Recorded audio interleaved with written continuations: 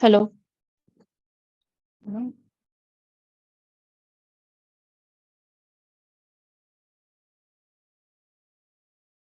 Is your earphones on, Kaushani? Can you hear properly? Yes, ma'am. Yes, ma'am. This is better. So that means last time also in BPA, your earphones were not working. Now also your earphones are not working. Okay, now please look at the screen straight when you talk. What right now, the way you're looking, this is perfect. Can you hear me clearly? Yes? Okay. Yes, ma'am. Yes, ma'am. Okay, let's start. Let's start. Hello.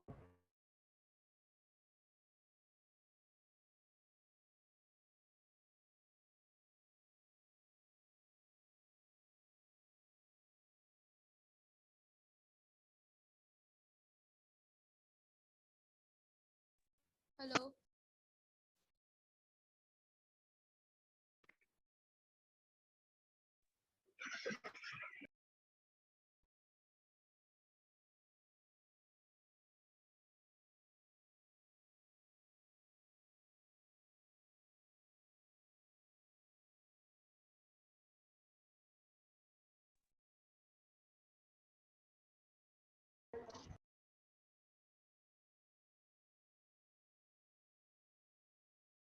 Hello. Hello.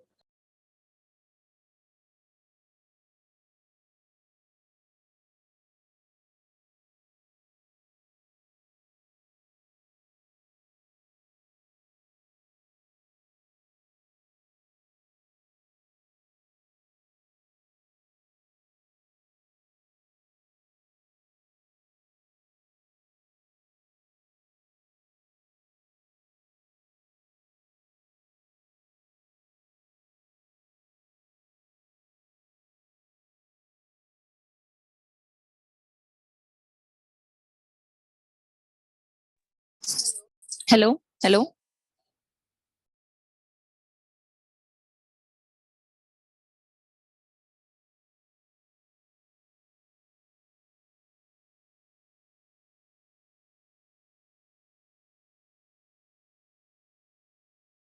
Hello.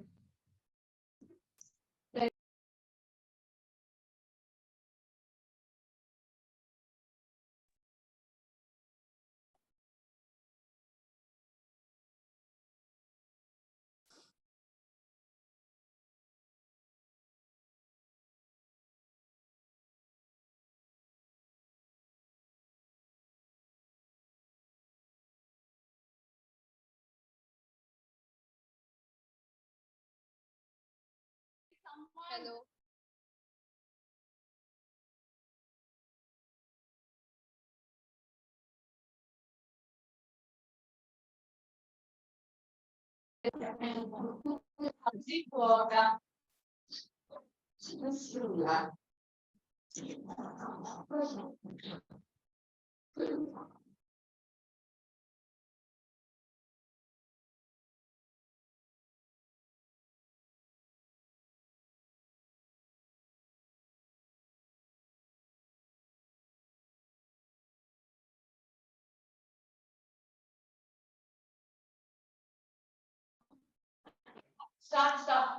As William Bryan once rightly quoted, "Destiny is no matter of choice, it is a matter of chance."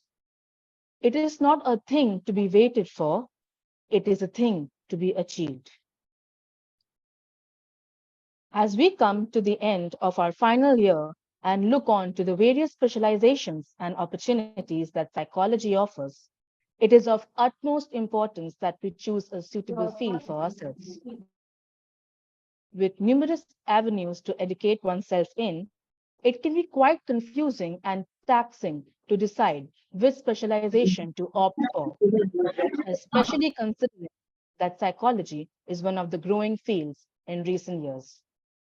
On that note, I, Kaushani Ghosh, welcome you.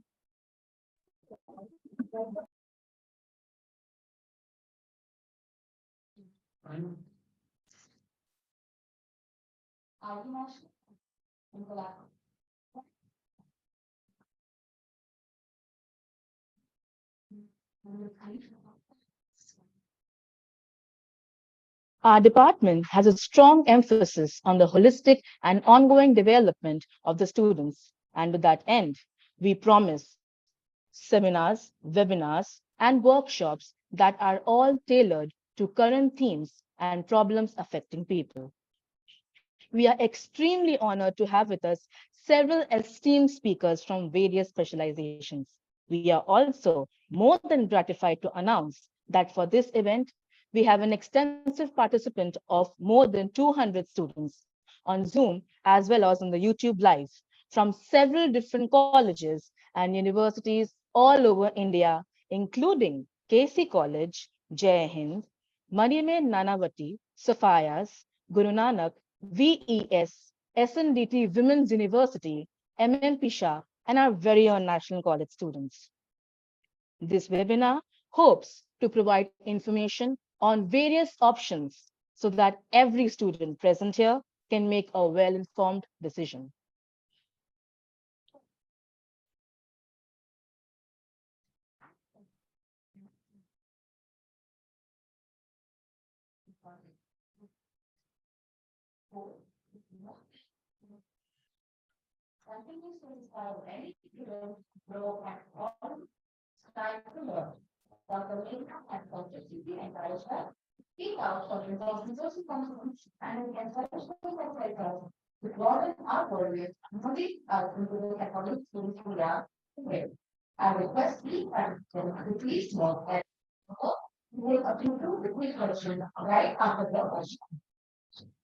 Without any further delay, we shall now begin with the webinar by inviting our chief guests, Dr. Shailendra Deolankar and Dr. Keshav Tupe. We are immensely honored to have with us Dr. Shailendra Deolankar, who, with his accolades and his achievements, is here with us today, taking out time from his busy schedule to enlighten and guide us aspiring into our fields. He presently is working as the Director of Higher Education, Pune Government of Maharashtra, and is a renowned researcher as well as a columnist in international relations and foreign affairs for the last 2 decades.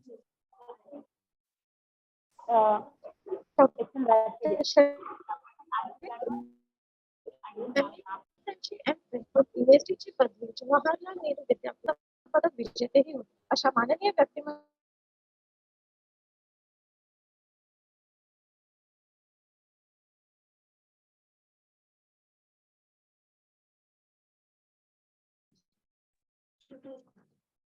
Our chief guest present with us today is Dr. Keshav Tupe. Dr. Keshav Tupe is the head and associate professor of the Department of Marathi of Government Vidarbha Institute of Science and Humanities, Amravati.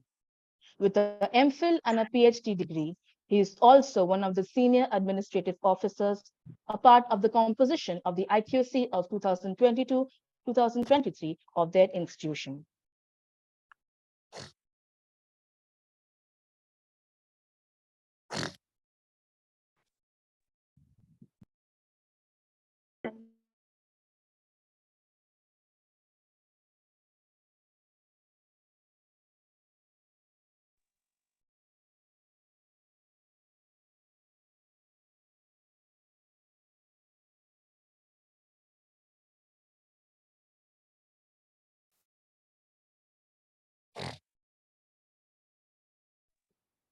Tope sir.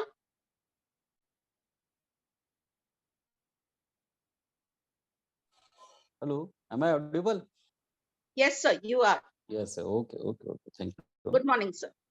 Good morning. Good morning, one and all.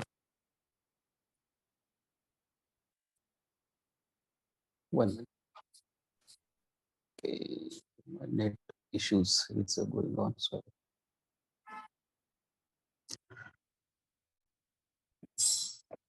सर्वांना नमस्कार, सुप्रभात, शुभ सकाळ, good morning. अतिशय चांगल्या अशा या वातावरणामध्ये तुम्ही तुमचं जे वेबिनार आहे या ठिकाणी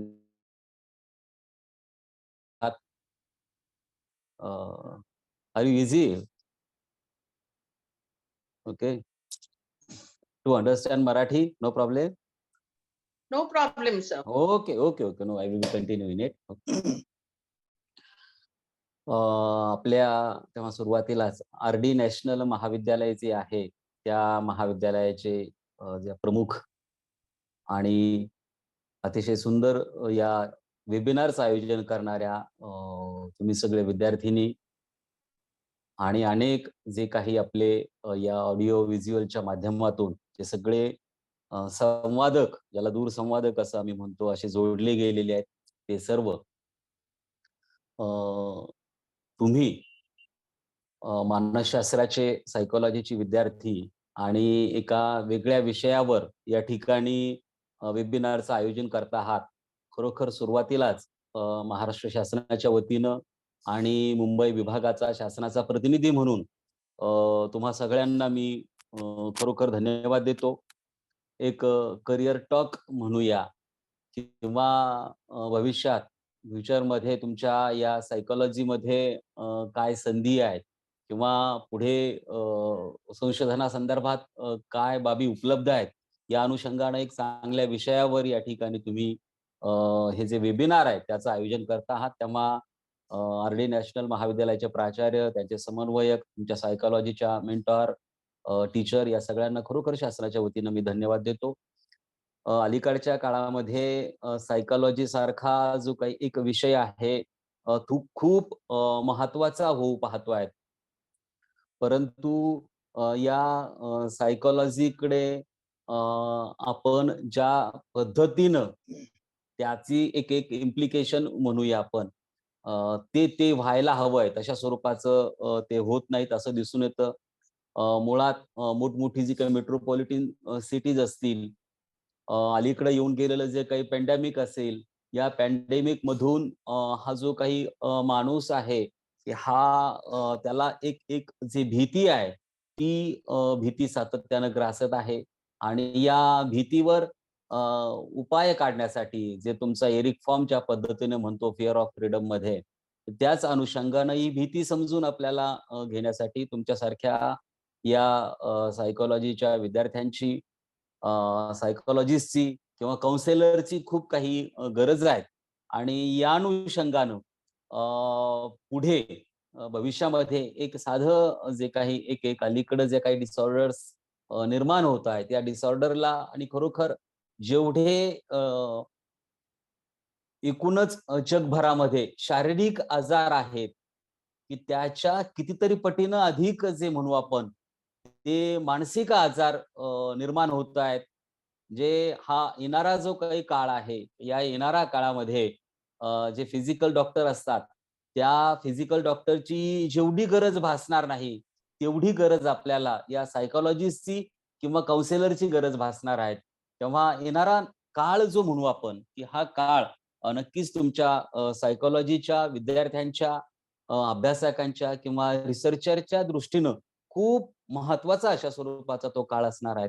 आणि RD नॅशनल महाविद्यालय जे आहे या कॉलेजेसना अशा स्वरूपाचं जे म्हणू आपण अनुषंगानं हे या ठिकाणी जे वेबिनार आयोजित केलेले आहेत ते खरोखर महत्वाचं अशा स्वरूपाचं वेबिनार आहेत. केवळ हा एक ऍस्पेक्ट मी तुम्हाला सांगितला की उद्या काउन्सिलरची जी काही एक गरज आहे ती गरज आपल्याला लागणार आहे. परंतु आपण तुमच्या या सायकोलॉजीचा जो काही सगळा या सिगमंड फ्रॉइड पासून तर थेट एरिक फॉर्म पर्यंत किंवा कार्ल गुस्ताव जुंग पर्यंत हा सगळा प्रवास पाहिला तर माणसाच्या मनासंदर्भात किती वेगवेगळ्या अंगांनी या सगळ्या संशोधकांनी रिसर्चर्सनी अभ्यास केलेला आहे ते आपल्याला दिसून येतं. आणि अशाच मार्गानं तुम्ही सगळे हे जे सायकोलॉजिस्टचे विद्यार्थी आहे, स्टुडंट आहे किंवा या आर.डी. नॅशनल महाविद्यालयानं जे काही आयोजन केलेले आहेत, हे सगळे विद्यार्थी त्या मार्गाने नक्कीच जातील. त्याच्यामध्ये गेल्या 8 दिवसापासून अतिशय मेहनत घेणारी सगळी तुमची जी काही टीम आहे, विशेषतः त्यामध्ये आदिती असेल किंवा त्यांचे बाकी सहकारी असतील, या सगळ्यांनी अतिशय सुंदर पद्धतीनं याचं आयोजन केलेलं आहे. वेगवेगळे मान्यवर या चर्चासत्रामध्ये मी पाहिलं त्यांची नावं, की खूप भारतभरामधून अतिशय चांगले एक्सपर्टाईज जे म्हणू आपण, ते या ठिकाणी तुम्ही बोलावले. त्यांचा टॉक तुम्हाला ऐकायचा आहे. तेव्हा त्या संदर्भामध्ये आणि एकूणच तुमच्या भविष्यासाठी मनापासून शुभेच्छा देतो. आणि केव्हाही महाराष्ट्र शासनाच्या वतीनं आमचा जे काही हायर अँड टेक्निकल विभाग आहे, देवळणकर सर जॉईन होऊ शकले नाही. तेव्हा त्यांनी मला निरोप दिला, की तुम्ही हे सगळं हँडल करा, यांना ॲड्रेस करा आणि पुढेही भविष्यामध्ये या टीमला तुमच्या सायकॉलॉजिस्टच्या काही गरज असेल तर मुंबई विभागामध्ये महाराष्ट्र शासनाचा आपला जो काही उच्च शिक्षण विभाग आहे त्याच्या वतीनं कुठलीही जी मदत आहे ती मदत करायला हा सदैव तयार असलेला विभाग आहे. तेव्हा महाराष्ट्र शासनाच्या वतीनं आणि व्यक्तिशः देखील तुम्हाला भावी या करिअरसाठी मनापासून शुभेच्छा देतो. आणि अतिशय चांगलं असं स्वरूपाचं हे वेबिनार तुम्ही आयोजित केलं त्याबद्दल आणि त्याला मला एक प्रमुख गेस्ट म्हणून बोलावलं. तुमचेही आभार मानतो आणि थांबतो. नमस्कार. सर खूब खूब आभार. मैं डॉक्टर मेघना Basu Thakur, head of the department, आपको बहुत बहुत धन्यवाद बोल रहे हैं. आपके बिजी स्केड्यूल से आपने हमारे लिए टाइम निकाला, हमको इनकरेज. सर आप नंबर में देख सकते हो हमारे पास 200 से ज्यादा स्टूडेंट्स आज ज्वाइन किए हैं पूरा महाराष्ट्र में, सर स्टेट लेवल से, क्योंकि अभी साइकोलॉजी सब्जेक्ट इतना स्ट्रॉन्ग हो चुका है कोविड के बाद. और हमारे स्टूडेंट्स भी इतना इनकरेज्ड है और ये लोग सब मास्टर्स के एस्पिरेंट्स है. सो बहुत बहुत धन्यवाद सर आपके. Thank you. May I leave now? Okay. Sir, just 2 minutes, sir. Julie, over to you. Okay. Thank you. धन्यवाद सर, तुम्ही आमच्या करिअर टॉक मध्ये आला आणि तुमच्या व्यस्त वेळापत्रकातून वेळ काढून आला. त्यासाठी सायकॉलॉजी विभागातर्फे तुमचे खूप खूप आभार. तुम्ही दिलेल्या शिकवणी आणि वेळ आम्ही सदैव लक्षात. Thank you so much. थँक्यू. सगळ्यांचे मनापासून आभार. Nice meeting. Thank you sir.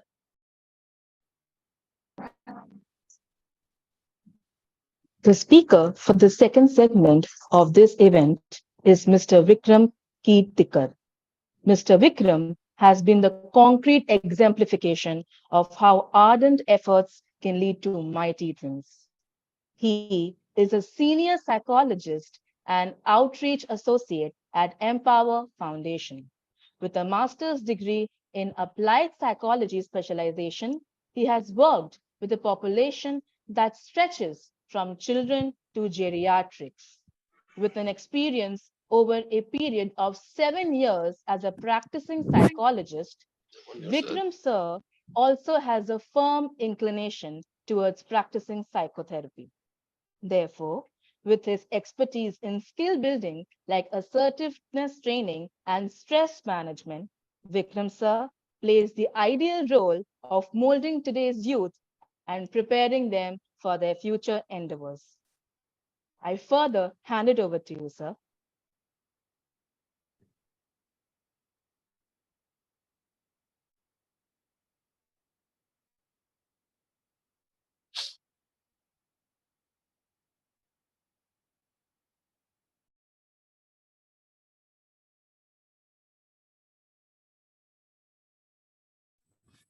Hello. Good morning, everyone. Can you all hear me? Can you all see me? Guys, I need responses. Can you all hear me? Can you all see me? Hello? Yes. Yes, sir. Yes. We Yes. can hear Okay, you. I would prefer cameras to be on. I would like to see people's faces and not just my laptop. I see it every day. Yes, sir. Yes. Yeah. Okay. All Good right. morning, Vikram. Good morning, ma'am. Good morning, ma'am.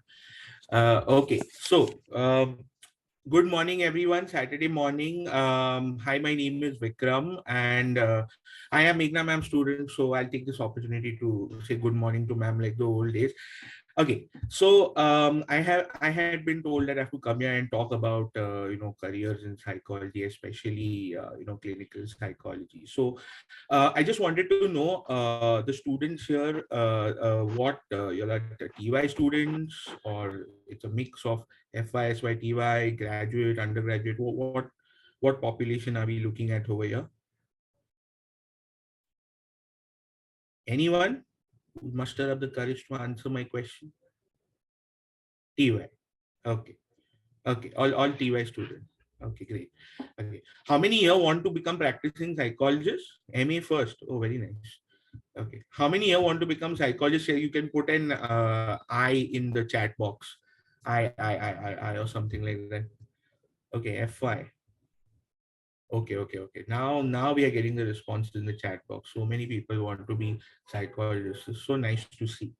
Okay, so okay, considering that we have FY2 MA part 1, okay, just quickly I'll give you a trajectory of how this goes. Okay, so I'm understanding that most of you all have taken psychology in junior college. So that is first year junior college psychology, second year junior college psychology, then you complete your 12th.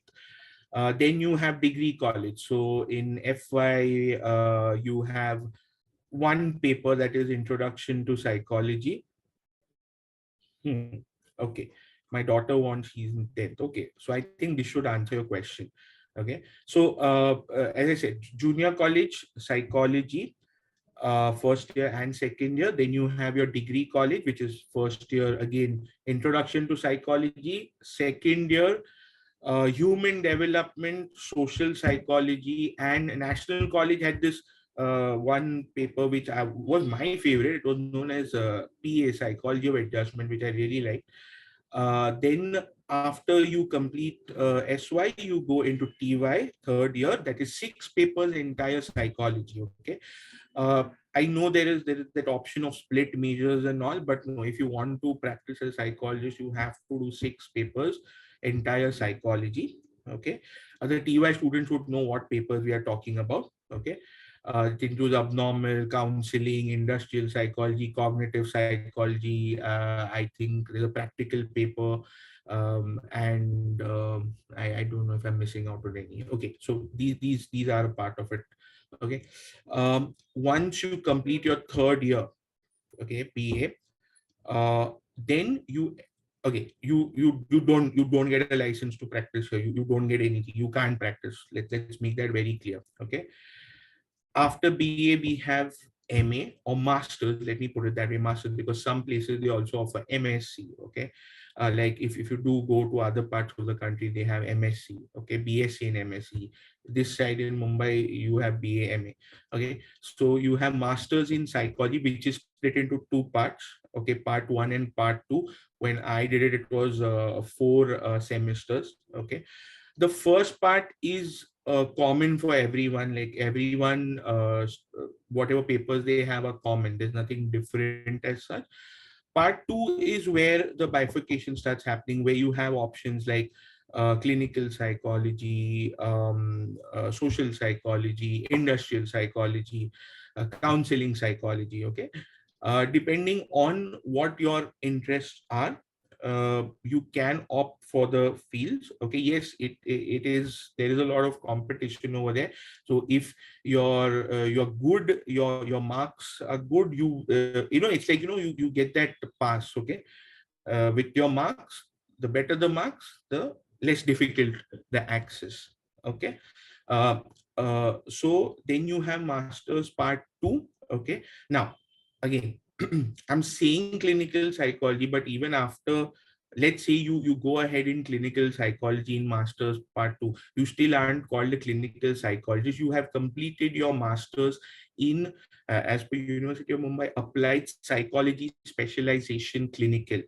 Okay, after this, hmm, for clinical psychologists, specifically people who want to be referred to as clinical psychologists, who want to do assessment, who want to work in hospital setups, you will, if you want a registration number, okay, there is something known as MPhil, okay, which has to be done from an RCI recognized institute right now. And once you complete MPhil, which is again 2 years, and most of the chunk of that course is it will be in a hospital setup where you will everyday hands-on training, to become a clinical psychologist. You have to complete that, and after that you will get a registration number, and then you can do assessment. Okay, in masters you will learn assessment. Okay, don't get me wrong, you will learn assessment, you will learn therapy. Okay, and after masters, yes, you can practice here in Maharashtra, in Mumbai. Yes, you are able to practice, counseling kar sakte hai, assessment kar sakte hai, but you don't get a registration number. Okay, so normally when clinical psychologists submit a report, they sign and they have their registration number also put up over there.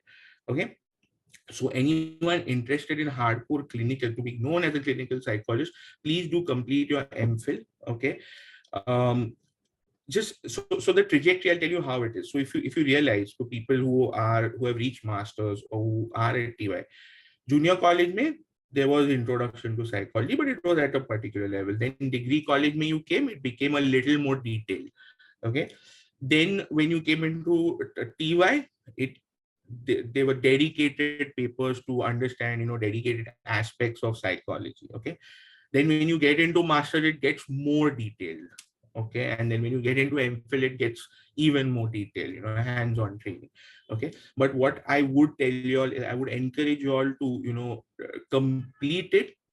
Okay, because you will realize that as you complete each level, okay, that is from TY to masters to MPhil, you will see how your knowledge base improves, and how the understanding of the human mind, how it works, how the brain works, how things work, that gets more enhanced, and you will enjoy your practice even more when you understand that in a more detailed and at a deeper level.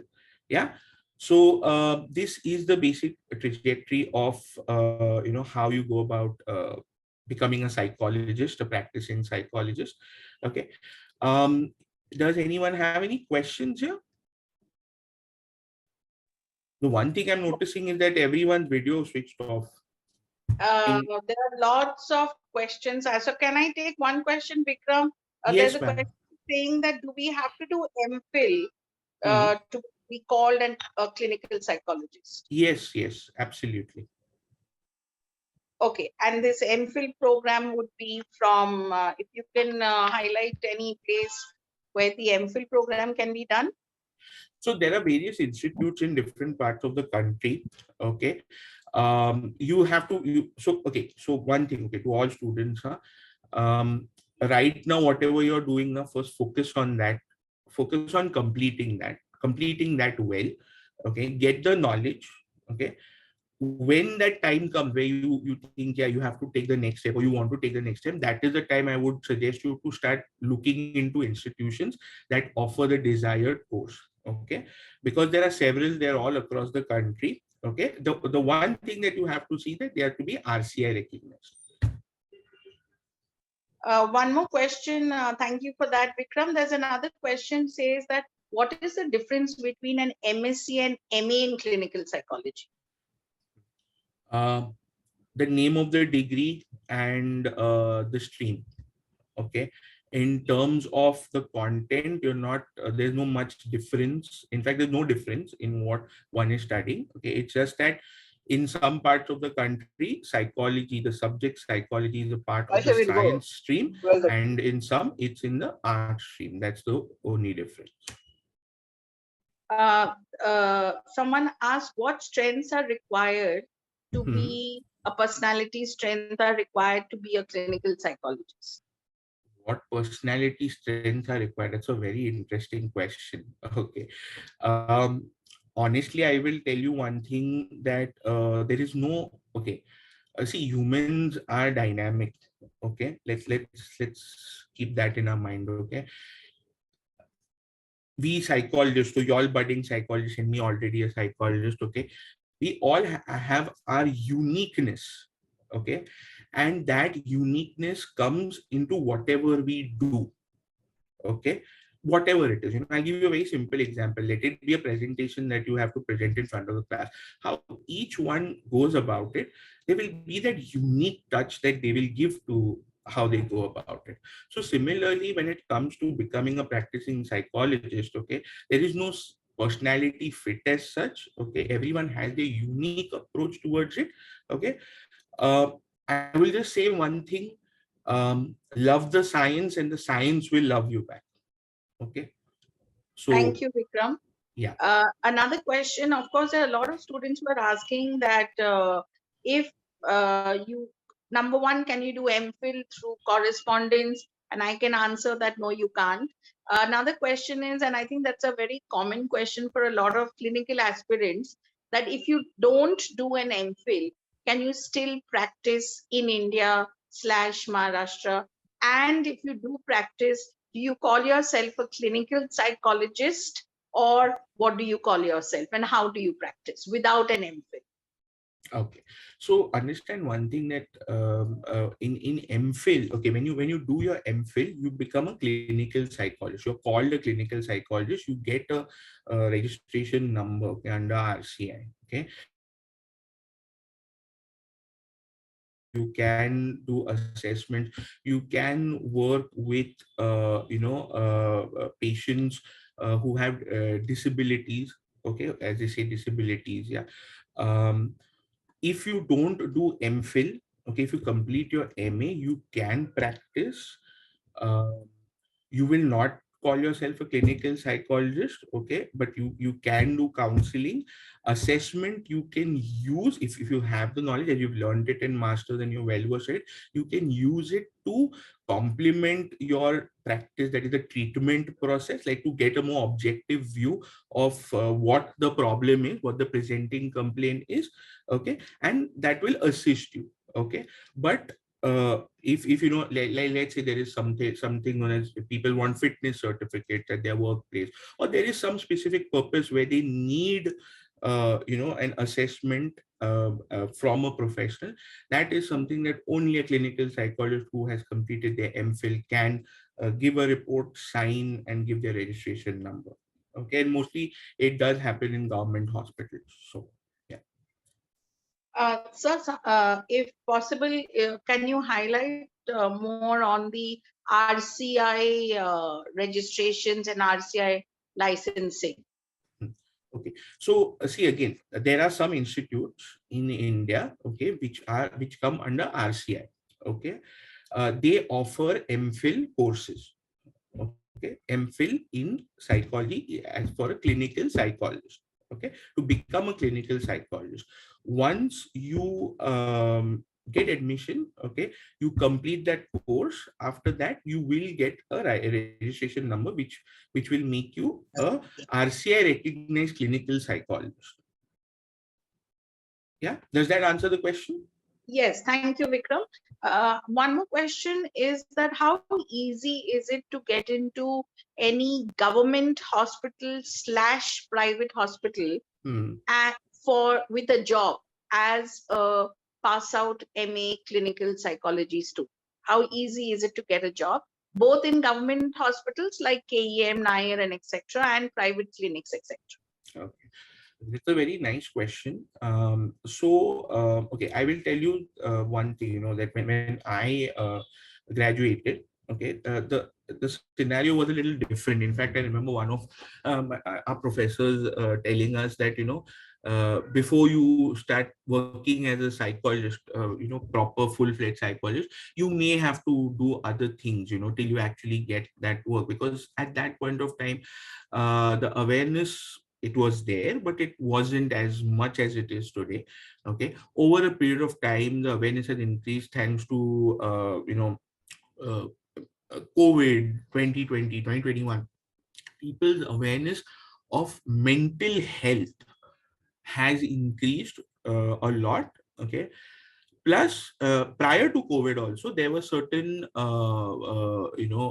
set of people who did take interest in mental health, in the field of mental health, and have opened up certain opportunities, where people can get a proper job which is that of a clinical psychologist. Okay, like for example, I'm working here at Empower, and Empower is very pro, when it comes to mental health, and I work with MPhil graduates who after graduating have directly started working as MPhil psychologists. And during my time that wasn't the case. I had to go through, I had to go into teaching, then I became a teaching assistant. Then I got to work as a psychologist, or at earlier this concept was that you had to have your own chamber. Okay, but now considering the awareness, um opportunities are more. I'm not saying it's easy, but they are more, and you have to have a little patience. It's like a biryani, you have to let it cook. Okay, and then you get what you wanted, desired thing. Now the second part is government hospitals mein kaise milta hai. Okay, see, government hospitals, when they have a requirement, they send out a circular. Okay, now as you become a professional, like once you complete your masters, and once you complete your MPhil, you will no longer be a student, you will be a professional. Okay, you will get connected to various groups of professionals. Okay, and or you can also directly check at the hospitals, there are vacancies that occur. Okay, some of them are on contract, full time is also a possibility. Okay, but you have to look out for these vacancies. Okay, and if you match the criteria that they're looking for, you can apply for it, and then of course there will be an interview process and all of that, and you can see if give it a shot. Thank you so much, Vikram. Questions are pouring in, as you can see in the chat Yes, box. ma'am. But we have our very senior expert from University of Mumbai, Dr. Vivek Pelekar, also who has joined us. So I would like to extend my gratitude to you, Vikram, for taking time out and always being willing to contribute. Your journey, talk about your experiences, and of course being very informative sessions every time. Thank you very much, and it's an honor to have you with us. Vikram was an ex-student, my favorite student, passed out clinical psychology, always very passionate about whatever he does, and he's very good at it. So thank you, feels great to have you back. Thank you so much, Vikram. Over to you, Julie. Thank you, ma'am. Thank you, everyone. Thank you so much, sir, for sharing your insights and further inspiring us and providing us with tremendous information. There are many resources that are available, but none are as fruitful and valuable as experience with someone with such an extensive career as yours. We are grateful for your guidance and clearing so many doubts of us. Your presentation was truly informative and insightful, and we found it so immensely helpful in our pursuit of higher education industry. Thank you so much for joining us. Thank you. Bye-bye.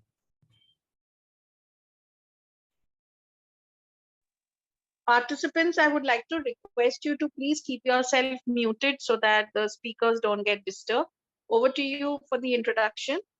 Taiba. Our next spokesperson here today is none other than Dr. Vivek Pelekar, who is an associate professor at the University of Mumbai and the former head of the Department of Applied Psychology. During the past 20 years, he has taught personality processes, data science, and psychometrics. He has developed an online psychometric center for open psychological assessment. He has extensively written and presented research articles in prestigious national and international journals and conferences. He assists governments in developing policies in areas such as psychological and data science applications to human services. With such a vast list of achievements, the list of your contribution to the society goes on. With this, I would like to further hand it over to you, sir.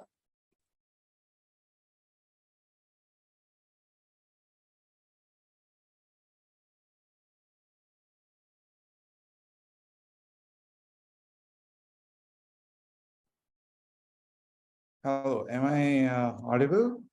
Yes, sir. Yes, sir. Visible, audible. Good morning, sir. Good morning, madam. How are you? Absolutely good, So sir. nice to Pleasure see you to after a have long you. time. So nice to see you again, sir. And a pleasure to having you with us, sir. Always an honor to have you and listen to you, sir, with your experience. And I think, this is absolutely a new field with the subject of psychology. So I'm sure the students are really excited. So we have more than 153 students right now attending the session, many more live on YouTube, and we have more than 200 registration across the Indian state with the interest in understanding different, careers with psychology. So pleasure to have you, sir, and the dais is all yours, sir. It's amazing, amazing. And the kind of effort you have been making.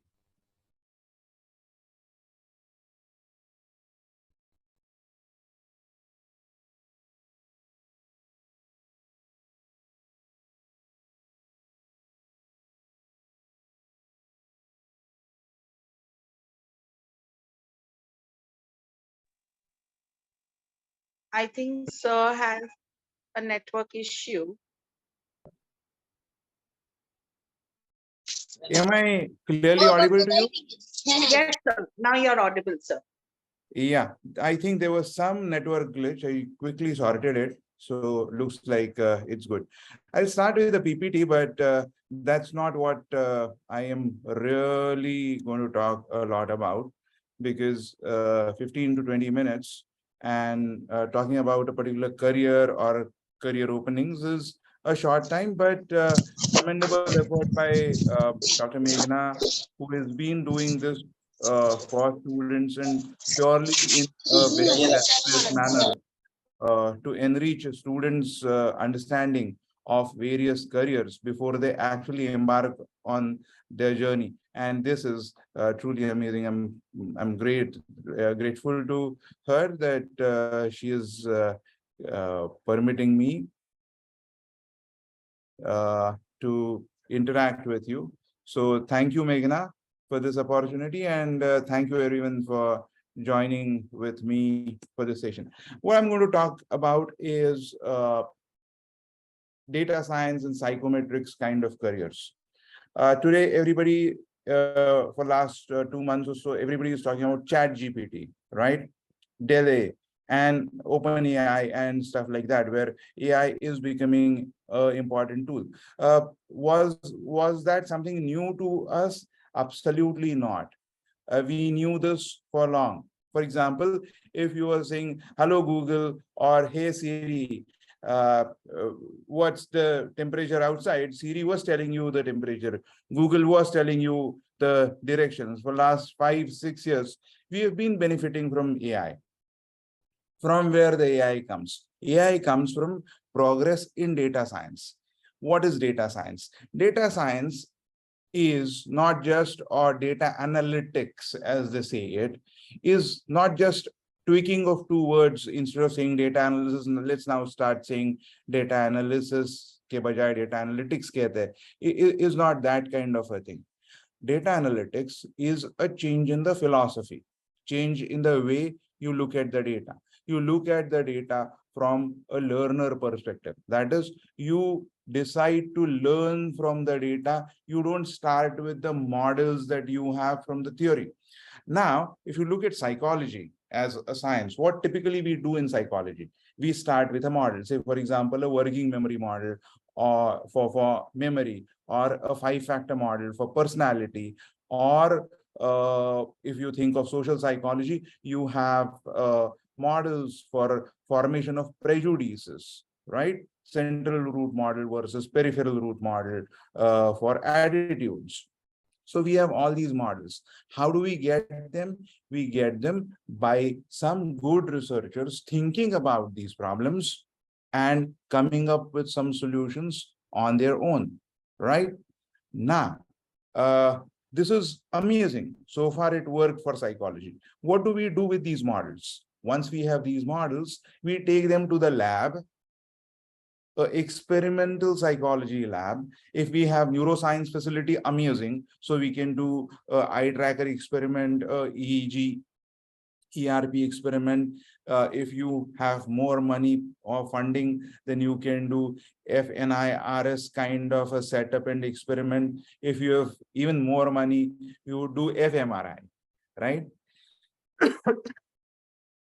So what do you do? Ultimately, right from a simple experiment that you set up in a lab to the fMRI experiments that you wish to do in your laboratory, if they're permitted, they are small subject experimental conditions, right? This is where the issue lies. Look at where we are. We are 8 billion people across the globe. Even if we look at India, 1.4 billion people. Even if we look at the state in which I am currently in, the college is currently in, 11 crore people, 0.1 billion people. The city in which we live, Mumbai, has 2 crore people in it. More than 20 million people we live in the city. Now, if I do an experiment on 20 people, if I do a small scale survey on 200 people, is this enough for forming policy, forming directions for all these many people? As long as it is theoretical, it is fine. But for a large scale of people, this might not be the way of solving problems. So how do you do it? The answer is data science. The point I'm going to drive through this remaining 10 minutes is how you think about data science and how data science itself is not a subject, but whatever subject you are doing in psychology, whatever specialization you are doing in psychology can be worked out with psychometrics and data science. Today, psychometrics is changing, rapidly changing. I'll give you one example towards the end, how it has changed. Okay. This is my favorite slide. Now,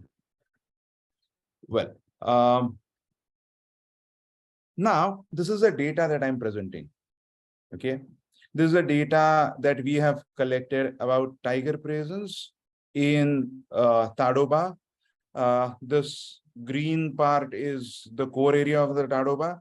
This boundary is the buffer area of Tadoba. This is another block which we can say called Brahmapuri. And if you look at tiger presence, you will see a lot of them here. This is the park. This is where tigers are. How did we do this? Applied data science.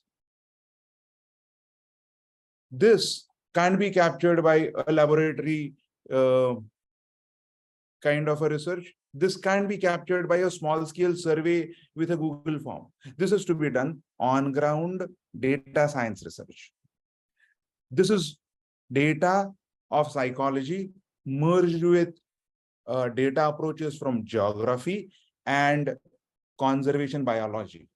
Now, you would see that, so what we did after this is we took psychological measures, did surveys in more than 200 villages in these areas, and overlay people's attitude towards forest department, people's attitude towards wildlife, people's attitude towards alternative energy resources, LPG use, and so on and so forth on this, and kind of carved a plan for a green behavior map for Greater Tadoba landscape. Now, this is purely driven by only 2 content disciplines. One is psychology and other one is economics. Not much of the biology or conservation biology.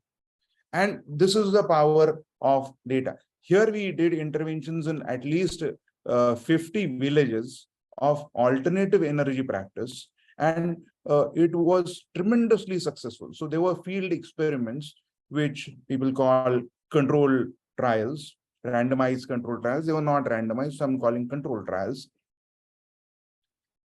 And they were damn successful. Now, at this scale, you use the traditional models that we have, like say t-test or ANOVA, are not going to work, because this is data of few 100,000 people. You can't use the standard models that we have. So this is one of the model that I'm showing. This comes from data science machine learning. And this model is a model that tells you of how firewood usage is being predicted in different regions of this park. Now, this model tells us that for the rightmost villages, these ones, these are the important predictors. For the leftmost villages, these 4 plus these 2 play an important role. When we design interventions on ground, we can't go with a very standard psychology approach of cognitive therapy or dialectical behavior therapy whatsoever. Sounds very, very fancy and nice stuff in a interpersonal session that you have. And I was a trained clinical psychologist, did those counseling sessions for more than 10 years in a row. And for some time, I had my bread and butter completely dependent on those sessions. I realized that that kind of work will not change lives of, say, tens of thousands of people. These 200 villages have at least 25 lakh people in and around them who get affected by these problems. If their energy practice has to change, we need to understand how it works. So we did this work, published a paper in a decent European journal. Now it is getting well cited for the LPG work that we did. All of this thanks to this new way of thinking that's called data science. This is the paper that I'm talking about. Now, if you look at the data science approach, you would realize that there are 2 things. One is data science psychometrics, where we do our routine psychological testing kind of a stuff in a data science manner. And second is machine learning AI. Now, if you look at the history of psychological statistical applications to psychology, you would see we started talking about big data around say 2000 and machine learning around 2010.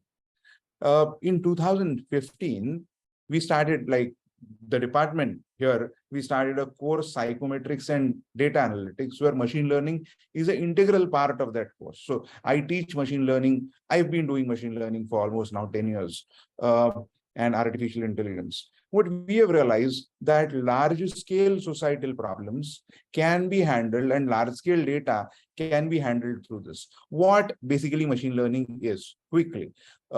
Typically, our computers work like this. There's a data and there's a program. Program is something like PowerPoint, which I'm using currently. And data is what I type inside the PowerPoint software. It gives you an output, which you are seeing right now, a slideshow, right? So computer can take data and program. In machine learning, exactly other way around thing happen.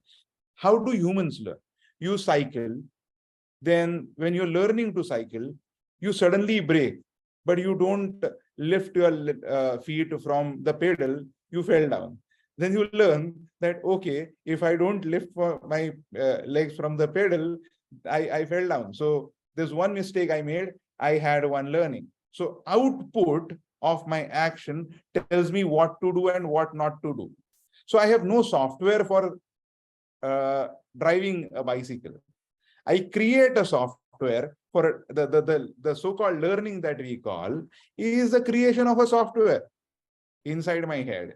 So this is how humans learn. Next time somebody comes in front of me, I put my legs off the pedal but forget to push the brakes. I end up and bang on that person. another learning, another failure, right? So my software learns that when I lift the legs, I also had to brake the bike. So I stop. So this is set of instruction. What is a program? Program is a set of instruction. Now you end up creating a set of instruction by using the input data, that is, I was cycling and I did not brake, or I did not lift my leg from the pedal, that is the input data, and the output, I banged somebody or I fell down. Program is an output in learning, whereas program is an input in a standard traditional programming. So machine learning takes data and output and develops a program. That's where machine starts learning. That is how humans learn. And that is how machines have become damn amazingly better. Now, what do you do with this? Perhaps anything. These are the different algorithms that just few algorithms, not many. There are almost 600 different algorithms we have. I've just listed 4 or 5. And one of the exciting area, I'm just listing one area out of all the areas, because we talk a lot about HR, human resources, and we do a traditional human resource analysis. Instead of that, one can actually look at human resource as an analytics problem. Once you look at it as an analytics problem, you can create models for that. And this is one of the work that we did with Forest Department, where we used analytics to, this is their standard model. The leftmost model is their standard model. This is what we have discovered, the second and the third one. Second one is a competence model. The third one is a relationship networks of people working in organization. Now, this is what organization expects. This is what people do. So this discrepancy is known to us to take any action only when you have data science tools. Usually people believe that there's some gyan that I learn, which I have to go and give people. No, the philosophy is changing. I have to create the gyan from the data. Once I create a GAN, I have to base my intervention on the basis of that GAN. The GAN doesn't come from the class. The GAN has to, or the textbook, the GAN has to come from the data. Unless we change this, what WHO, what the WTO, the World Bank, the UNESCO are preaching, or SDGs are preaching, as data-driven or evidence-driven policy or evidence-driven action, can't happen. Now, if I plan an intervention on the basis of this output or the earlier output that I showed you, this output, then my action is a data-driven, evidence-driven action. At the end of my intervention, I can show that this is how the structure was. After the intervention, this is how the structure has changed. I do another survey. So what psychology need to do, and perhaps everywhere in the world, the change has started, except perhaps around us, is people started basing their theories, their interventions on large scale data. And that is going to be a game changer. And how do you learn it? So what you should do is you should look at various courses which are online available on data science and integrate them with what you are doing in psychology. So if you're doing clinical psychology, the easiest thing is something like CART kind of models of AI are amazingly useful, or Lasso kind of models are amazingly useful for you. You need to quickly adapt them to your clinical practice. In fact, with one of the psychiatrists who is a good friend of mine, we are trying to create models for diagnosis. Mathematical model of diagnosis is possible. because now we have data, and data is the key. Now, let me quickly share another interesting stuff, and then I will close my discussion. This is an online psychometric center that we have started, where we let people take psychological tests online, and this is the kind of report online generated for them. This is a sample report that I'm sharing with you on personality, where we have developed an instrument called PI, Mumbai University Personality Inventory, which is measuring 50 different dimensions of personality and gives you a profile like this.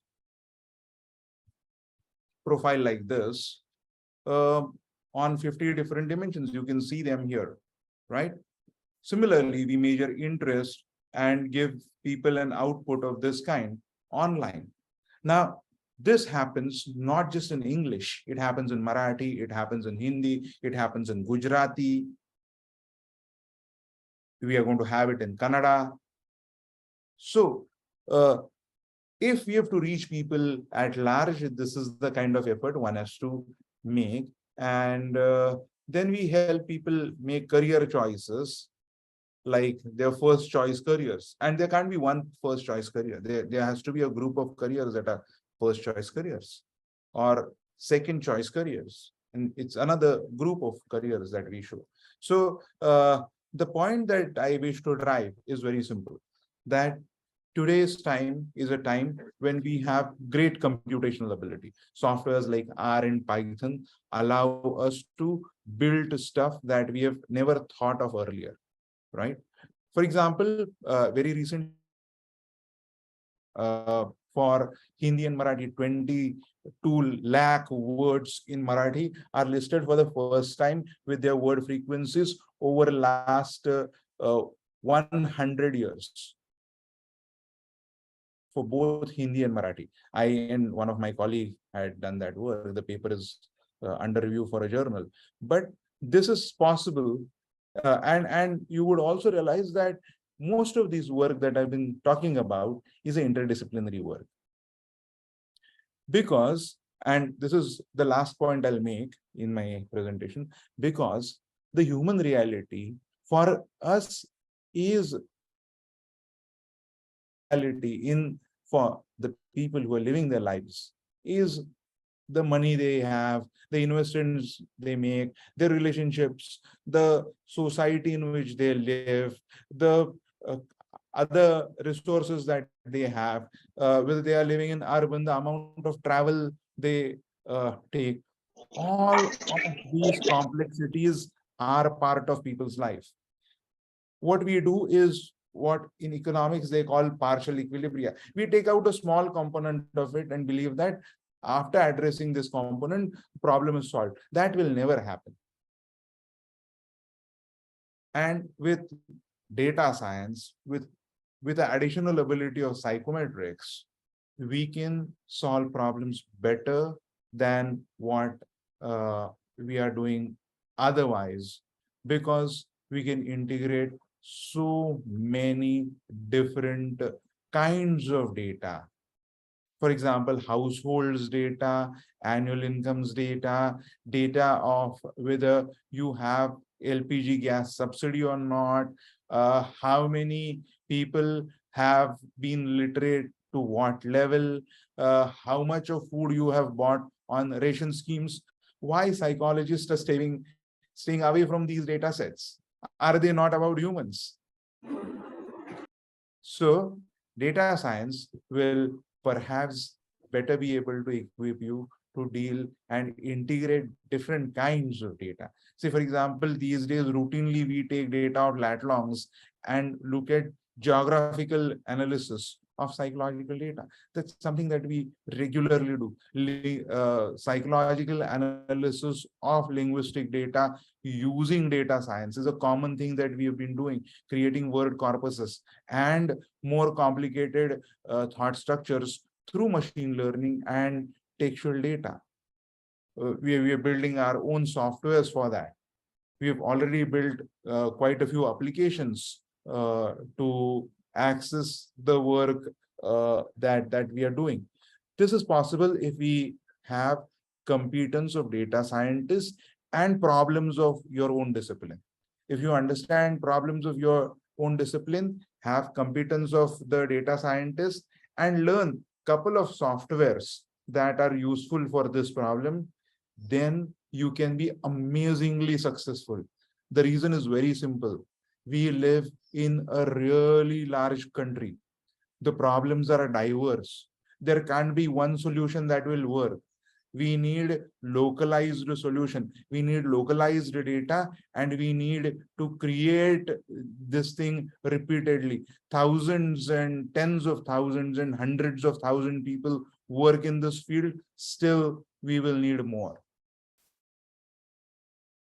Currently, we are working everywhere in India, right from Ladakh to Lakshadweep to Assam to Arunachal, with this approach, and people like it because they get a deep insight about their society, and they get, number two, actionables, large scale actionables. And this is what I think the role psychologists will have to play in the times to come. Using data, using psychological insights, and giving a large scale actionable to people as well as to NGOs and governments who can take those actions at that scale. And that's one role I think we have to perform. Thank you very much for being patient and listening to whatever I said. Thank you once again, Meghna, for this wonderful opportunity, as usual. Thanks. Thank you so much, Vivek, sir. I mean, I was completely glued in listening, and like we can see now, the numbers have gone up to 156, and questions are pouring in the chat box. So I'll take few of the questions. There's a student, Anushka, who is asking, are these courses that we want to take up in data science, can they help us with the familiarity and expertise in these programs? And she had earlier posed a question that what is the future of this course if you want to do it, study abroad? Is there a course, specific course? There are several courses. There's no one course. Say, for example, you have online courses by even great universities like Harvard and Stanford have their online courses on data science, free courses, not even paid. They have obviously courses with fees and all of that.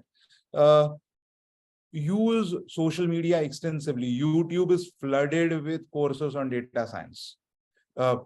Stanford is Harvard and Stanford, both of them are putting their courses out there on YouTube. You can go to Coursera, you can go to Swayam, you can go to all these online learning portals. You will get thousands of courses.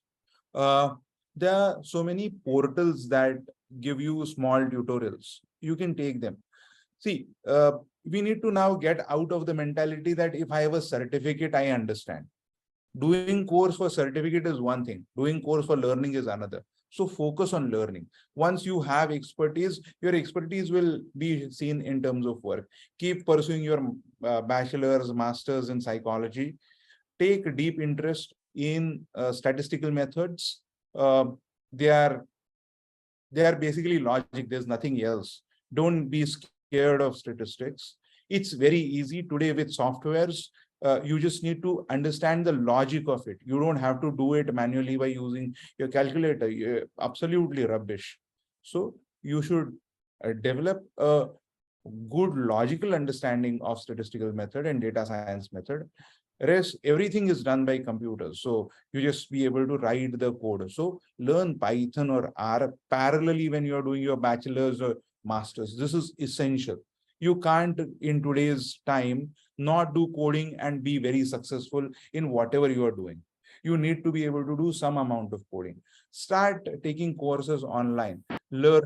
Don't depend on your college or university, including if you are my university student, I have the same advice. Don't depend a lot on the university. There will be somebody who will teach you something, but learning has to happen at your end. And in today's time, you can't say that I don't have resources. There are more resources than people. So start doing it. Amazing future everywhere in the world.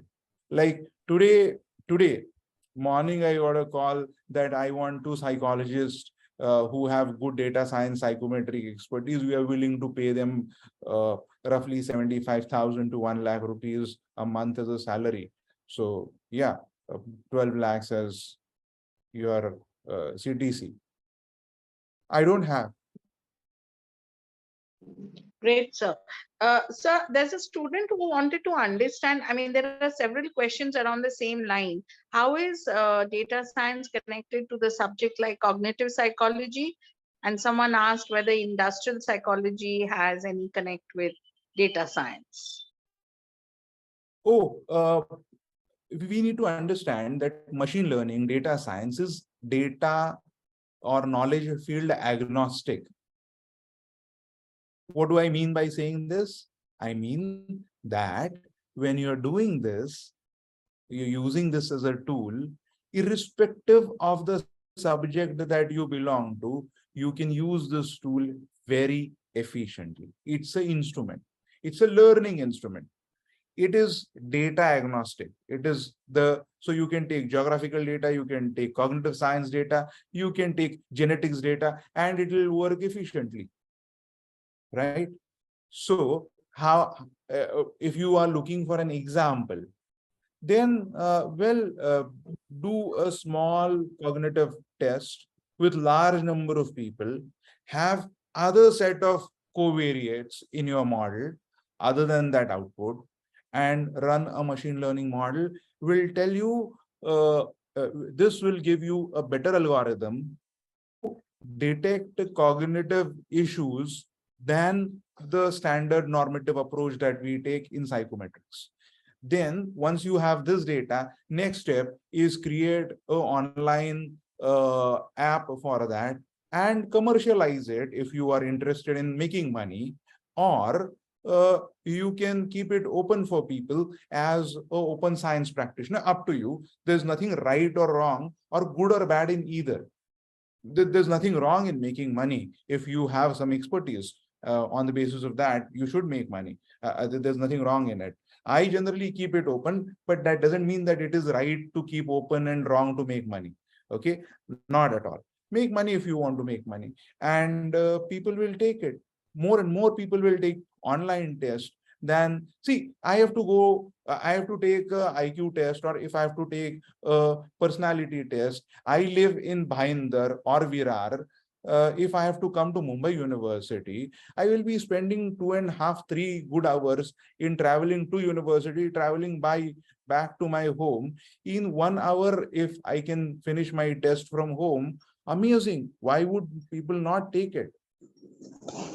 Now, this is to be valid, this is to be reliable, all standard psychometrics has to be there.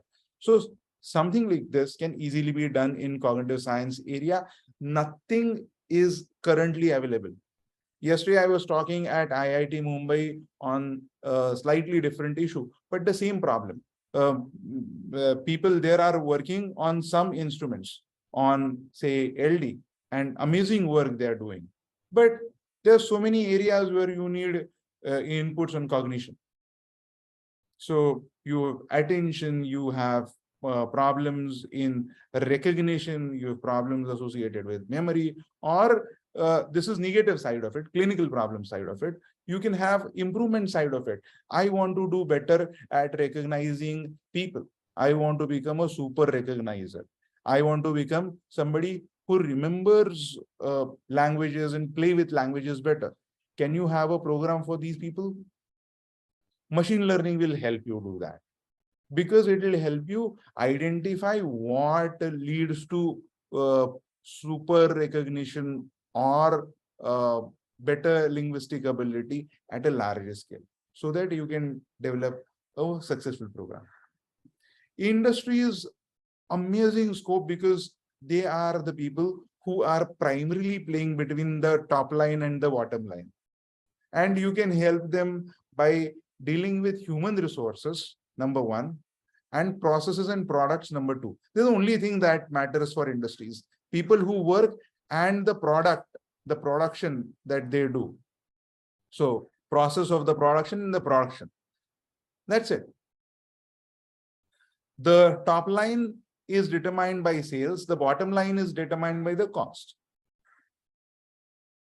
You need to develop models that increase people's ability to take top line up, bottom line down. If you can do that, you do amazing job.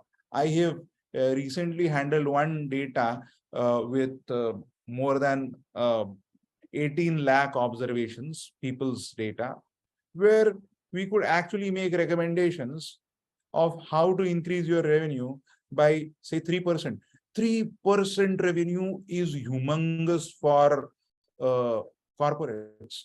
The point is, psychology should be often what happens is HR becomes a part of process. HR doesn't become a part of revenue.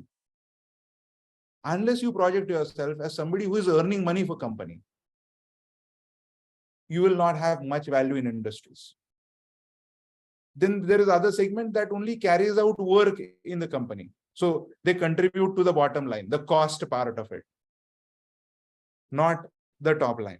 You have to contribute to the top line, and data science will help you do that.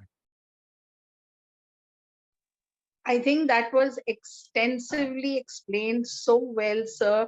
It's kind of answered a lot of questions in the chat box. The application, I see questions on the future of data science, the relation with other, subjects in psychology, and absolutely charismatic talk, sir. Very, very informative. Thank you so much for taking time out and sharing all your expertise with more than 160 students all across Indian state listening to you, sir. Once again, it's an honor to have you. And I personally have learned a lot. And since HR is my interest, I did understand that, it's very important that even we look at how data science can be used in HR. Thank you so much. Over to you, Kaushani, for the formal thank you. I would like to extend my heartfelt appreciation and gratitude for your segment on data science and psychometrics as a career in psychology for all graduating students.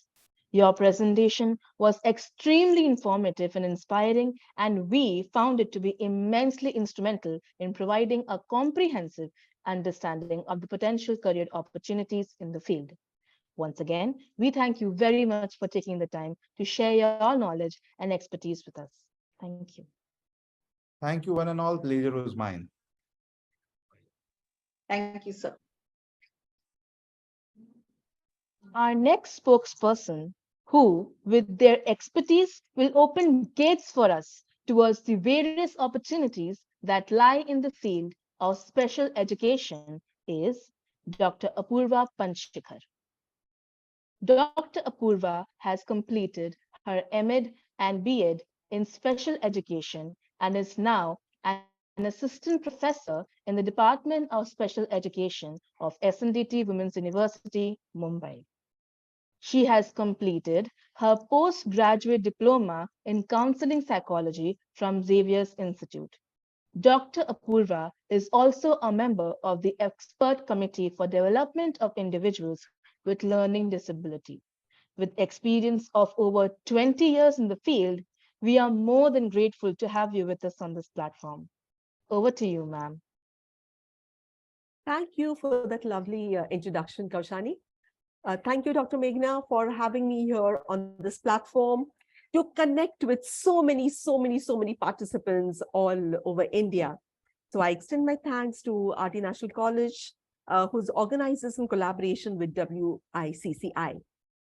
Okay, participants. So I'm going to be talking about my field, which is of special education.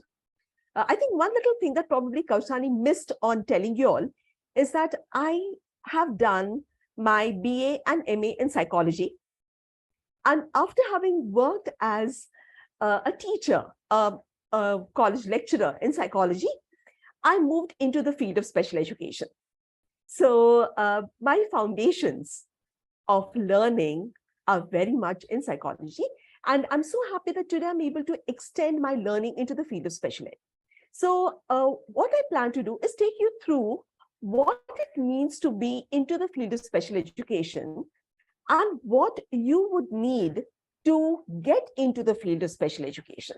And as I move through, I will be sharing some of my experiences of being a special educator for more than 20 years now. So if I could share the screen. Do let me know whether my screen is visible to you. Yes, ma'am, it is. Yeah, all right. So I'm just going to be talking about, what special education is, because I'm not very familiar with the fact whether you know what special ed means. When we are talking about special education, we are talking about teachers who teach children having disabilities. So this is a profession where I have developed expertise in teaching children who come from diversities which are caused because of a disability. Today, what we are familiar with is a country and a school education system, our higher education system is talking about how children with disabilities can be studying in the same classrooms as you and me. So there is a long history to the policies, the legislations that have been existing in India. We have, I don't know how many of you are familiar, but the school education system requires that all children, irrespective of what their background is, they study in the same schools. And that is why you have children from low socioeconomic strata also studying with students who belong to a high socioeconomic strata. That is because they have the right to education. It is a constitutional right which is bestowed on us. And as children who are coming from the socioeconomically marginalized sections have a right to be educated in the classrooms with everyone else, so do children with disabilities. We also know that we have a scheme called the Samagra Shiksha Abhiyan. This Samagra Shiksha Abhiyan, it initially started way back in the 2000s, talking about how children with disabilities could be educated in the same classroom as all other students, but up to grade 8, which is elementary education. And over a period of time, the government has extended this right to be educated in the same classroom as the others, not from the elementary schools to the secondary schools, the higher secondary schools. And today, we are also talking about education of students with disabilities in higher education. I'm talking about another very important act. This act in 2016, which is the Rights of Persons with Disabilities Act. This spoke about 21 different disabilities and how individuals with these disabilities need to be included in society. Now, naturally, when you're talking about inclusion of persons with disabilities in society, we cannot not think about education as an important part of their lives. Thus, again, one more very important reason why education of children with disabilities becomes so important. In the year 2020, our country adopted the new education policy, NEP 2020. And NEP 2020 is talking a lot about inclusive education. And when I'm talking about inclusive education, what it refers to is what I've said earlier: children with disabilities, children who are marginalized, children who come from communities, societies, which have not been very inclusive of them. All those children have to be educated like all others. And then naturally, children with disabilities become a part of that one group, and they're a part of inclusive education. And another thing that we are also seeing majorly is that parents and teachers, they are wanting that some children, at least from their classrooms, receive individualized attention. They may or may not have a diagnosis of a disability, but because their learning needs are different, they require individualized attention. So the parents are keen that, okay, maybe a special educator can work with my child. There may not be a disability, but individualized attention is required. And this is a job that a gen ed teacher, a regular education teacher cannot do. This is something a special education professional needs to do. So I think, over a period of time, we have realized that there is a lot of scope in becoming a special education professional. So I'm moving directly to the job prospects, once you become a special educator, and then I will come to what it entails, what the whole training program entails. So what we see in terms of the job prospects is that you can be placed in prestigious schools. And when I'm saying prestigious schools, I'm talking about Ivy schools. I'm talking about schools having an IGCSE curriculum. I'm talking about schools which are, they may be even the CBSE schools, ICC schools, even the state board schools, but these are schools of repute. So it is not just the case that government schools are recruiting special educators because it is binding on them. We see that there is tremendous scope of working in schools all across. You can be working in inclusive schools as well as special schools. Special schools are the schools which are set up specifically for teaching children with disabilities. And inclusive schools are all other schools. I wouldn't call them general schools anymore, because by law, all our schools are inclusive. Another important scope of work is that when you complete your special education program, which is your B.Ed in special education, you can also work as a subject teacher in regular schools. However, a regular teacher, a general education teacher, cannot work as a special educator. You can work as a consultant with organizations in the field of disability. So we have quite a few non-government organizations, non-profit organizations, which work in the disability space. And they work not only at providing grassroots level services to persons with disabilities, but they're also involved in collecting data, which informs policy decisions. So you can be working in that area as well.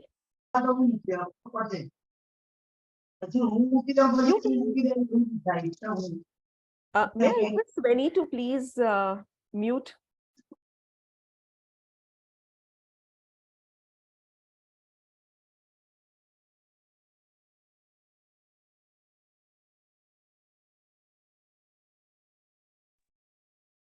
All right.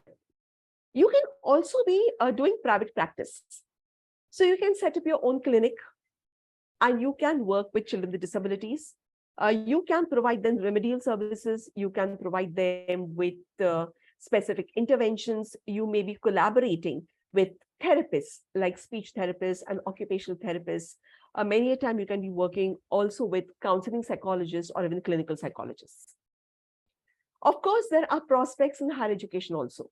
So the way I grew from being a special education teacher who was working with children with disabilities in schools, I am now into higher education, and I've also pursued my PhD in the same. So there is ample of scope in higher education as well as research after you have done your special education program.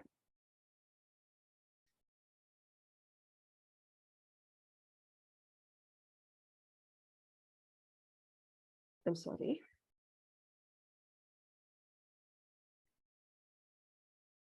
Sorry, there was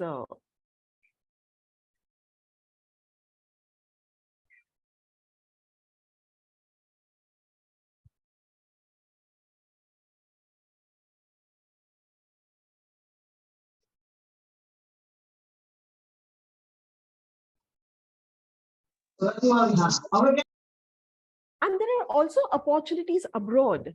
So when you have completed your special education program from India, you do have opportunities even to work at special education, special educators in the Middle East.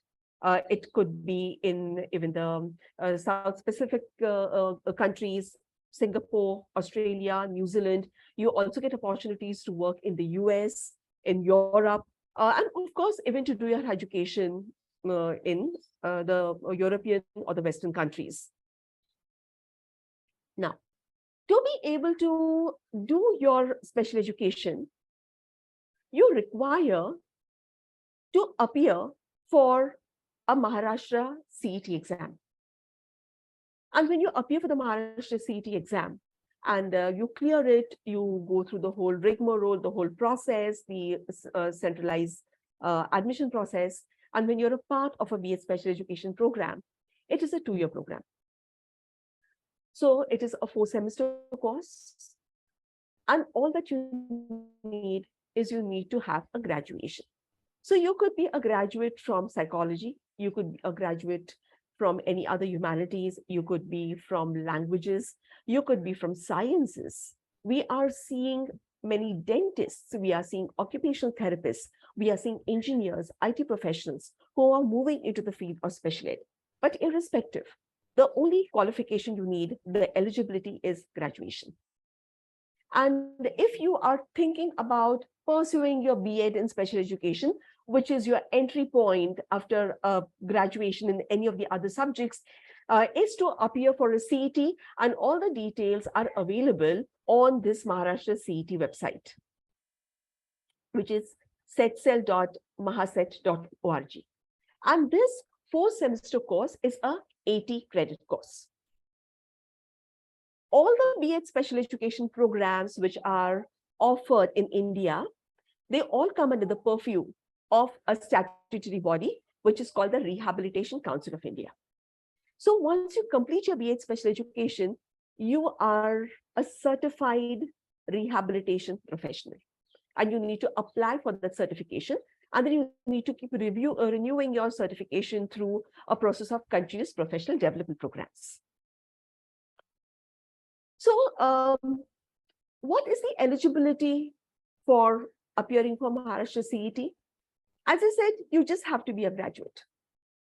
But if you are interested in joining a college, joining a university, which offers the B.Ed special program in English, you also need to appear for an English language competency test, which is the ELCT.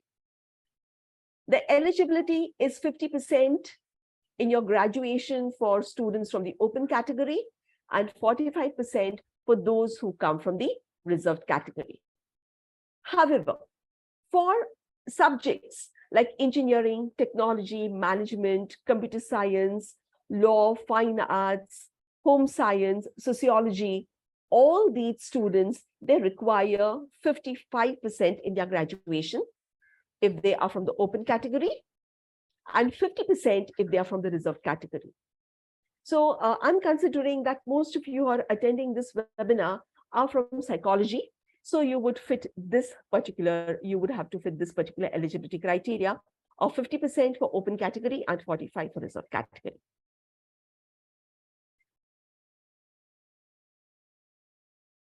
So what are the different disability areas in which you can do your B.Ed special education? Earlier, I mentioned that the Rights of Persons with Disabilities Act, it has recognized 21 different disabilities. However, when we look at teaching children with disabilities, teaching students with disabilities, we are able to categorize them under these 5 categories. So a B.Ed special ed program is offered with a specialization in hearing impairment, which would help you specialize in teaching children who are deaf, who are hard of hearing. The second category is autism spectrum disorder. You would have studied about this if you have done your clinical psychology, or you're familiar with your DSM-5, you will find the mention of autism spectrum disorder in that. The third is a specialization in learning disability, which covers disabilities like dyslexia, dysgraphia, dyscalculia, which now are called as specific learning disability with impairment in reading, writing, math. The next is intellectual disability, which earlier was called as mental retardation. And the 5th area where you can do your specialization is visual impairment. These are students who are either totally blind or who have low vision. There are many diploma level programs in special ed also, which you can definitely do if you're interested in teaching children with multiple disabilities, children with deaf blindness. But that's not a program which is available in as a B.Ed program. But that is also an option which is available to any graduate. But since it's a diploma, your eligibility is 12th standard. It's a diploma program. This is something which is very, very, very important. If at all you are thinking about special education and doing that in Maharashtra, today is the last date for registering with Maharashtra CET. And I've just given you I've shared the link here for your reference, because this is where you will need to register. And once you have registered, then the whole process about, downloading your admit card and appearing for the entrance, the declaration of the results, and then appearing for the CAP, and then selecting the colleges or the institutions of your choice is going to happen. The Maharashtra CET, it is in an online mode, but you need to go to a center, and there the CET is online. So you can't take the exam sitting at home, though it is in the online mode. And you can appear for it in English, you can appear for it in Marathi, depending upon what is your medium of instruction and where you would like to be later. So this is a 90-minute test, and which covers areas like mental ability, general knowledge, teacher aptitude. And the important part about this CET is that there is no negative marking. If you're seeking admission in an institute which has English as a medium of instruction, as I said earlier, you have to appear for the English language content test. And this includes items on reading comprehension, vocabulary, grammar, sentence formation, phonetics, the richness of your language through verbal idioms, proverbs, and the like. And there is no negative marking here as well. But this is mandatory if you want to appear or you want to seek admission to a college or an institution which offers the program in English medium. And when you're talking about this B.Ed special education program, irrespective of whether you plan to specialize in visual impairment, hearing impairment, learning disability, autism spectrum, intellectual disability, all the programs will have a beautiful balance of theory and practicum. And this practicum is not just practicals, because the practicals are a part of our theory programs, but these are the practicum which equip you with the skills to become a teacher, equip you with the skills of assessment for program planning. They equip you with the skills to help you understand how to evaluate student learning and monitor progress. There is a lot of experience provided on the field where you go for visits, you do your observations, which are highly, highly clinical based. You get to observe good evidence-based practices. You also get to see practices which are not ideal. And either ways, you're learning a lot through these observations. What we find in these theory courses is that there are these three, the A, B, and the D, which are mandatory for students specializing in any of the courses. So I could be doing LD or ID or VR, HI. I will learn the A courses, the B courses, and the D courses. However, if I'm specializing or I want to specialize in learning disability, these C part, these will offer me 5 different courses in that particular disability specialization. So, overall, there are 19 different courses that you study over 2 years. And there are around 10 different practicum components which are covered. So after your 2-year program, you come out really, really enriched with a bank of theoretical understanding of assessments, of interventions, of collaborations, as well as hands-on experience about how to take it forward. So you come out as a mature, equipped expert in the field of special ed after your 2-year program. So those of you who are interested, you can get in touch with, I'm giving you the contact details of my university, of my department. However, you can definitely contact us for any more information that you seek in the field of special education. Now, at my department of special education at SNDT Women's University, considering that it is a women's university, we offer only women and female students can be a part of our university. But we offer specializations in 3 different disabilities. One is visual impairment, the other is learning disability, and the third is intellectual disability. Mumbai University also offers programs in hearing impairment, in intellectual disability, and learning disability, and autism spectrum disorders. But they are all in different colleges and different institutions.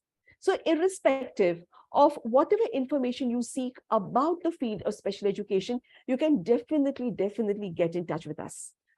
This number that I've given you, this is my mobile number.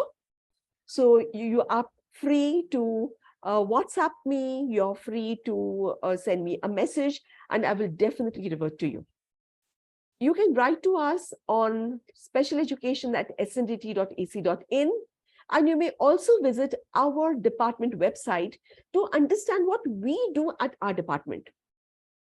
But irrespective, let me talk about what I have done as a special educator. Sorry, ma'am. Purva, ma'am, sorry to come in. Meghna.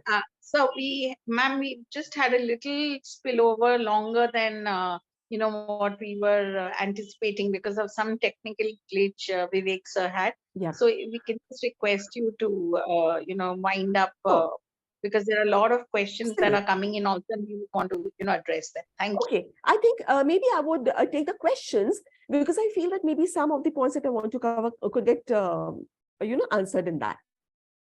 So Sure. if you would want to just share the question. So ma'am, there is the question which states that how long does it take to prepare for a CET exam for one of the entrance exams?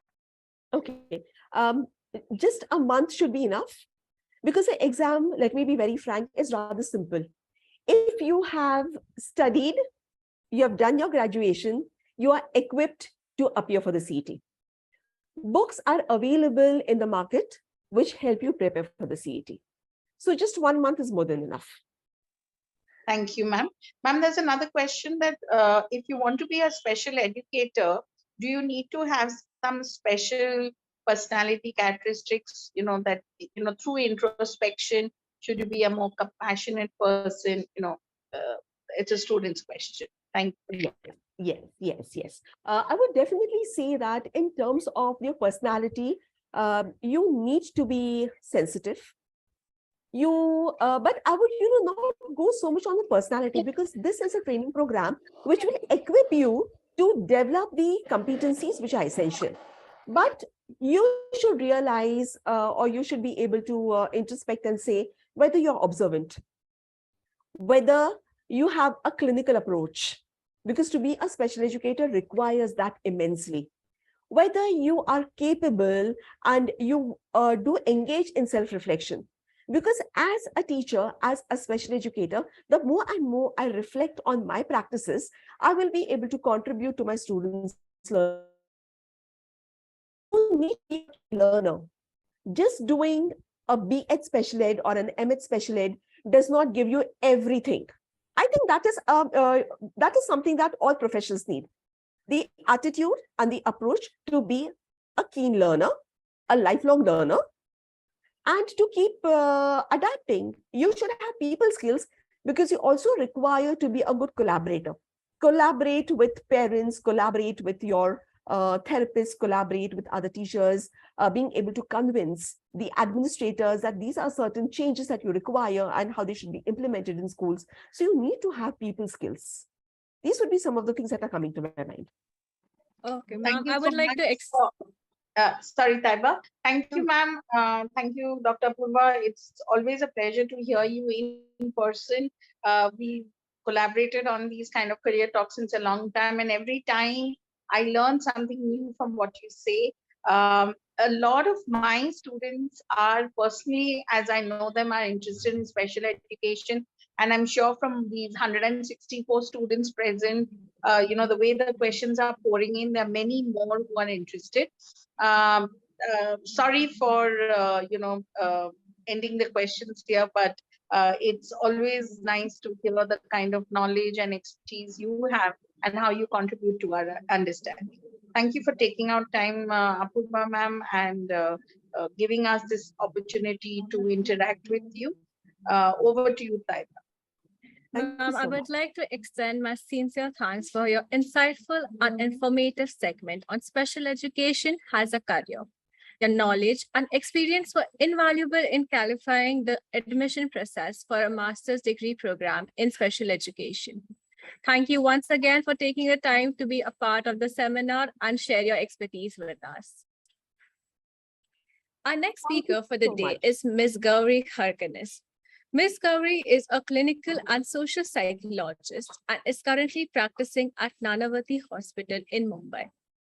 She has a master's degree in social psychology from Mumbai University and a second master's in clinical psychology from the Chicago School of Professional Psychology. Between her two master's degrees, she has worked as a psychologist for almost 4 years at Kripa Foundation, an NGO that works with substance abuse and HIV/AIDS and various other organizations. After returning to India, she began pursuing her PhD in forensic psychology with her data collection at the Thane Central and Yerwada Central Prison. Currently, Ms. Gauri has over 10 years of experience in individual, family, and addiction counseling. We all by now must be fascinated towards contributions made by the practitioners in the field of criminal psychology. But what does it take to come this far? We shall find out soon. With this, I hand over to you, ma'am. Thank you so much. Thank you all of you all for giving me the opportunity to speak. So I think you covered most of it in my introduction, so I won't kind of get there as far as my journey is concerned.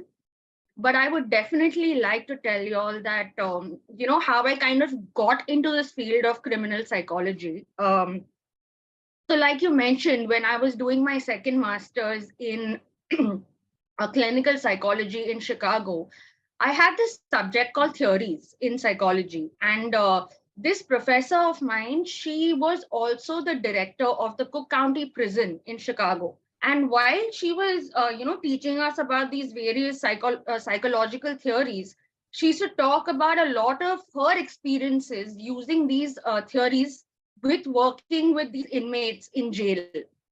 And it was so interesting that I actually asked her, ma'am, can I volunteer at the Cook County Prison there? And she let me. And that's how my journey into criminal psychology began.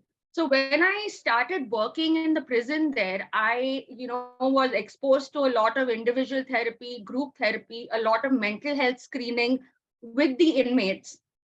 And the criminal mind fascinated me so much. That is when I decided I'll come back to India and pursue my PhD in criminal psychology. So that's how my journey started. So now currently when I go to Yerwada and, Thane Central Jail, not only do I do my PhD or research collection there, data collection there, but I also do a lot of rehabilitation with these inmates. So that has been my journey so far. And of course, along with that, like you mentioned, I work at Nanavati Hospital where I do a lot of clinical work also. Now, people often wonder what criminal psychology is, right? So whenever someone commits a crime, you have to realize that there are certain reasons behind it.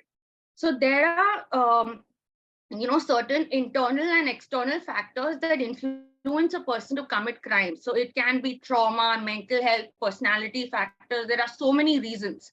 Now, these reasons are the building blocks of psychology. So we have to consider that aspect. Now, if someone has any particular reasons to hide behind to commit the crime, this defines the criminal psychology of a person.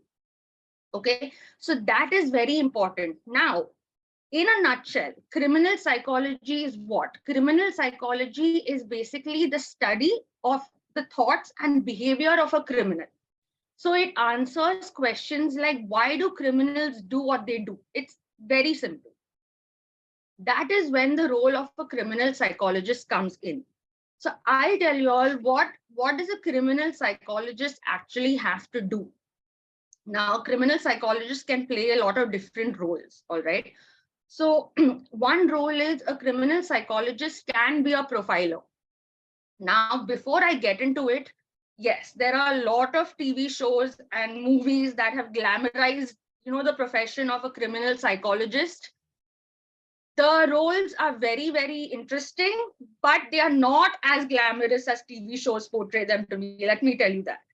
So when you come to profiling, criminal psychologists can definitely be profilers. So what a profiler does is the profilers help, or criminal psychologists help different law enforcement agencies to create a psychological profile, or to, in order to help apprehend a suspect. So a criminal psychologist may not have to visit the crime scene too much, but most of the time what they do is they spend in an office poring over a lot of data analysis, research, witness testimonies, etc. All the analysis of the case, photographs, to basically come to a conclusion and take out a profile of the potential suspect. Okay. So now, for example, my research topic is personality profiling of criminals. So from that, what conclusion I can come to is, let's say, if this particular crime is committed, I can predict that this criminal will have certain personality traits and vice versa. So other types of profiling a criminal psychologist can do is, predict a person's gender, like is the suspect male or female, what is the person's ethnicity, whether the person is a first time offender, whether it's a hate crime or a personal crime. So all that comes under profiling. The second role a criminal psychologist plays is as a consultation, basically. So criminal psychologists and psychologists in general have a vast expertise on human behavior. So again, criminal psychologists will collaborate with different law enforcement agencies to offer their opinions on human behavior. So for example, they will tell these interrogation officers that, these are the particular kind of questions that you can ask a potential suspect during the process of interrogation. Also, a criminal psychologist will say that, this particular suspect, looking at the crime scene, has probably behaved in this particular manner before the crime was committed, has behaved this way while the crime was committed, and will probably behave this way after the crime was committed. So, analyzing various behavioral patterns of the criminal. That is consultation. The third role a criminal psychologist plays is rehabilitation, which is something I am more into. So criminal psychologists can work in prisons for the rehabilitation of prisoners. So basically what they do is they offer a lot of psychotherapy, or basically therapy in general, individual therapy, group therapy. Now, the importance of rehabilitation is, one, you make the criminal understand the consequences of the crime or his behavior or her behavior in general. And secondly, rehabilitation also serves the purpose so that, one, after the criminal has finished his sentence or is released from prison, he should become a productive member of society. And secondly, he should not reoffend again. So that is the whole purpose of rehabilitation. The fourth role a criminal psychologist plays is assessment.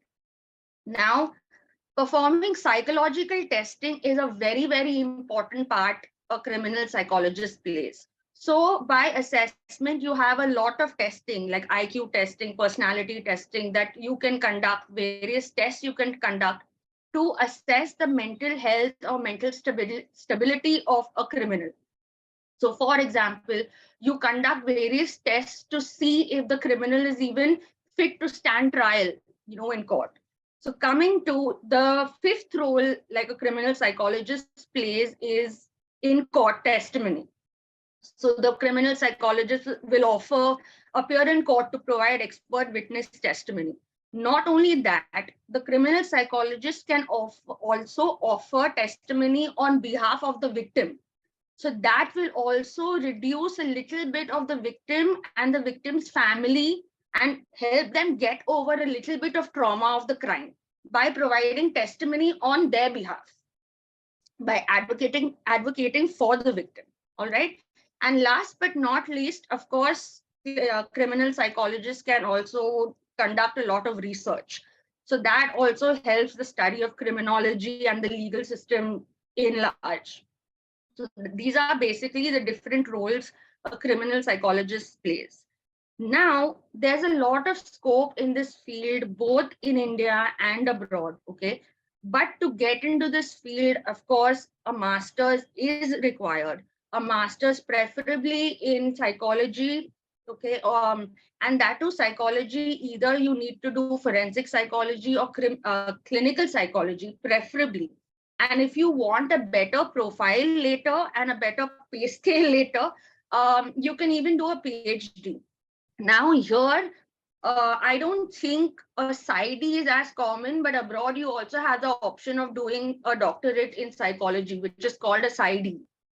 There, if you want to do a doctorate in psychology or a PhD, it's your option. You also need to have a licensing from every state. So every state abroad has a different licensing system.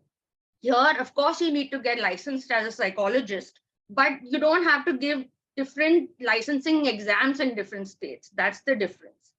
Here, you can do your master's and then you can do a PhD. There, you also have integrated programs where you can do a master's and a PhD together, and the entire program will be completed in around 5 years.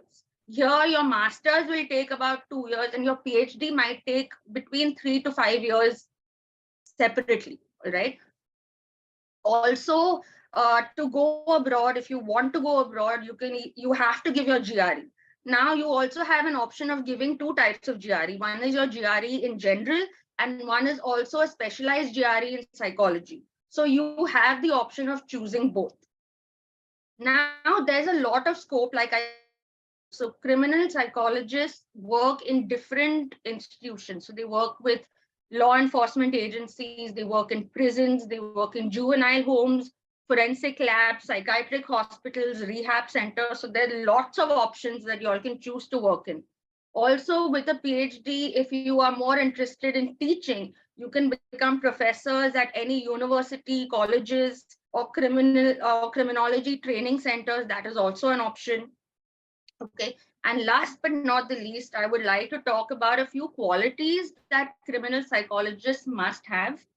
One, a criminal psychologist needs to be a little headstrong because you deal with quite a few difficult cases. They're not easy to deal with, okay? And you have to look at photographs of the crime scene, and you have to remember criminals are quite manipulative. So you have to be like very strong, and you can't be swayed or you can't be gullible per se.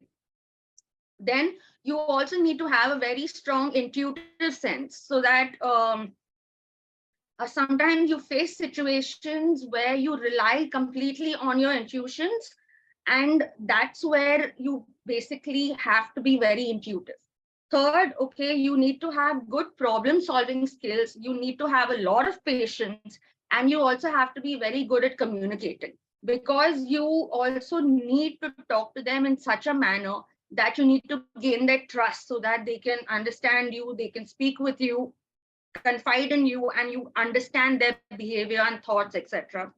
And last but not least, you need to have empathy for the victim and victim's family, because you must be able to also understand the trauma that they've gone through and the trauma that comes along with the crime. So empathy is a very, very important quality that one needs to have as a criminal psychologist. So, thank you. Thank you, ma'am. Personally, Dr. Meghna here. I think you've been very, right bullseye points. I think a lot of questions are just answered from exactly what all you said.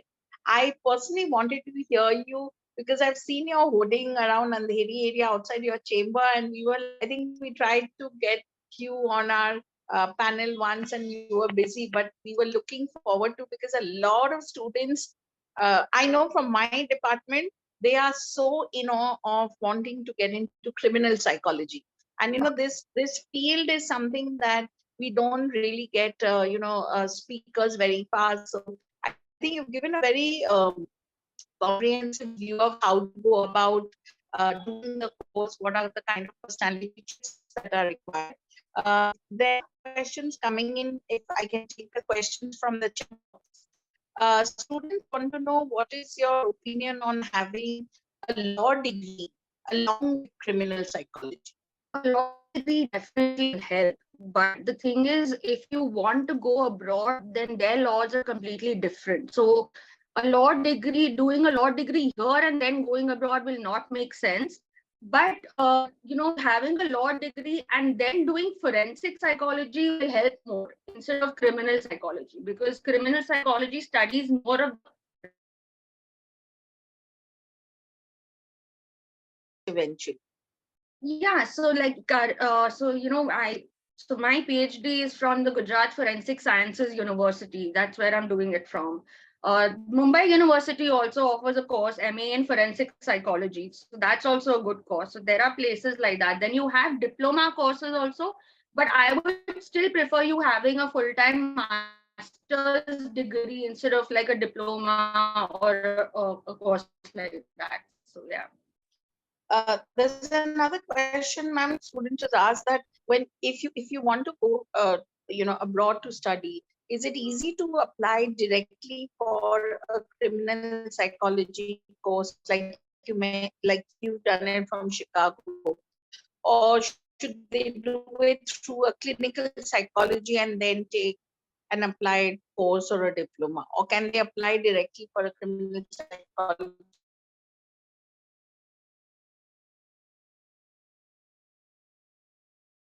What is the scope of a criminal psychologist with a good job in India? Like, for example, whether it's the jail inhabitants, if you're looking at their rehabilitation, is there scope, in India with the job? I mean, if they don't want to do clinical and they want to just focus on criminal work and criminal psychology work, what kind of scope do students have here? No, they do. They definitely do. See, I think there's a speaker who will talk more about the forensic aspect of it.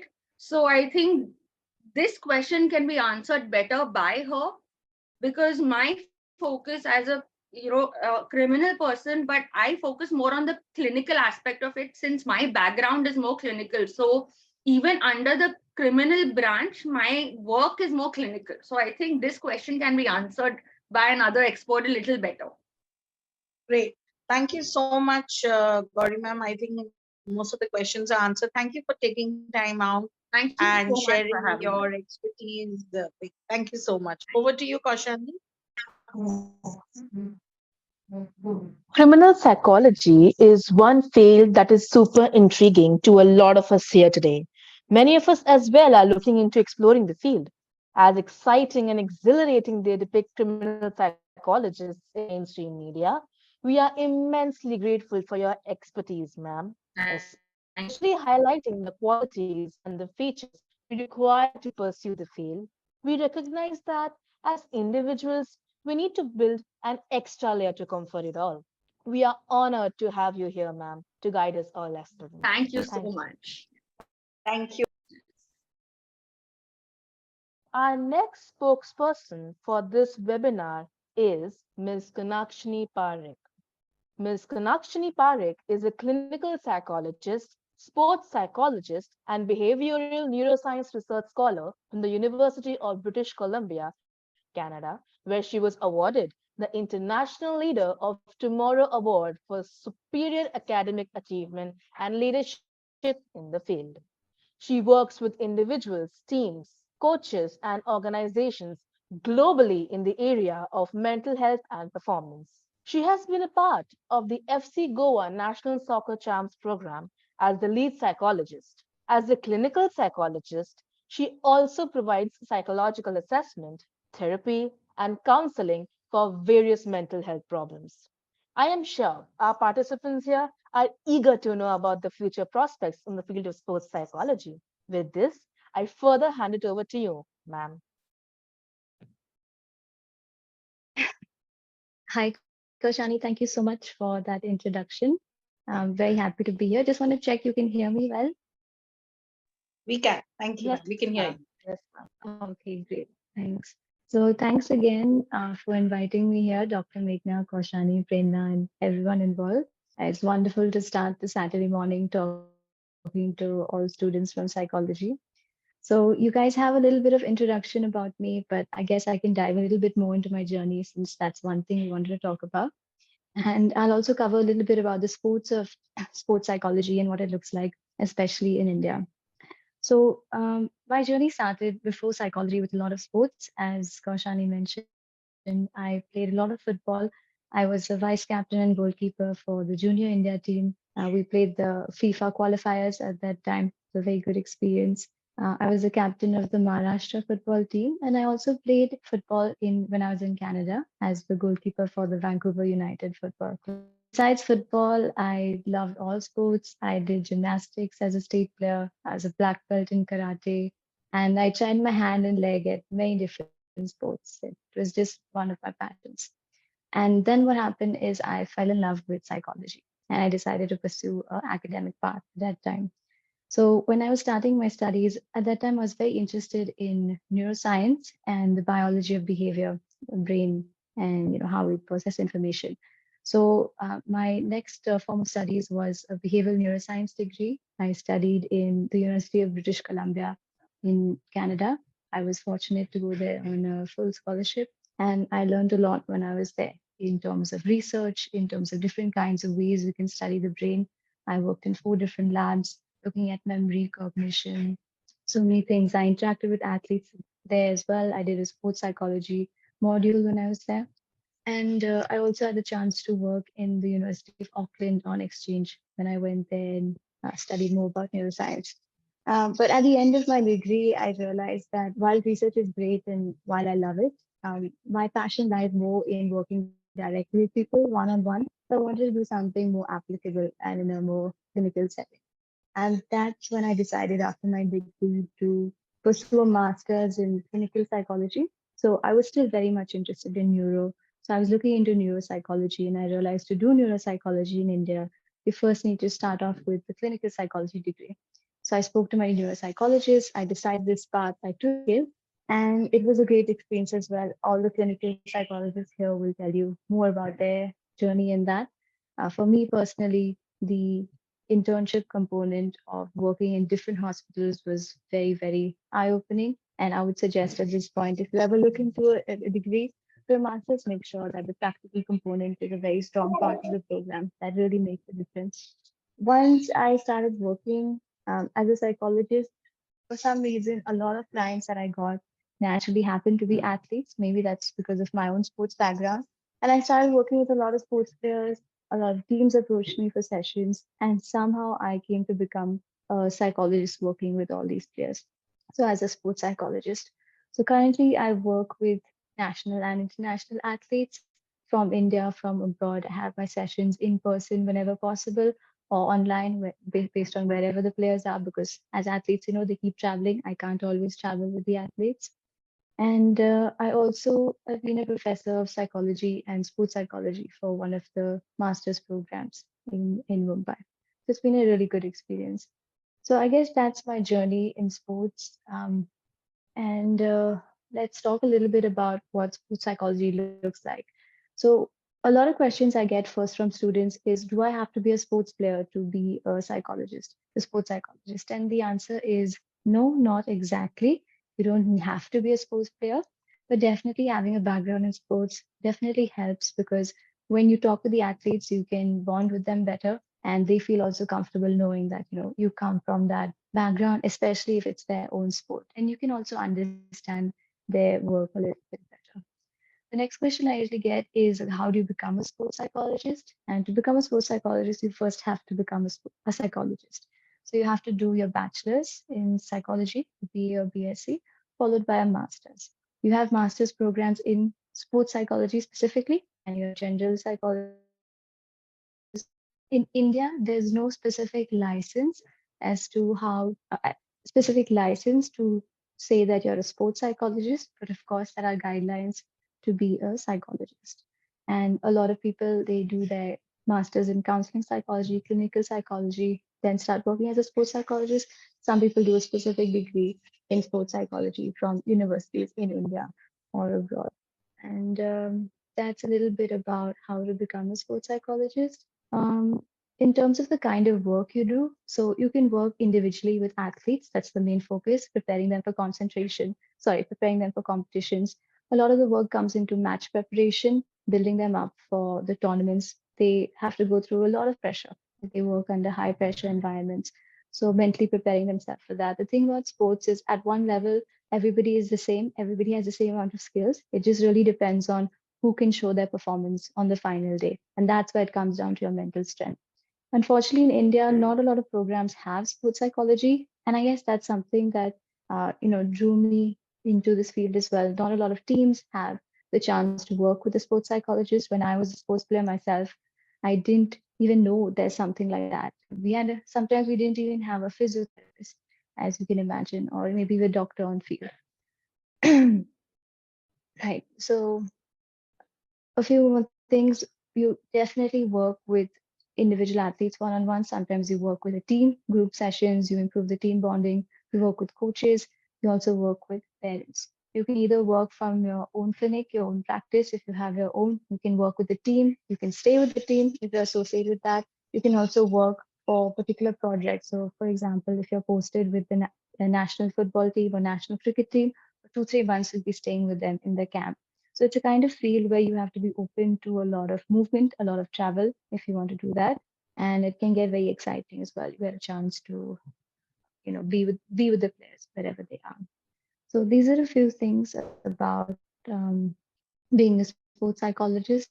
In terms of the scope and the master's programs, there are definitely a lot more programs abroad that focus on this kind of work. In India, the programs are very limited and not as robust. They're like 3 or 4. I can share the links as well.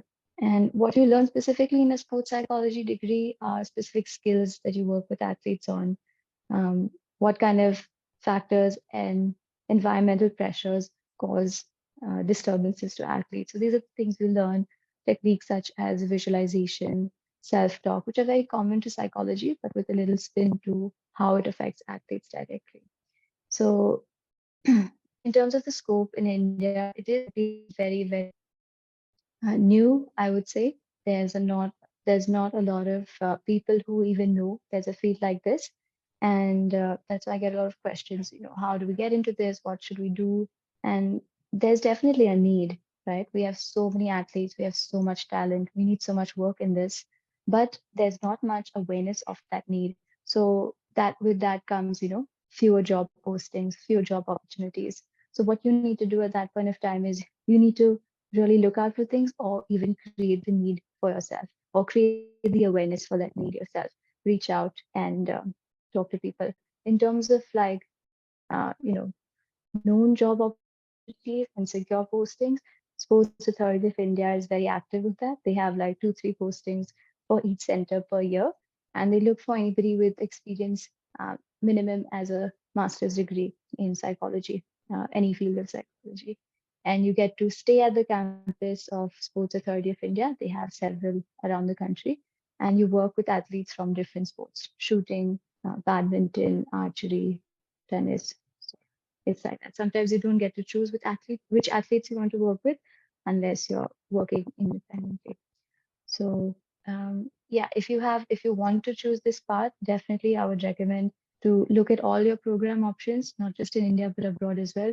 Just as Rory ma'am said earlier, similar to forensic psychology, sports psychology as well, unfortunately, is more robust abroad, and you get more insight into that.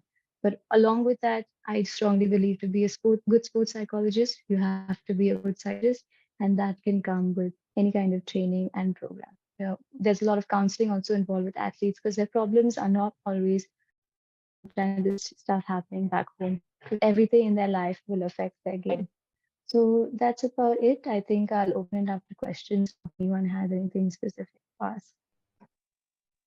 Thank you, ma'am. I think there are a lot of questions that are coming in. So what I would allow, I think there's a student called Mohit who has a question. So if you want to unmute yourself and ask ma'am, you can. Yes, hi. I am unable to turn my camera on, but my question is that how do you find athletes or teams to work with once you become a sports psychologist?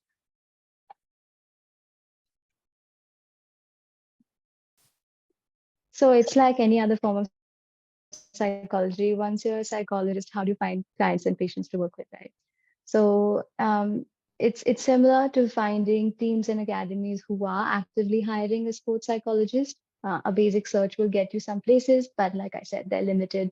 Not a lot of people, even up to the national teams, are doing this. But definitely one place you can look for, like I said, is the Sports Authority of India. They have a lot of postings, and they take 3 tiers of psychologists: level 1, level 2, and level 3. Level 1 are usually who have 1 or 2 years of experience. Level 2 are 3 to 4 years of experience, and level 3 are sometimes up to 6+ years of experience. And the pay scale is also different. I guess I can share that with you as well. The pay scale, I think, starts around somewhere around 30 to 40,000 for grade 1, around 60,000 for grade 2, and it can go up to 80,000 for grade 3. For grade 3 level psychologists, sports psychologists who've had 8 years of experience, who've worked with national teams, who worked for international competitions abroad, and who also have a PhD in psychology. So the sports website, Authority of India website, has this clear breakdown. And it's always good to know, like, what are the options out there. If that's not the path you want to take, the other way you can find, like I said, it's a very entrepreneurial field as well, because awareness is not that high. So one way to go about it is talking to all academies, sports academies, asking them if they know about this, if they'd be interested to working with sports psychologist, show how it can benefit the athletes, and then then make your way there. So it can go either way. Yeah, I hope that answers your question, Mohit. Yes, thank you. Yeah, Punashni. Thanks, Mohit. There's a question from a student asking you for probably the details, like you mentioned some link for universities in India that offer a sports psychology course. Right. Let me share my screen. So if you can see, there's a list of different programs, and since a lot of students often ask this to me, I just made this list and used help from one of the students to make this list and put it out there. So in India, there are these 4 universities. There's a 5th one, and that's not mentioned. The most popular one is Guru Nanak Dev University.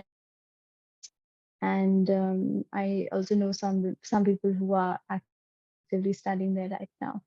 So you have a research component to learn different skills, and some courses also pair you up with certain teams and athletes, so you get a little exposure to work with them at that time.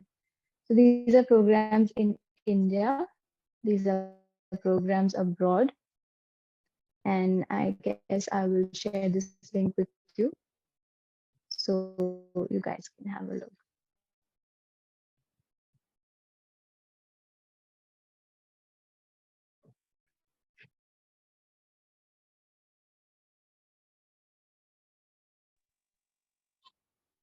So, Kunashini, there's another question that as a sports psychologist, is it easy to navigate, jobs in India? Are there any internship programs? I was just wondering, like, you have a lot of these gymkhanas where kids train. So you have, like trainers in tennis, or you have trainers in swimming. Can you do an internship in any of these gymkhana as a interested candidate for sports psychology if you're doing masters in psychology?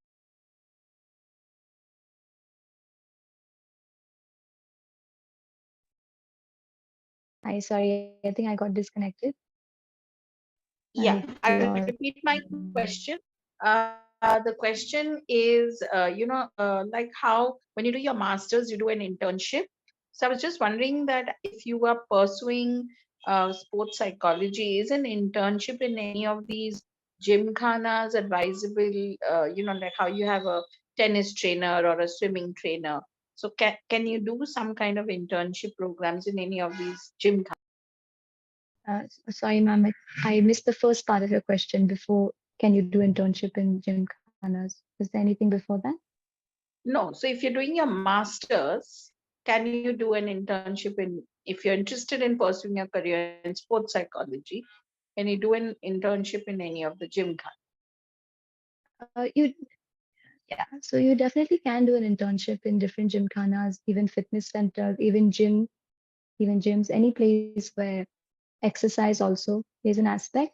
But what I would suggest is make sure you do it in a place where it's supervised. So you're not going there and talking to athletes, but maybe talk to psychologists who are working, sports psychologists who are working, and then take their guidance and then start working. But I feel like the scope is so much, like there's so many sports teams, so many academies.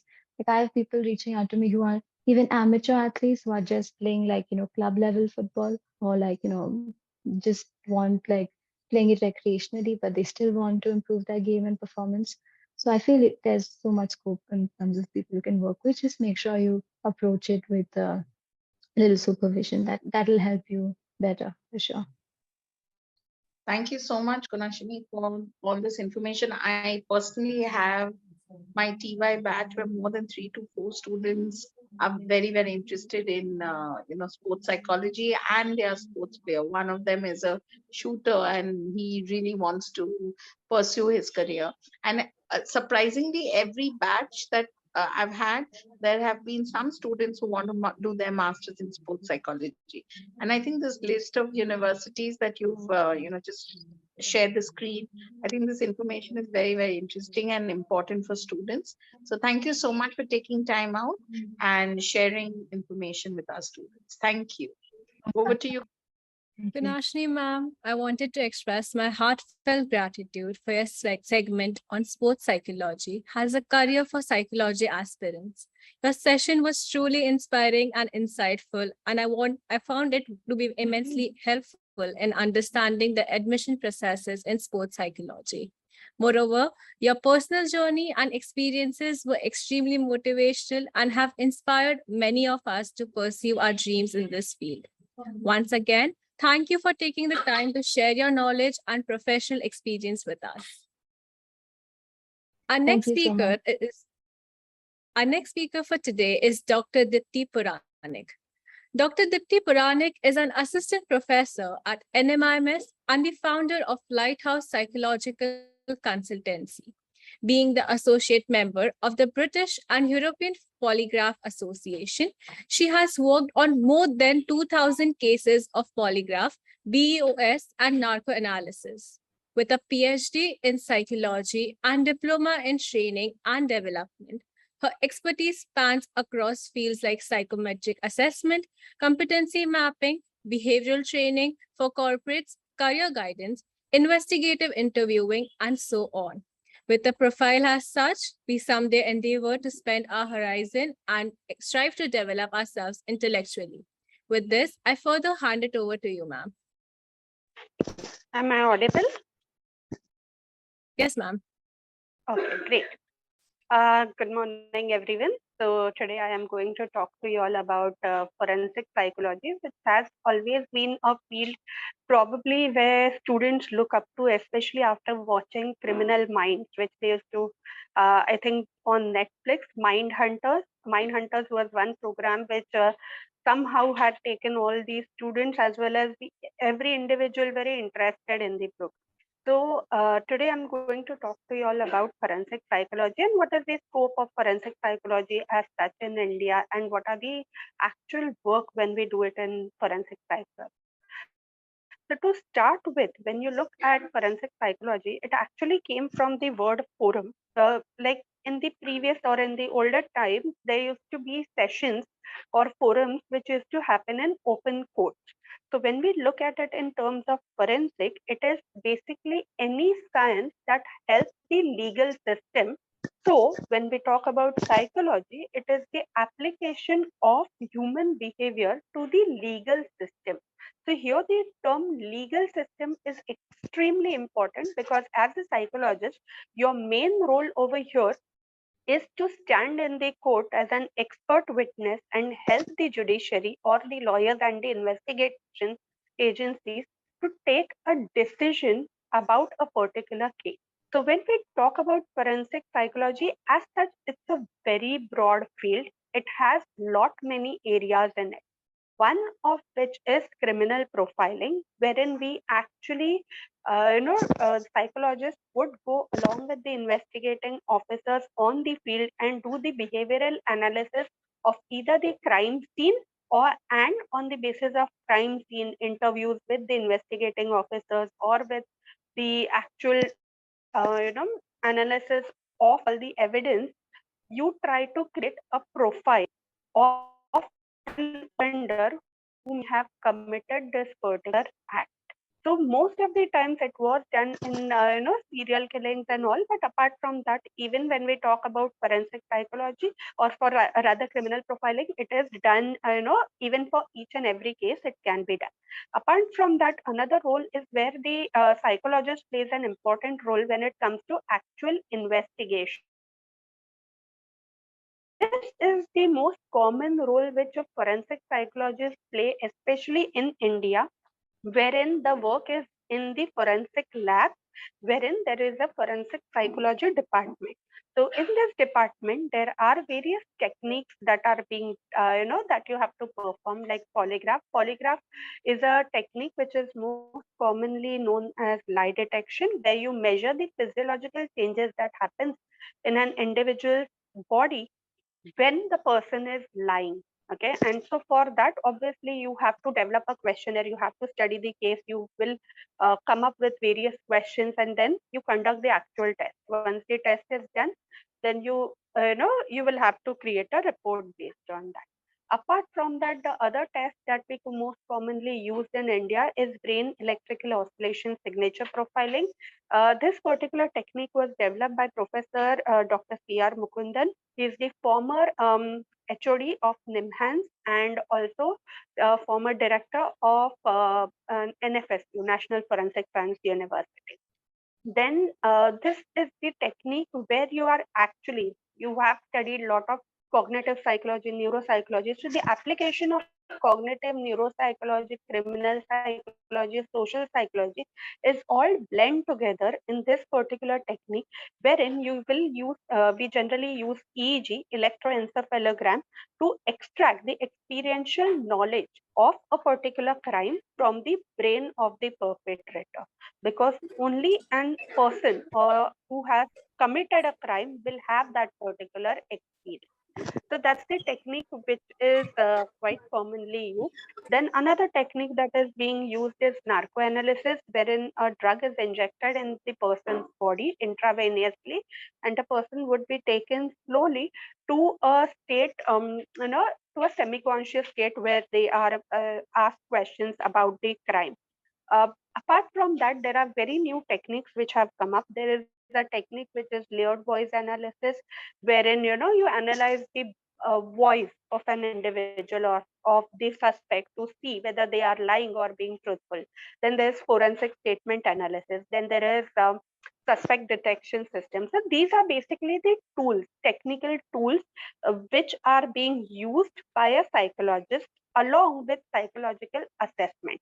So this is one part in forensic psychology, which is more focused on the investigative side and help the police officers to kind of solve a particular case. When again, these techniques would be used either individually or they can be used jointly, depends from case to case. But before that, obviously you have to do a lot of assessments in terms of, you look at the personal history, you look at the behavioral aspects, you look do regular psychometric assessment tools also. So all these have to be combined together and an holistic analysis has to be done. So this is where we help the investigating agents.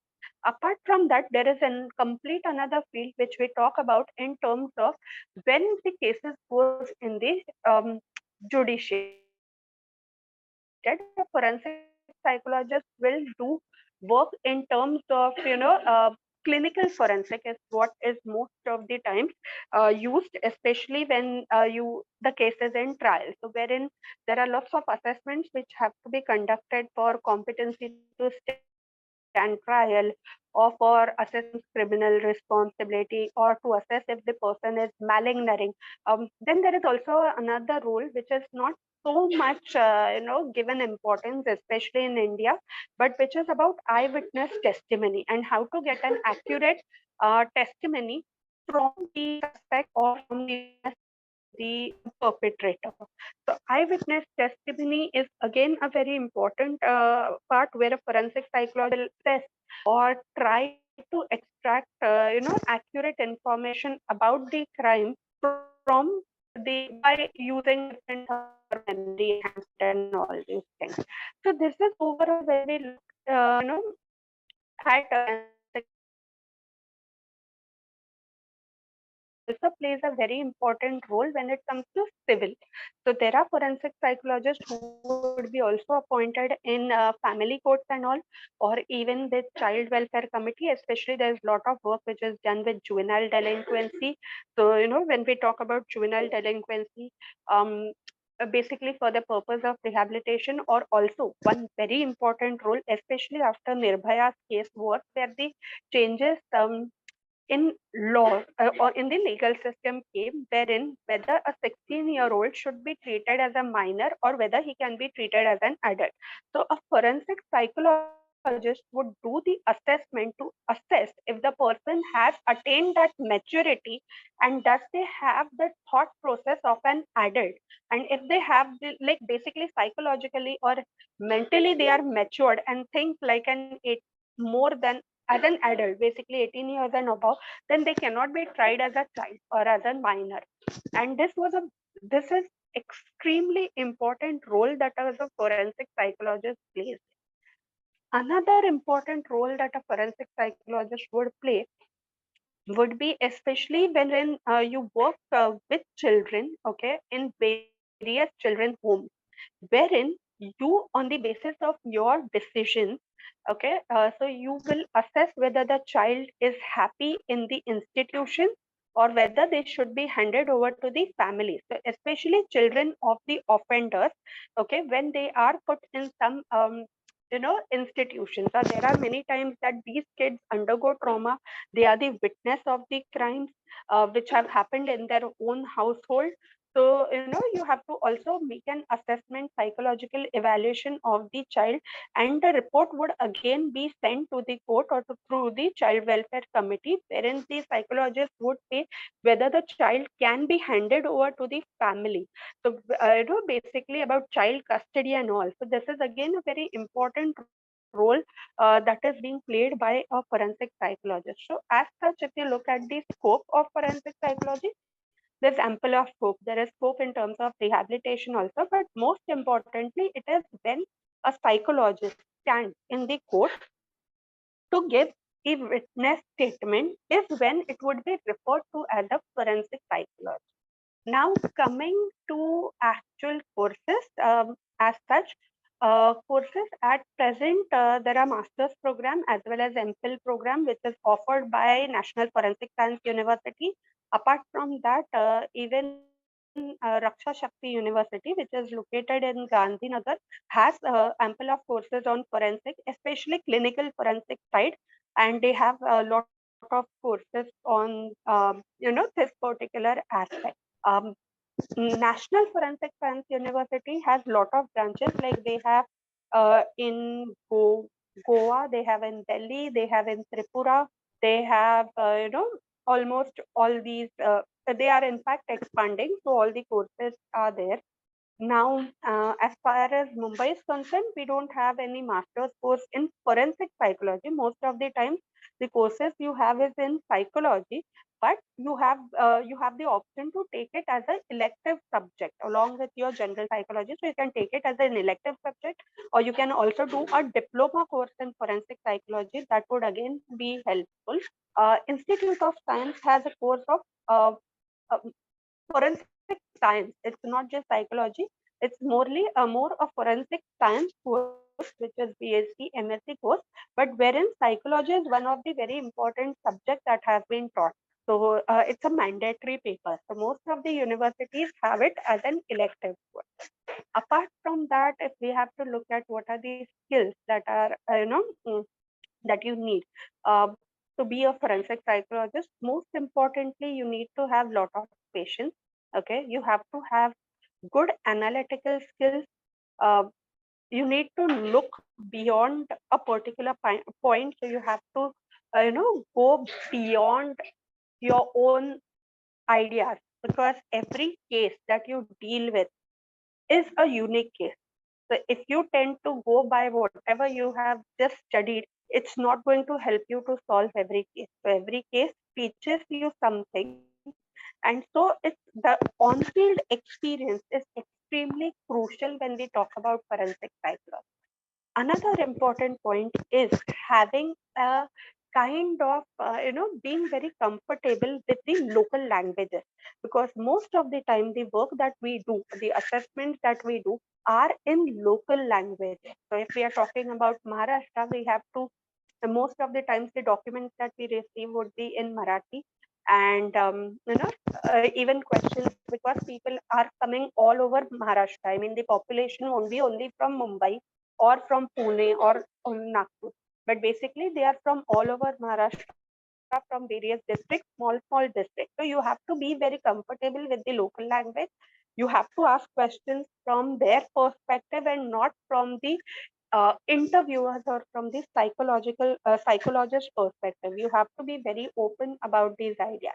At the same time, you need to be extremely objective. You cannot make any judgments. I mean, you tend to, if somewhere you have to detach yourself from being a person when you're working in a setup, because the kind of person who's going to be sitting in front of you may have committed a heinous crime. For example, could be a part of gang rape, and takes the responsibility of it as it is. However, you cannot react to it. You have to do your work in an extremely objective manner without getting biased about anything.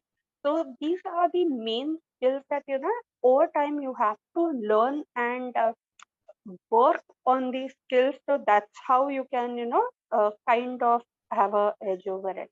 And yes, forensic psychology scope in India as such is very limited. So there's lot more scope in abroad as compared to India. There are many colleges in abroad which are giving you master's programs in forensic psychology, but in India you have very specific programs. Again, the recruitment specifically happens through the state commissions like MPSC or UPSC. These are the agencies that mostly do the recruitment, and most of the state labs or in the central labs, it's done through UPSC. So you also need to, I mean, just having knowledge of forensic psychology is not enough. You need to have knowledge about all the other fields of psychology as well. At the same time, you need to have update your knowledge on law, as well as in terms of criminology, sociology, forensic science. So these the combination, basically it's not that you need to have degrees in all of that, but you need to have basic knowledge about all, so that you are able to join the point.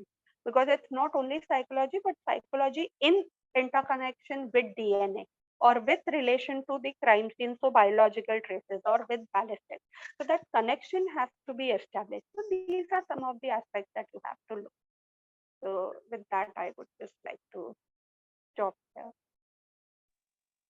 Thank you so much, Dipti. I was listening to you, and I think criminal psychology and forensic psychology is something which is really tantalizing and interesting for students. It's a different field that we were not given the option when we were doing our masters. It was basically 4 or 5 applied fields only. So there are some questions in the chat box for you, Dipti. One, I think what students want to know is that when you do forensic psychology, and you don't want to, you don't get a government job like in the government forensics lab, how do you manage to, sustain yourself? See, most of the times, and that's what I said, that a degree in degree is more than enough, because even when they want to apply in the government job, They don't ask specific forensic. Yes, forensic criminology or even clinical or counseling, everything is considered. So masters in psychology is frankly enough, but yes, you need to have um, you need to have even a diploma in forensic psychology is more than enough. Like I said, the work is not just in the government labs. There is lot of work when it comes to actually on field, when we are talking about, especially with children's home. Okay, there are so many children who are institutionalized, who need lot of help, and you have to actual evaluation take place on the field in the institutions. Apart from that, you can also work with lawyers who are like defense lawyers who are representing the cases of their clients, wherein you know um, wherein they can help, psychologists can help lawyer to assess the state of their own client. In fact, to just give an example, a very important example was in the case of Raman Raghav, who was a serial killer. No, wherein obviously he was going to be, if I'm not mistaken, hanged to death. But after the evaluation, psychological evaluation, his punishment was reduced and then he was given life imprisonment. So even a psychologist would be playing a decision. So our role is mainly in helping the legal system or judges to take the decision about the case.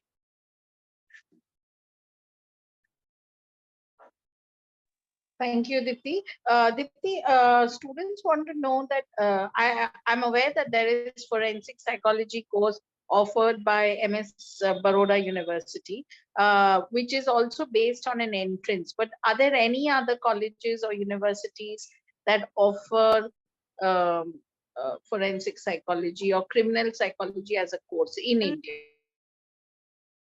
University has ample of courses on forensic as well as on criminal psychology, and they have branches all over India. In fact, most of the universities. So initially we had Lok Nayak University in Delhi, which is now under National Forensic Science University. So National Forensic Science University is one of the main pioneers who are having courses all over India, and these are government courses, basically the central government.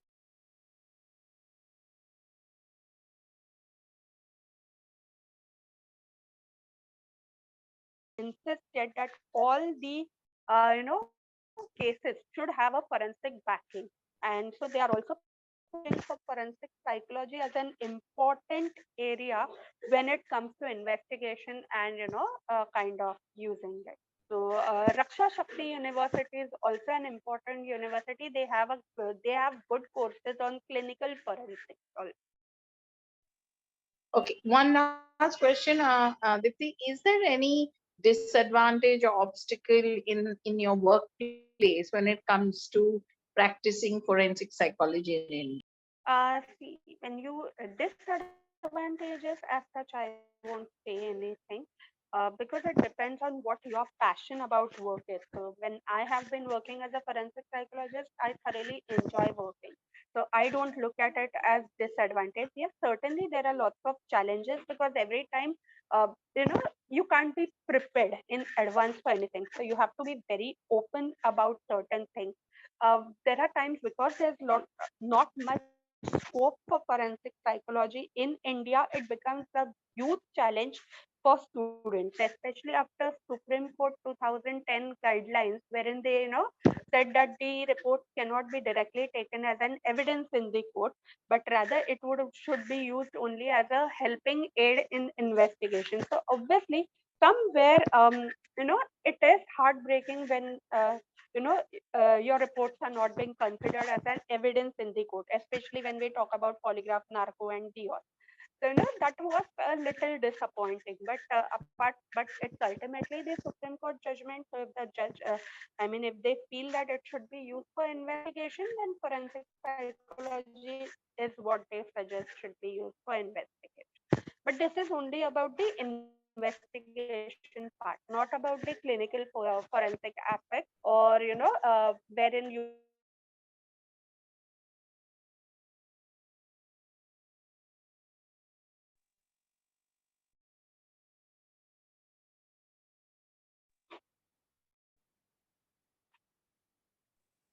Hi.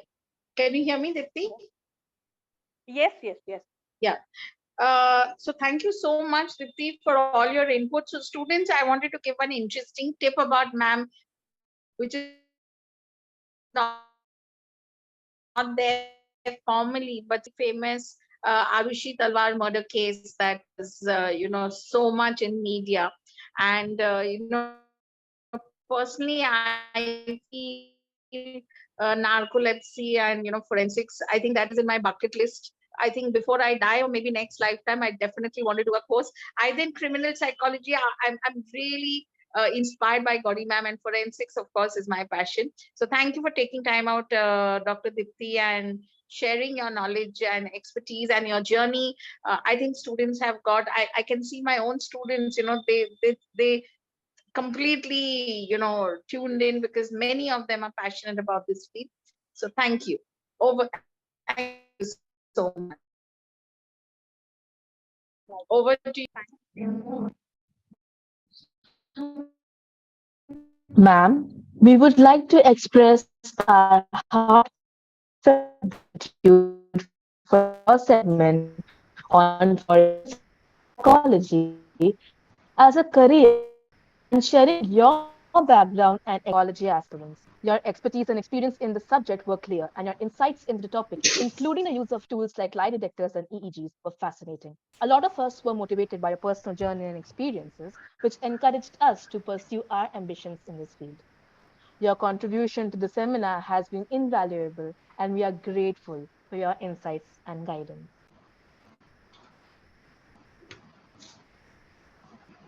The next speaker is Dr. Gitanjali Murgal. Dr. Gitanjali has graduated from Jai Hind College, Mumbai University, and SIES College. She is a Mumbai-based practitioner and a psychotherapist. For the last 20 years, she has been practicing her career where she works with individuals going through depression, anxiety, stress, and is trying to reform their behavioral changes and personality disorders. She also provides invaluable assistance to numerous non-governmental organizations and runs her own workshops and private clinics. With this, I would like to hand it over to you, ma'am. Hi, good morning, everybody. It's nice listening to my fellow colleagues also today. And as I always say, psychology is a very vast subject, which is not tapped a lot in India yet because of the word that we are not mad. So in that whole concept, we lose a lot of things. But I'm happy that as things are going by, and I just saw Dr. Meenu Bhosle also has joined in. And I would like to say that I was one of the student of Dr. Meenu Bhosle. So ma'am, if you're hearing this, I'm happy that after so many years, I'm again meeting you through this interaction. And in fact, in one of the is hard to hard. But coming back to first children, best of luck for your TY. And psychology is something which you have opted right now for. I'm very glad. I'm very happy. A lot of young blood we need in this field right now, as we said, for many areas, including mine, child psychology, which I'm going to talk about. But what is most important is that you should be passionate in what you're doing. Right now, you may pick one of them, but luckily in psychology, when you do your masters, you can change your field. And we are yet from child psychology, you can go to even marriage counseling to adult counseling. So you do focus on your master degree very well, what I would recommend. Your master should be done from a good university, recognized university of 2 years. So later, when you want to do your other PG courses along with it, you are more comfortable and confident and secured about your future. Rest, your choices can change. Sports, as we said, somebody had done sports earlier, then went to some other kind of counseling. So that is fine. That is okay, as long as you're doing what you are passionate about. So I would like to talk about a master's degree. One thing is that in Mumbai, in India, we don't have a master's degree in child psychology through a distance, through a online thing going upon. You need to do a full-time course for it in Mumbai. Okay, but in case you select to do a distance education for whatever reasons, the reason should be very solid. I know a few cases where they could not manage for financial, several other reasons, where they had to even work and do their masters together. So that time we guide the children to do a lot of research work, like, keep in touch with all the certificate courses which are available, all the postgraduate courses which are available. And Mumbai has got a lot of colleges with support psychology. So we're lucky on that. We have SIES, SNDT.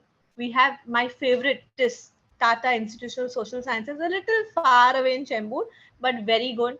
Mumbai University, everybody knows Kalina. Okay, that is to there only. There's KC, there's KG Somaya.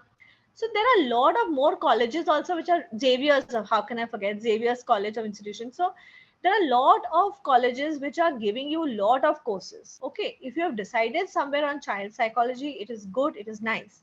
What we need to know about child psychology, whatever formal information you're going to study about child psychology goes to a large extent to backstand when you start practicing, because you need to know a lot about the social, the religious, the peer pressure, and many more pressures which are self-made nowadays by the children.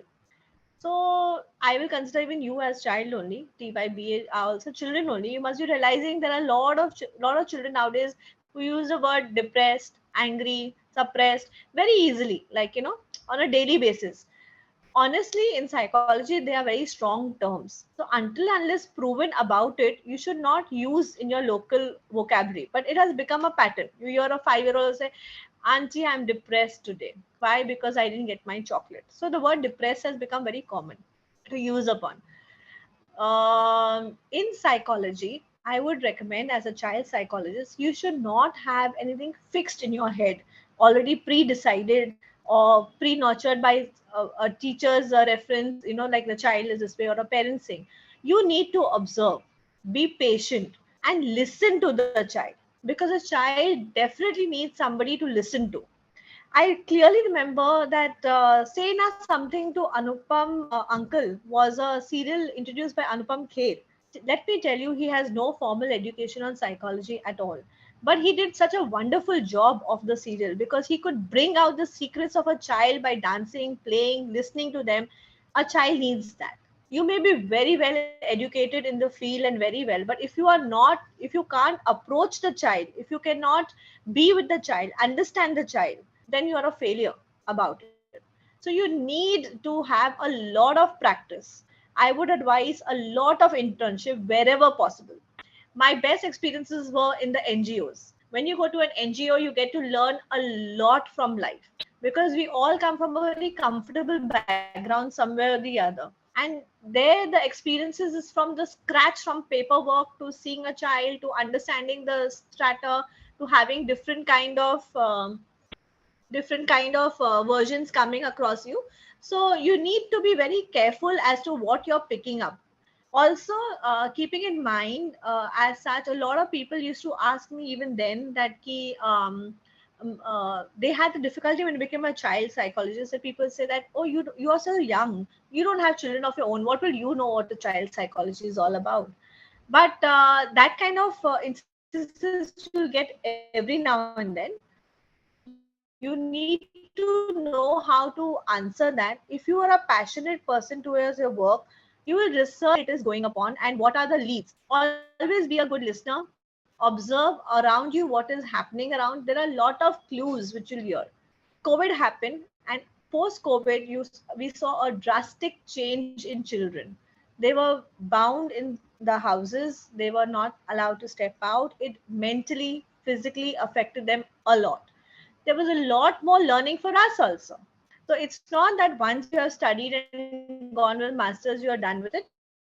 You need to understand the new situation, how it is going upon. If there's a world war, if there is some kind of a drought, anything, wherever, whichever area you need to understand the situation. So a lot of research is required, I'll say. If you are a kind of think this is a field for you, because besides your clinical timing or besides your any kind of strata, your hospital timings, you need to go beyond. One thing good about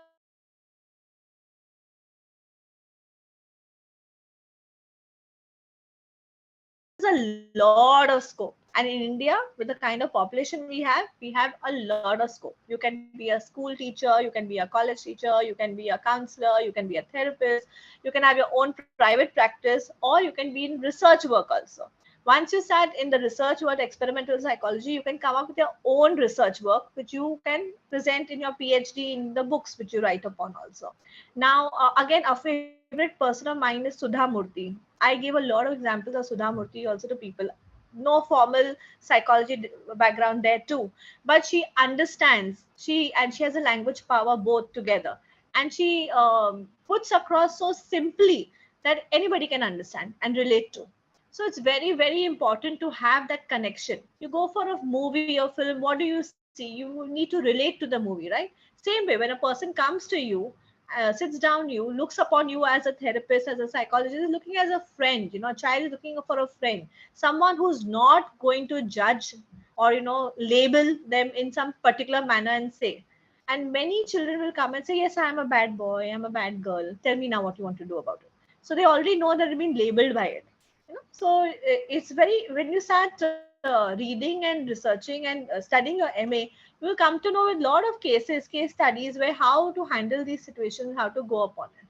But you need a lot of patience. A lot of children back out, don't finish their therapy due to recently only. In fact, I had made an application to a school where I was interviewed, saying that I personally feel that whenever I get time, I'm going to talk to the education department that every school should allow a child to take a mental leave also if needed. How physically injured you are. So if the child is actually suffering from without being questioned by the school, meaning without being told that, oh, you, the teacher say, oh, you were depressed, so you gone to a psychiatrist, or we sent you to a psychotherapist, or anything that way, without being told about, like a secretly way done, where the child can heal and come back properly. So a lot of children have got their parents have died in COVID, or have had other incidents of bullying in school, which have been very, very difficult for some children to take upon. Again, in psychology, you need to work with different kind of people in your field. You need psychiatrists, sometimes you need a psychiatry help, you need your teachers, your spiritual gurus, your lot of people around you, to help you around with the case. Alone you may not be able to solve the entire case. You need a whole team to go upon it, depending again what the child is suffering from and going upon it. MA in Mumbai is very good. You can do it, as I said, in many institutions, and they all are very nice. Luckily, there is a new institution also, just 15-year-old, I think so, Institution of Clinical Research India. That is good enough. It's a double the rate. It's about 2.5 lakh for the fees, then a 1.5 lakh for this or something. But then it has got its credentials for go abroad also. There is no necessity child psychology to go abroad. Our Indian courses are good enough. And coming to the short-term courses which I was talking about, Meenu Bhosle and Dr. Rajan Bhosle have a institution called Heart to Heart. I personally feel if you're going for a child psychology, you need to know REBT, that is Rational Emotional Behavioral Therapy. This detailed therapy is taught by Dr. Meenu Bhosle there in Baikla. I'm sure she'll talk later about it, which is very good. I have done it personally and I use it very often in my with my patients. Then there is something called dream analysis. Again, a very untapped version, but a very good. I've done with Dr. Dayal Mirchandani. All this is in very much in Bombay and India. No need to go abroad. They're all there, all psychiatrists who have done it, and they're there to teach you. And they're quite reasonable. And it is something which again really helps when a child comes, adolescent comes and doesn't know how to start. Besides the free association method and other methods, how to start upon it, we start with the dream analysis. Art therapy base.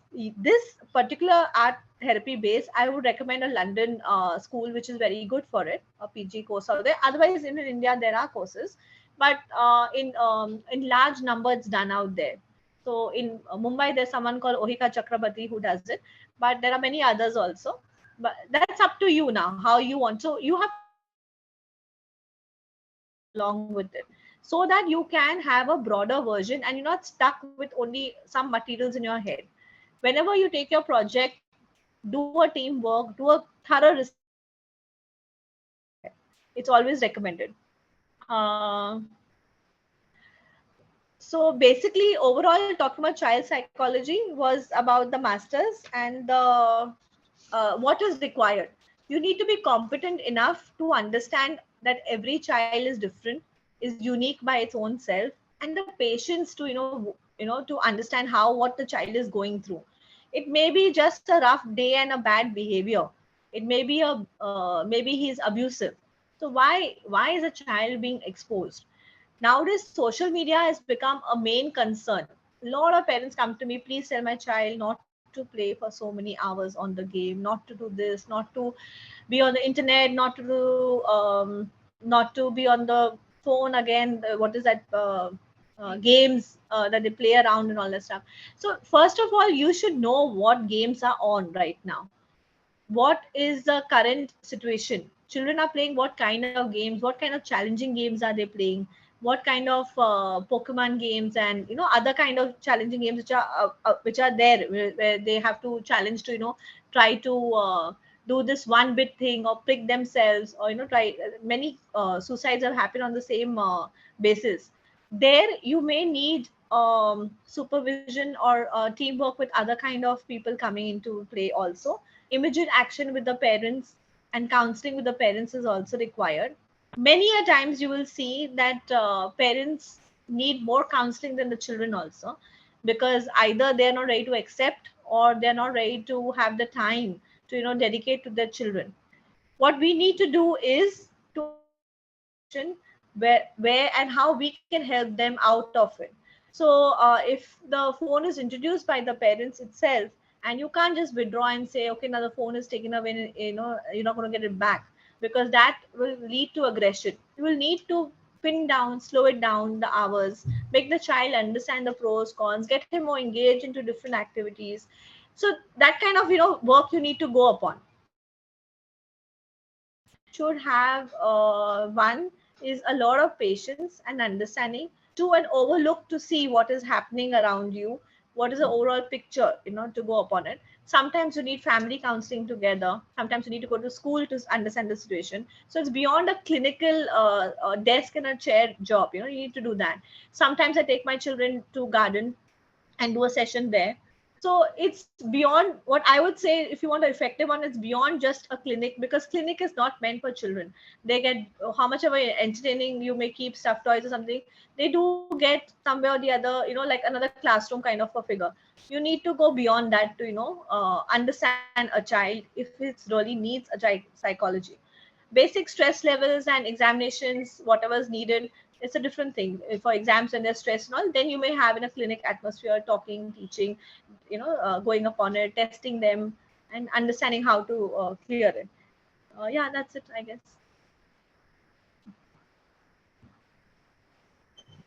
Thank you so much, ma'am, for your insightful inputs. I think child psychology is also something which is very tantalizing for the students wanting to do specialization.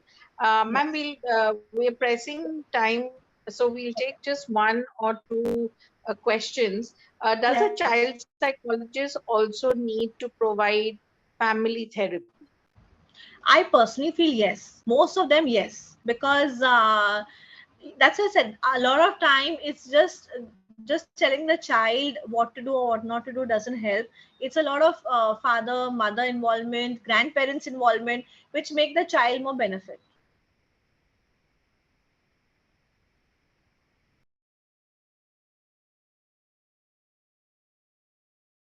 Thank you so much, Dr. Gitanjali. I would have taken some more questions, but we are really running short of time, and we really more than half an hour behind schedule, and you've patiently waited for this session, and thank you so much for your insights. Over to you, Taiba, for the formal thank you.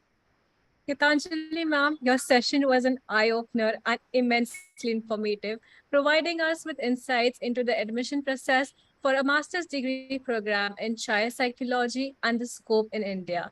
Your guidance on how to understand the behavior of a child was of utmost importance. Your emphasis that having a degree alone is not enough. One needs to be patient, empathetic, and compassionate towards children. Thank you for taking the time out to share your knowledge and professional experience with us. Your contribution to the webinar has been invaluable, and we are really grateful for your insights and guidance. Thank you so much. Thank you. For our next segment, we have Ms. Asira Chirmule, who is the director of the Athas Center for Psychotherapy and Training and an international affiliate member of the prestigious American Psychological Association.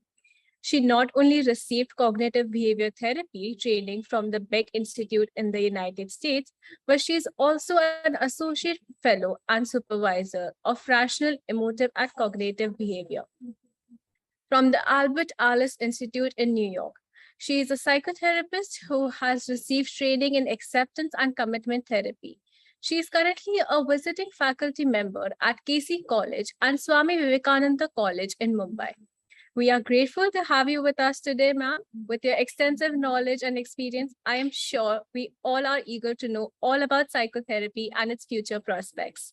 With this, I further hand it over to you, ma'am. Thank you, Taiba, for your introduction and a very warm welcome to all of you. I'm going to share my understanding about exploring the scope of counseling in psychology. Here we are looking at today the roadmaps to career in psychology. And as a psychotherapist, this is a very, very interesting field for all of you. Students who are wanting to get a career in counseling psychology and practice as psychotherapists.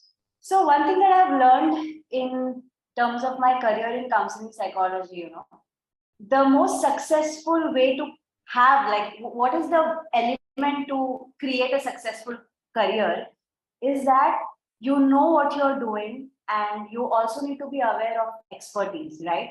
So 3 important points for all of you, anyone who is looking for becoming a counseling psychologist or a psychotherapist, is learn, create, and thrive. So first step is to learn. Now, because I teach in colleges, so many students ask me that, how do we train ourselves after masters? What should we do? So one thing I always tell them, you have to learn what you have to learn. First is, so many fields are there within psychology. So many different schools of thought are there within psychotherapy itself.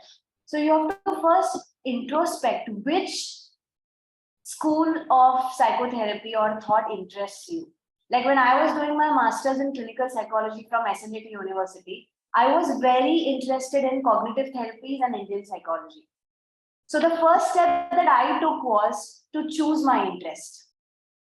At least 1 or 2 interests that I would want to pursue after masters. So that's when I started, studying for cognitive behavior therapy and rational emotive behavior therapy. So you have to first learn to choose your interest, 1 or 2. Then what you have to do, then you have to specialize in those interests. Let me tell you something, specialization is very, very important. Today we have so many training centers and institutes, but the leaders or the trainers, are they supervisors of those therapies? We don't know, we have to check that. So one thing that I learned very early in my career is get specialization. That's when I pursued my rational emotive and cognitive behavior therapy from Albert Ellis Institute, and I completed my supervisory there, right? So get supervisory in CBT, cognitive behavior therapy, and in rational emotive behavior therapy if you're interested in another school of psychotherapy, let's say Rogerian approach, get a specialization in. I strongly believe in specialization. So as I'm telling all of you, there are 3 important mantras: learn, create, and thrive. So I'm talking about learn right now. In learning, you have to first choose your interest. Then you have to specialize in that interest, because specialization is of utmost importance. Now, after you specialize, what you have to do? After you specialize, you have to focus on, you have to keep on learning, training, and getting your sessions supervised. This is also something that my mentors always taught me, that even after you have completed your supervisory, that doesn't mean you know everything about REBT. That's not true. So we have to keep on reading the recent researches that are happening in the field of psychotherapy. You have to stay updated with current research. So a lot of reading is required for all psychologists. You have to keep training yourself with new kinds of therapies, new techniques that have been developed. So you have to keep refining your skills. And for that, you will have to keep reading, you have to keep training and take supervision for your own sessions. Even after you have become a supervisor, it's very important to stay in touch with your mentors and get supervision over your sessions. So this is the first thing, learn. I hope I am clear. Now, when it comes to learning, I have talked about career standpoint, but learning also comes from personal standpoint. What you have to learn? You have to learn to be humble, because you are not a perfect, you can never be a perfect psychotherapist or a perfect psychologist. So one thing that I learned again is to stay grounded. Then another thing for self-growth, keep self-challenging, get into discomforting, difficult situations and challenge yourself almost on a daily basis. So learn to be humble, learn to self-challenge and accept your limitations. You will have to choose your population. I strongly work with adults and elderly. I do not work much with children because I know that's something maybe not my expertise there. So choose your population, because obviously you can't work with everyone. You won't have those kind of skills. So accept your limitations, but remember to stay grounded. So this is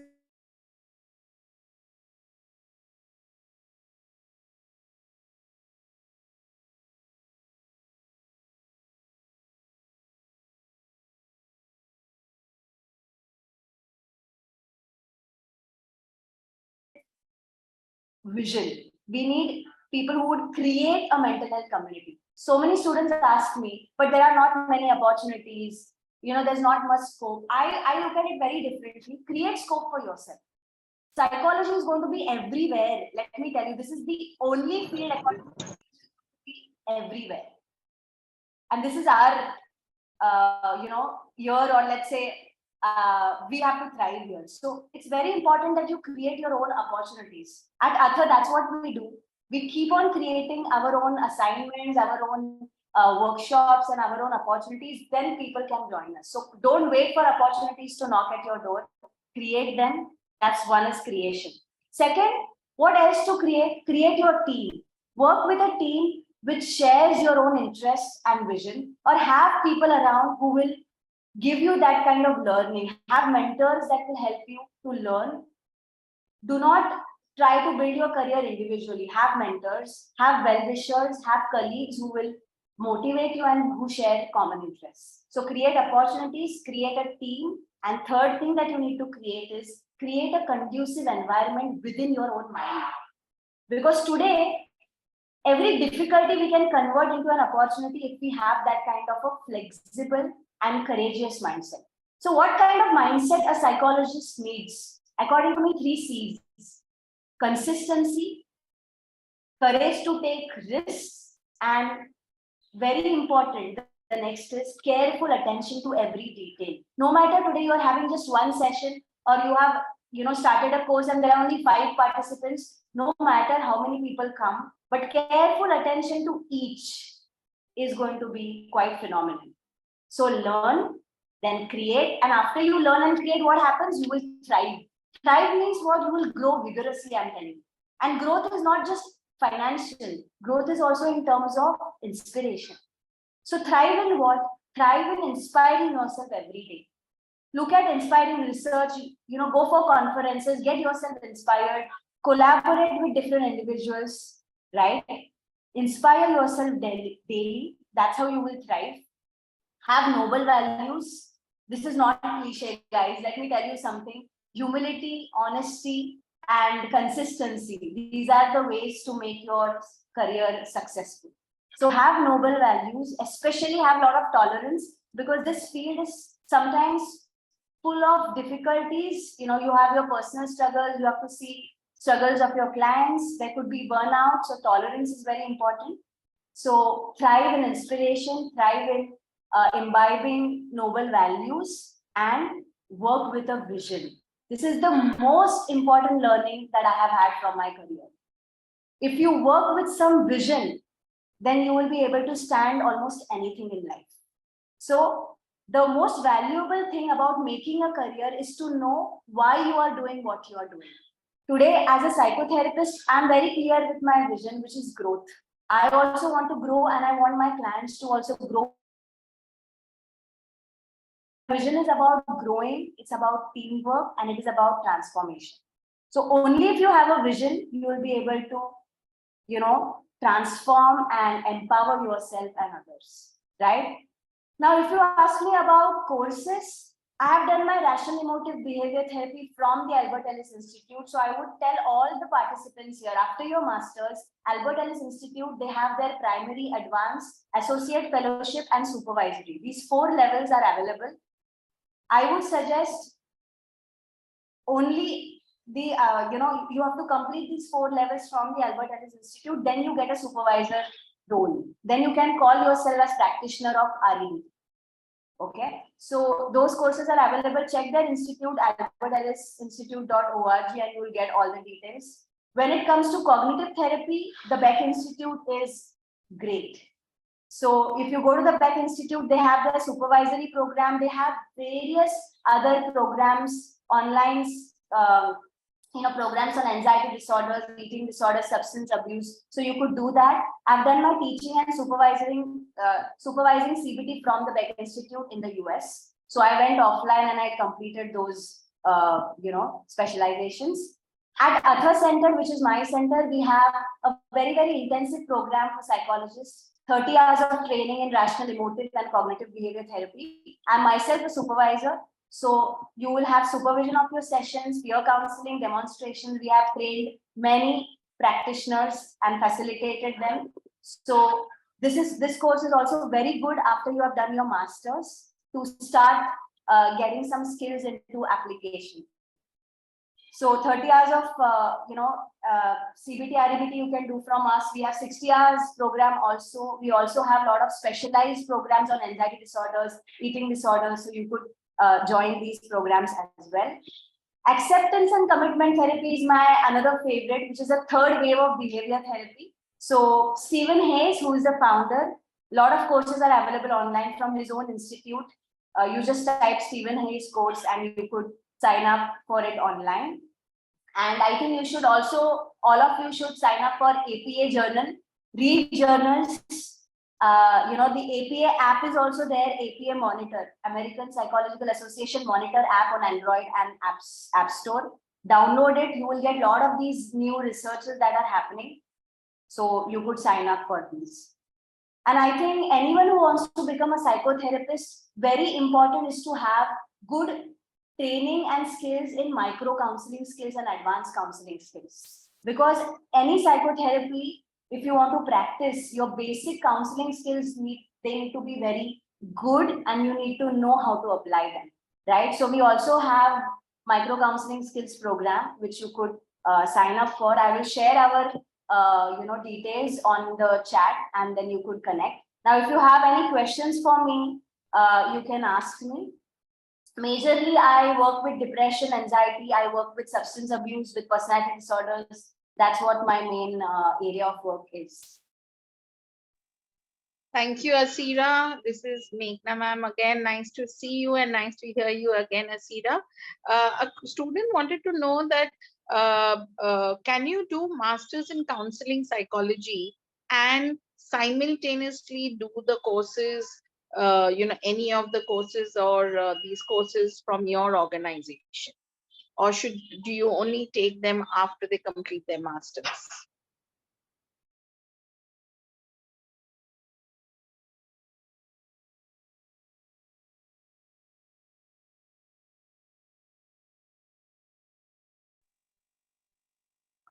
I think Asira ma'am has got disconnected. Is she there?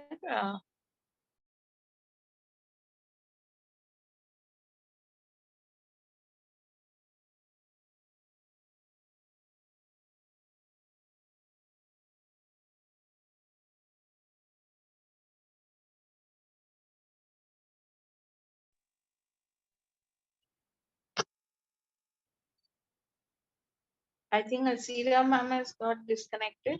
Is she there? Asira, hi.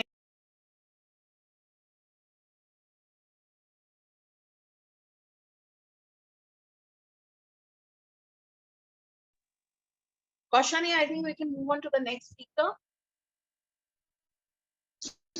Yes, ma'am.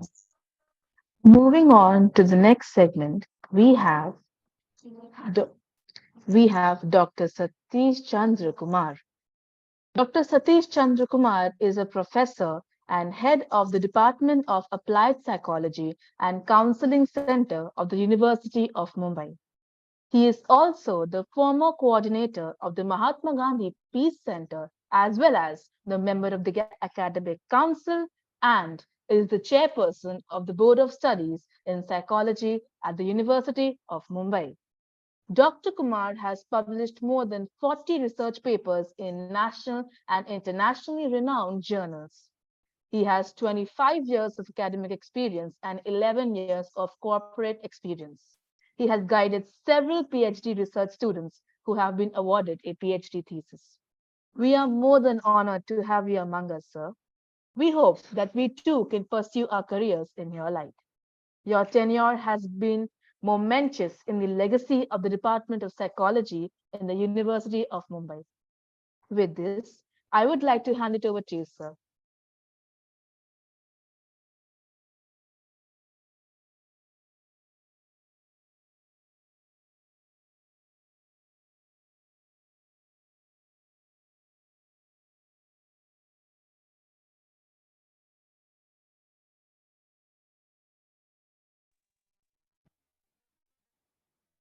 Satish, sir.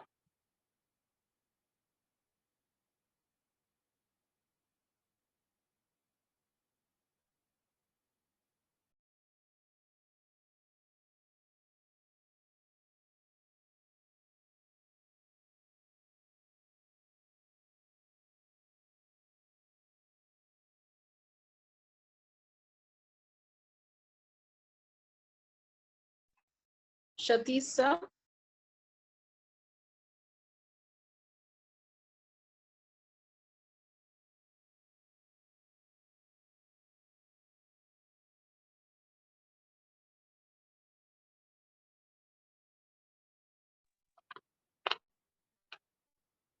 Satish, sir is just joining in a minute, students. If you can just patiently wait for a minute, please.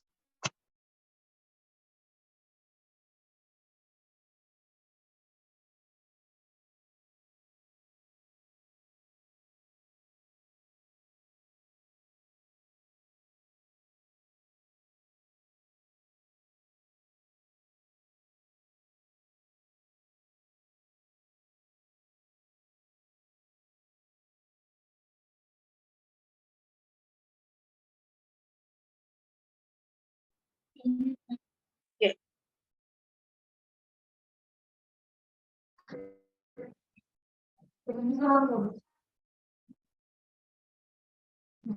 Asira ma'am, we extend a sincere thanks for your insightful and informative segment on counseling psychology as a career in this Career Day seminar for psychology aspirants.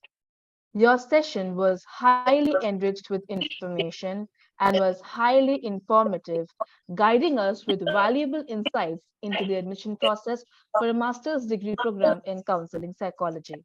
Your advice on how specialization in techniques is essential to excel in the field was illuminating, and you were absolutely exceptional. You also underlined the significance of the motto, learn, create, strike, and how important it is to carve out our own niche in psychology. We appreciate you taking the time to impart your knowledge and work-related experience to us. Thank you once again, ma'am, for your guidance and perspectives, which have been a tremendous help to all the students in this webinar. Thank you. Thank you, Asira ma'am. Thank you. It was an excellent session. Thank you. Thank you, ma'am.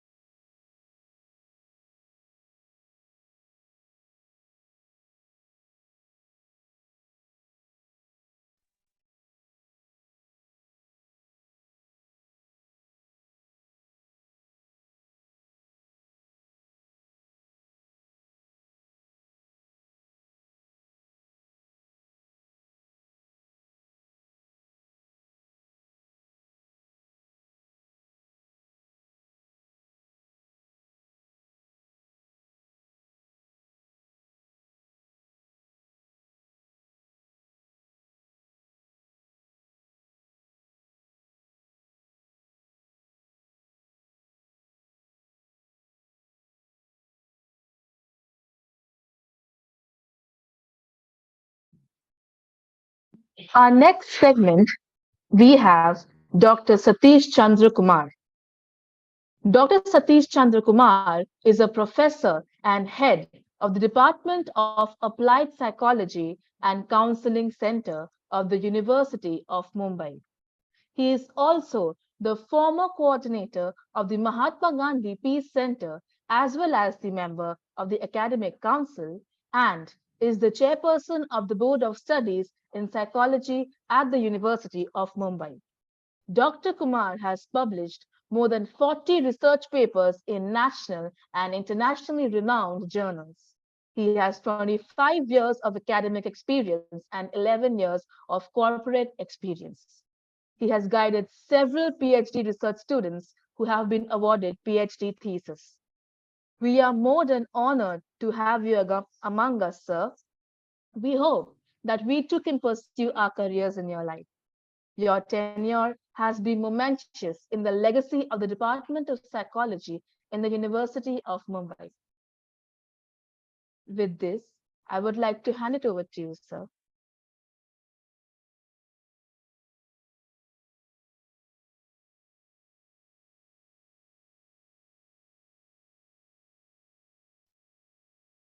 Satish sir, are we audible, Satish sir?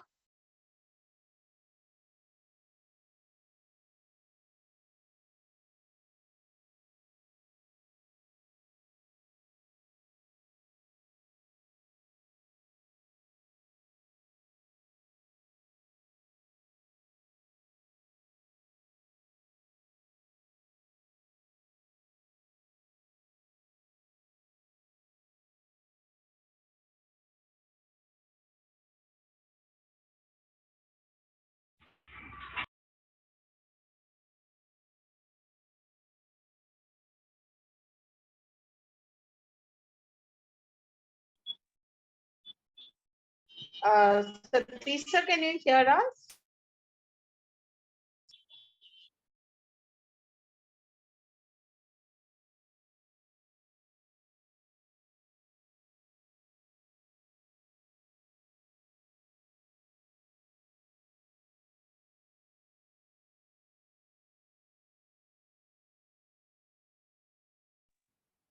Students, just bear with us for 2 minutes. Satish sir is trying to connect, but we are not. He's not audible. So just be on board. Allow us to connect with him again.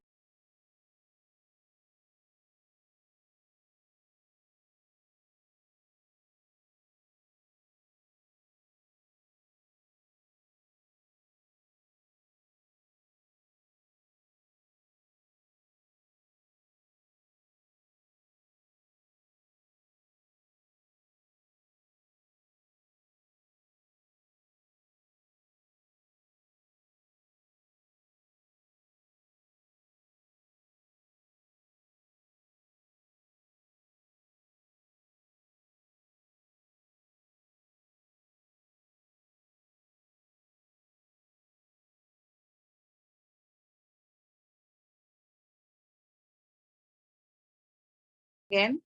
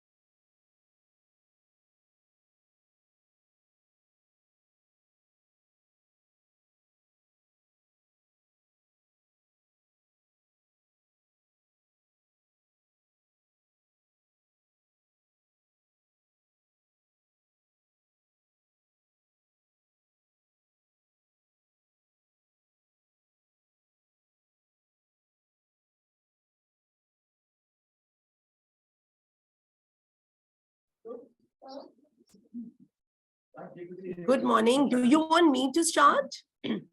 Because Actually, Nilesh sir is just joining. okay. We thought of that. He just called me. He's just joining in a minute, and then we'll move on to your segment, ma'am. No worries. I just thought I'm here, and in case students are just waiting, I can start. We thought of that. We saw your name, but Yeah. Nilesh sir said he's just joining in a minute. So Okay. just fine, allow fine. us, and then we'll start. Sure. I'm here only. Don't worry, Meghna ma'am. And a very good morning to all of you. Thank you, ma'am.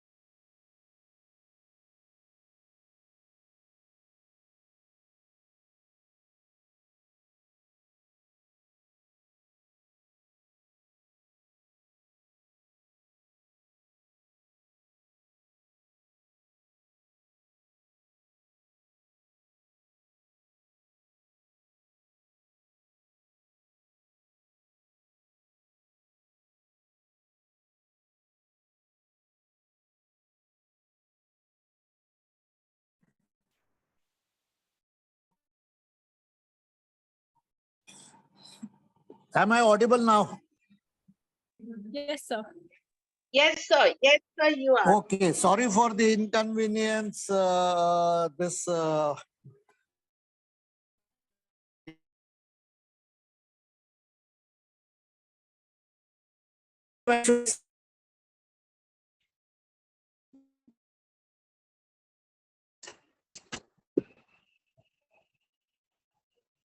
Can I start? Yes, sir. Yes, sir. Yes, sir. Good morning, students. Thank you for inviting me on behalf of the Department of Applied Psychology University of Mumbai for this orientation program, which is conducted by National College under the leadership of Professor Meghna Basu. Always this event has been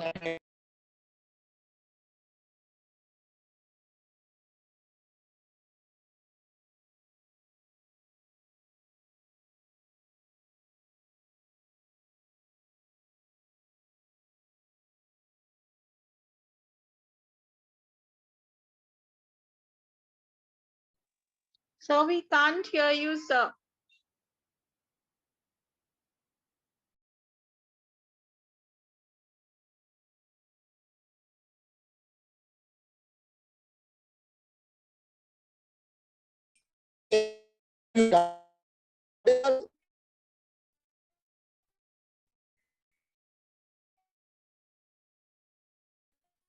Yeah. Good morning, Meghna. Good morning, sir. Sir, Satish sir is actually online, but we cannot hear him at all. He's trying from different gadgets. So I think we'll start with Nilesh sir's section, and I'll talk to Satish sir. His network connection is very, very poor. Over to you, Kaushani. Moving to our next segment for this webinar, we have Dr. Nilesh Thakre. Dr. Nilesh has been an inspiration, and the very reason many of us here today are aspirants of industrial psychology. His dedication to the field has been enormously commendable, empowering students and their respective careers. Dr. Nilesh, in pursuit for greater education to provide, has achieved milestones that we would require a whole session to cover. He has received a master's degree in industrial relations and personnel management. He has 24 years of work experience in the area of corporate administration, academics, research, and training.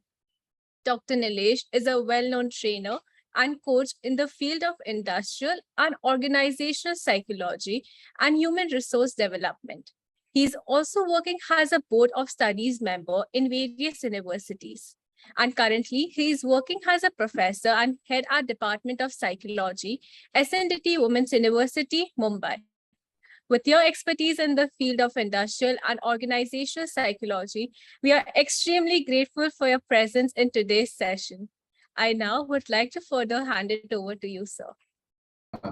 Thank you, Meghna and Tayeba, for this wonderful introduction.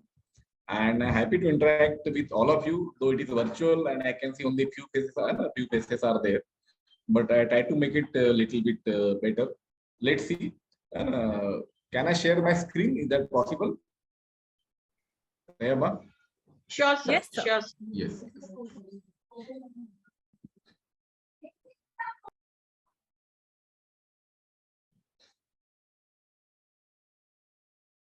Okay. So the today's our webinar is on the roadmap to careers in psychology. So I'll just like to a few words about our Department of Psychology and then what actually we are doing, because that I required from all of you. You maybe like to know what is actually going on. So the SNDT Women's University is the first women's university in India as well as the Southeast Asia. The university was founded by Bharat Ratna Maharshi Dhondo Keshav Karve in the year 1916. So it is almost 106-year-old university for the noble cause of women's education. It established in 1916. The first 5 women graduated in 1921 from this university. The university headquarters is in Churchgate campus, Mumbai, and the other 2 campuses of this university are at Juhu, Mumbai, and Karve Road, Pune, and Model College at Srivardhan, and also another our campus is coming at Chandrapur, Maharashtra. And we have the across India, around 7 states, we have the different colleges are there, and we are the University Department of Psychology situated at the Churchgate. We have another Department of Psychology that is at Pune, and we have few of the affiliated colleges with which are with the SNDT Women's University. Like your college is affiliated with the Mumbai University, like other colleges are affiliated with Mumbai University. But like Kalina campus, this is the Churchgate campus from where I'm speaking with you, and the professor and head of University Department of Psychology. So I'll just say, I'm not going to talk about a career, what is a career, but career is the progress and actions taken by a person throughout a lifetime related to that person's occupations. A career is often composed of the jobs held, title earned, and work accomplished over a long period of time rather than just referring to anyone. So it is a series of whatever in your work life, what are the position, what are the titles you are going to have with you. So in that way, you can refer to that. That is our career. And now I directly going to the state to the yes, what we offer at the University Department of Psychology, SNDT University Mumbai. Over around 38 years old, our department is there, and we are in demand university in psychology in Maharashtra and India, and a lot of students offer. We have the around 80 seats are there. We offer 3 specializations at master level. We don't have bachelor degree, because every other day I'm getting the mail from students, can I get admission in the BA 3rd year because you want a dual single majors and all things. So that we don't have at all. So I think around 150 students are already there. So industrial psychology, clinical psychology, and counseling psychology. Also, we have the doctoral program in psychology, and master program seats are always oversubscribed. We have the 25 seats at industrial psychology, clinical psychology 25, and counseling 30 seats are there. And it is always get a little bit oversubscribed. We are getting more than 1,500 applications, and admissions is very, very tough to get in. So I'll just talk about what good practices in teaching and learning. We have the dissertations are a compulsory component at the master degree of our university, and internship also one of the compulsory component. And research methodology and dissertations are compulsory components of master program. So dissertations having the 200 marks. So you can see we don't call this a research degree, but in a way it is a research degree, master degree in psychology with research, even you can call that. So all the 3 specialization, 4 credits are there. So 100 marks in semester 3rd, that is in your 2nd year, and 100 marks in your semester 3rd and 4th, that is 2nd year we have to do, as well as internship is also there. And student-centric methods are there: seminar, workshop, computer-assisted practical, field trips, role play, group discussion, simulations, case discussion, case lead, and all modern technique we use. teacher supplement theory with applied examples from research, extension, and corporate. Our students participate in different kind of conferences. We had one international conference where your college also participate. National college also taken part. A lot of you are there also part of that international conference. Every day has a lot of workshops are there. A lot of foreign collaboration we are having at our university, and a lot of foreign guests also come to deliver lectures, to interact. We have the very well equipped laboratories there, which we're having all modern tests are available, psychological testing are available there. And as well as we are using the LMS, that is the Learning Management System, Moodle. So we have the Moodle lab also available at our university and second floor. So all of you may be knowing, but a little bit I just want to brush it. What do you mean by the industrial psychology? So industrial psychology students are placed into corporate settings and learn to deal with the demands from the psychologists in the world of work, specifically training, selection, competency mapping, employee engagement, employee acquisition, learning and development, organization development, and then organizational effectiveness, all kind of things you can see with the industrial psychology. Clinical psychology students learn hands-on how to deal with the people facing severe mental illness and conditions that would require long-term treatment, care, and rehabilitation. And counseling psychology students are exposed to the various adjustment problems, career choices, and creative endeavors of children, adolescents, and families. So you may be wondering where actually our students are getting placed, because that is where we are always students want to do the psychology and getting oversubscribed, and also sometimes students go to very, I don't know, when you are getting psychology, you want to go and get admission. But that is not the case. Unless you get the quality education, you cannot work as a good psychologist in any of the specialization. So here in industrial psychology, all our students work as the intern in the Indian corporates and Indian conglomerates. Clinical psychology, all government hospitals are there, and counseling psychology with the counselor, NGOs, and schools they are working. And you remember, we don't have to pay anything. Our interns are not paying anyone anything. Okay, so it is a free internship we are getting from different hospitals, corporates, and counseling psychology, as well as for industrial, it is a paid internship. Our students are getting paid. And it is a part of the field work and internship, what we call. So it is almost around 6, 8, 9, 10 months they are getting. So it is actually hands-on experience of our students are getting at our department. And you may be also knowing, suppose after listening to this, you may be knowing what admission criteria. I want to get in this university at Churchgate, and Churchgate always in demand. In other colleges, I don't know where they stand. This is a public forum, so I cannot speak more on that. But our department is university department and always in demand throughout India, throughout Maharashtra. These students all want to give the first preference to our department first. So MA first year, what is the criteria? Graduate in psychology from this university. This means SMT or any other recognized university. Students from other subjects should have completed 8 courses of 4 credits each, with at least 1 course of practical of 4 credits at graduation. What it means? We should have the major in psychology, so minimum 32 credits are required, and practical subjects should be there. So some universities come, we have the practical, then says show the marks in your mark list. Practical subjects should be there, experimental psychology practicals, and there should be some marks. You should also journal and everything. So that is the minimum criteria. After that, on the basis of your TY admissions, TY percentage, merit will be drawn. And whosoever comes in the first merit list, second merit list, I think a lot of merit lists will not come. Within the second merit list, our seats are getting full. When the first merit list, seats are getting full. And MA second year for student from this university should have cleared first year in the same subject or has passed with admissible etiquette. So lateral entry is not there right now. Maybe NEP will come, and that time senior will change across India and across universities. But right now, 32 credits, 6 subjects with practicum, it's compulsory. Second year, only our students can get admissions.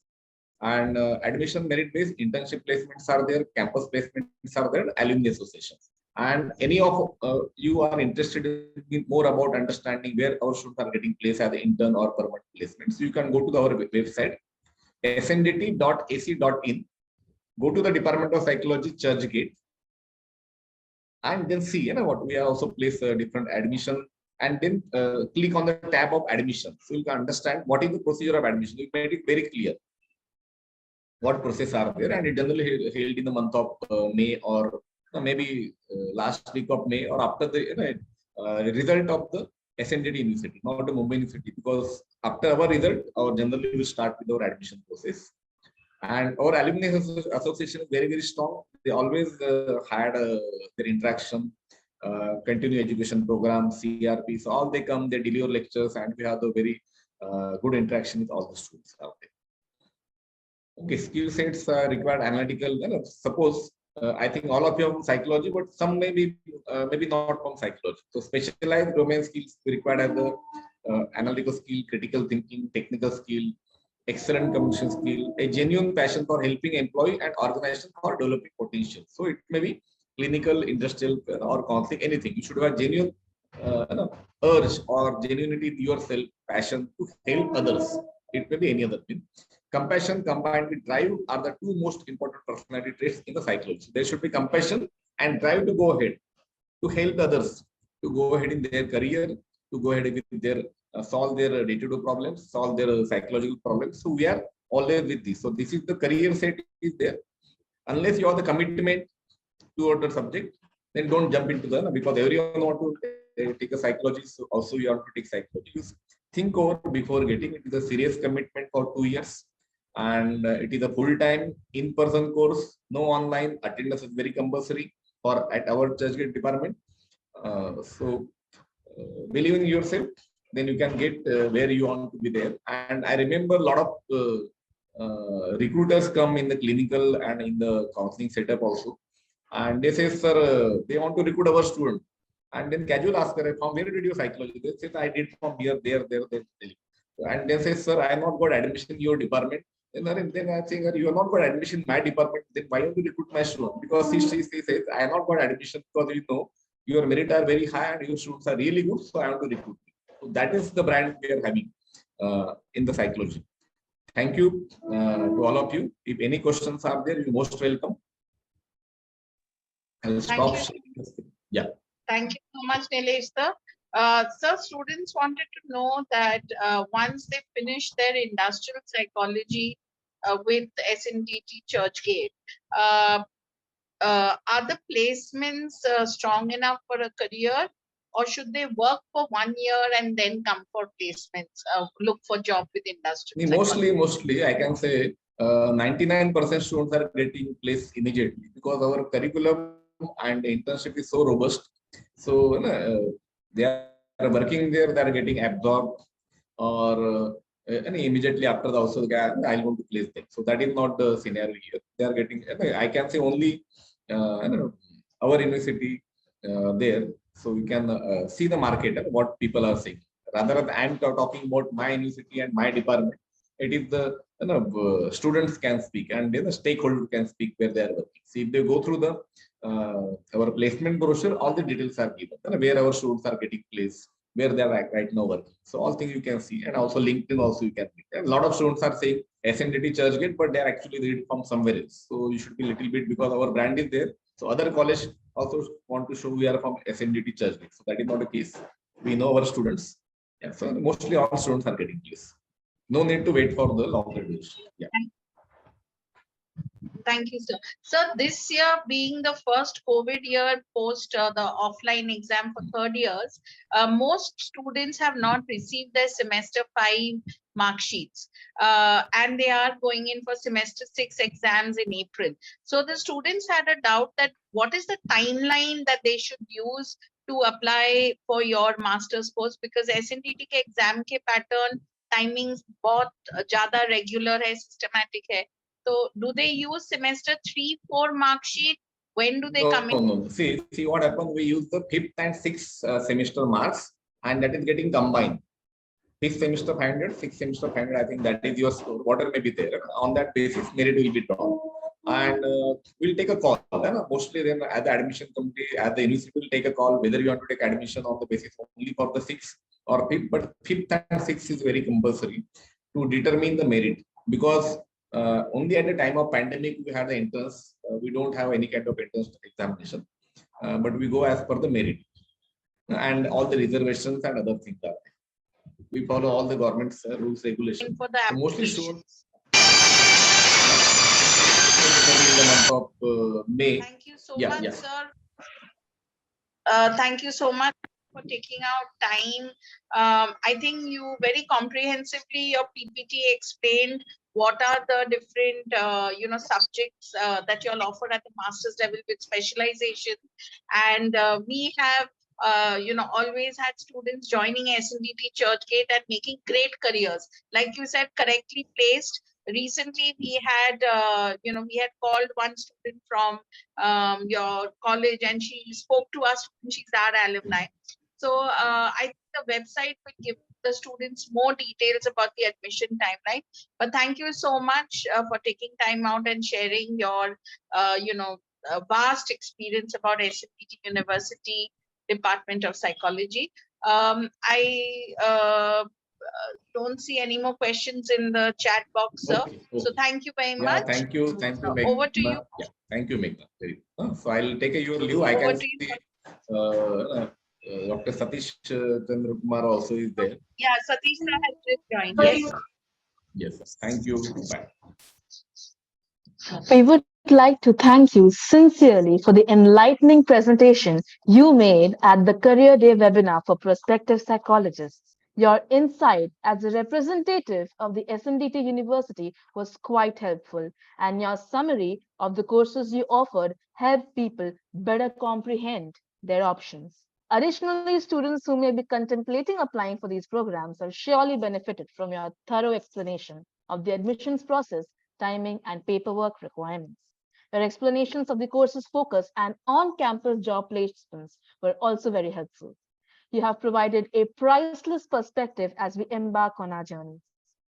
Your contribution to the profession is really admirable, and I have no doubt that it would motivate and inspire a lot of people to seek careers in psychology. Once again, thank you for taking the time to share your knowledge and professional experience with us. Your guidance is invaluable. Kushangi, and thank you, Meghna. Over to you, Kaushan. Yeah, Yes, yeah. sir. Okay, okay, chalo. Bye. Wish you all the best. Thank you, sir. Thank you, sir. Over to you to introduce Satish, sir.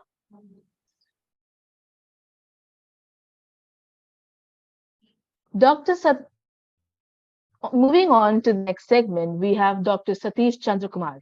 Dr. Satish Chandra Kumar is a professor and head of the Department of Applied Psychology and Counseling Center of the University of Mumbai. He is also the former coordinator of the Mahatma Gandhi Peace Center, as well as the member of the Academic Council, and is the chairperson of the Board of Studies in Psychology at the University of Mumbai. Dr. Kumar has published more than 40 research papers in national and internationally renowned journals. He has 25 years of academic experience and 11 years of corporate experience. He has guided several PhD research students who have been awarded a PhD thesis. We are more than honored to have you among us, sir. We hope that we too can pursue our careers in your life.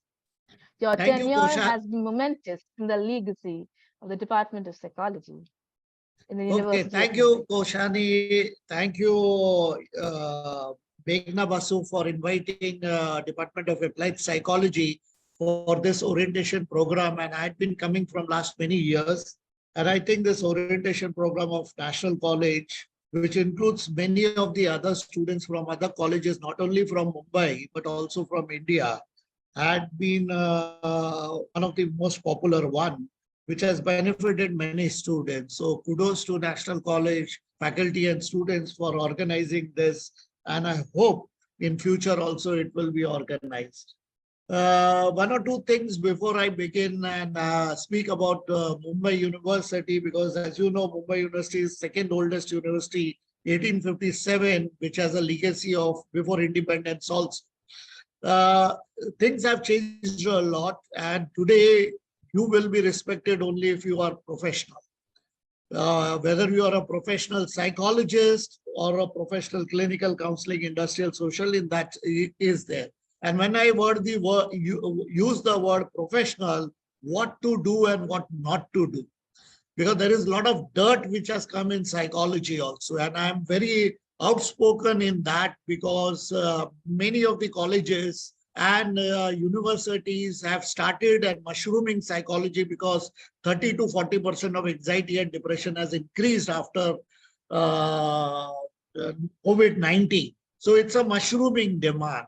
I will give you, because we are classical university which stands for public good. And we are very, today we are guided also by the rules and regulations and the law of the land. And that is why we are very particular in Department of Applied Psychology that whichever specialization you choose, again, I'll say it's you are a stakeholder and you choose, it should be passion. It is not what is in demand. What is your passion? Because passion will sustain your interest for lifelong. And if your passion is any subject, you can take it. Now let us come down to the University of Mumbai. It was on 26 July 1959. The Department of Applied Psychology was started in Mumbai, Applied Psychology, which was the second in the All India and the second Department of Psychology in Maharashtra. First was Pune University, 1950. And from there, initially it was started with 3 specializations: clinical, industrial, and educational psychology.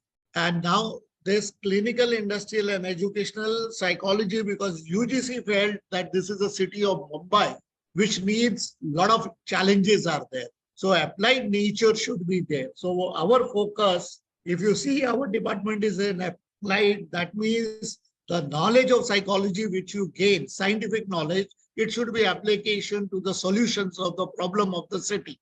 So initially 3 specialization, and then we added 4th specialization, which is called counseling psychology. Now the batch which is coming next year, now you remember NEP 2020 is coming in, which is a different ball of the game, which require a different sort of thinking, which a student should also have it, because entry and exit is your choice. Whenever you can enter and whenever you can exit. So a lot of choices which a student will be given, and student should also be an active stakeholder.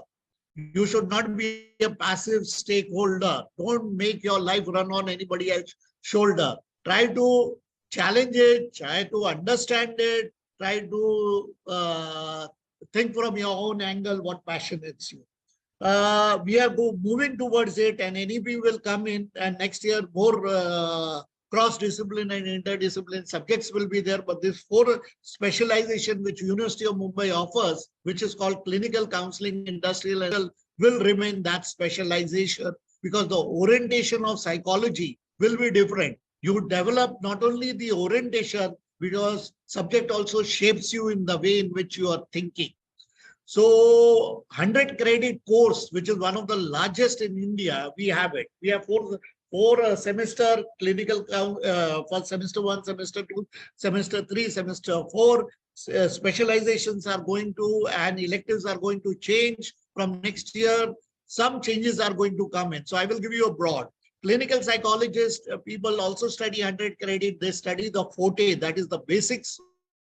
They should have it, which is available on the website. All this you will get it on our website, but basically they deal with major disorders, major problems, and psychotherapy, which will be there. Our syllabus is more advanced, internationally standard. Student will get it, and it is many of the students also find that it is of at a higher side. And definitely, yes, master's program is of that, and students are placed, they work in the this thing. But 4 areas where your mindset is developed. In the first year, we have cognitive experiments, where a student develop the cognitive experiments with the help of the teacher. They explain you, and then you try to conduct that cognitive experiments. Second year, you also develop into psychometric. That means testing and test construction and test development, because there is a huge market for it. Because one of the tools which we psychologists have, which has its relevance in all 4 specializations. Third year, you go into the field-based after that, and you take the understanding of what happens in the outside. If you're clinical, hospital, counseling, school setup, and variety of minor places where they go, industrial, go to the industry, and social psychologist in the social realm. 4th area where 4th semester, you have variety of other things like cross-discipline, interdisciplines. Beside this, You also have a dissertation which develops a scientific mind. How does a article is written? What are the norms are there? What are the rules and regulations which you have to follow? What is a popular article? What is a scientific article? Because many things you read it in media and there's a general talks which goes on. But in a university mindset is a mindset of different analysis which is there. So let me go into these four broadly, which is there, and our department offers cross-discipline subjects like many. We have conservation psychology, we have behavioral economics, we have behavioral policies which are there, we have change management. In future, we are also going to include HR analytics, which are going to be a major area for subjects which will be there. Conservation psychology, we are also entering into sustainable psychology, psychology of pandemics which are there. So modern problems which are there, the society is facing, we are going to have electives. We are having this thing. We will also have a paper on film and psychology. We will also have an elective paper on literature and psychology. You know, psychology and literature goes together. We will also have a paper on behavioral geography, you know, fields which are going to be intermingling, and because climate change and all these things are there. So these are what is going to come from the NEP. Once you develop basic foundation of all four specialization is the science of psychology. Science of psychology, which is very, very essential. That is the fundamental. And many of the time people don't read it. And definitely in our department, which you will come, you'll get a list of readings. And library will be shown to you because this is the gem. If you want to make a lot of money, education is the only route. And through education, reading is the only route. So we encourage at least 100 pages each student should read. 100 pages because the knowledge is going at a much faster speed, which is very, very essential. Beside this, take for example, clinical counseling. Counseling goes into it. I will not go. Let me come down to an industrial psychology, which is my forte. Now, this department in the internationally known as, which has a very, very good reputation of organizational psychology. And one of the things which I feel that you should do, 25 years, last 25 years, we are coming with the placement brochure. No university in the world or in India comes out with consistently 25 years placement brochure. Now you take the industries here, name the industries which are there, you'll find our students and many of them are on the top hierarchy. Whether it is the pharma industry, Cipla, the head HR is from our department. Whether it is Capgemini, head HR global is our department. Whether it is Pfizer New York, head HR is from our department. Whether it is BNP Paribas, head HR is from. So we need, you go through this. There is a movie which students have made. 3 movies are there. You can get it and you see this, you will get it. We have produced IS and all those things. So these are our one area which are the output which we take it out. Now, what makes this department unique in industrial and organizational psychology? So any group of people coming together make an organization. So we don't classify that corporate is an organization, even school is an organization, even industry is an organization, even an NGO is an organization, even family is an organization. Any group of people, input, output, we look at from the HR perspectives, you know, which is very, very essential. So today, the school setup also, you have an HR department. You know, you go to an NGO, they have an HR department. We do different kind. If you go to hospital, HR department is there. So we have papers which will shape your thinking in that way. 3 things which are very essential: productivity, profitability, and performance. Anything which we see, are you productive? Are you profitable? Are you performance oriented? Perform or perish is the buzzword. Okay, when you come to the specialization deals with all these things which is there. Selecting of the right person, right job, all those things will be there. So we have papers which are there. Now, one paper which is there is of developing systems, how you can develop systems and processes in the organization, which is known as HR, which is most scientific paper, which deals with the systems and processes to be developed right from recruitment to retirement. Recruitment se leke retirement tak, entry se leke exit tak.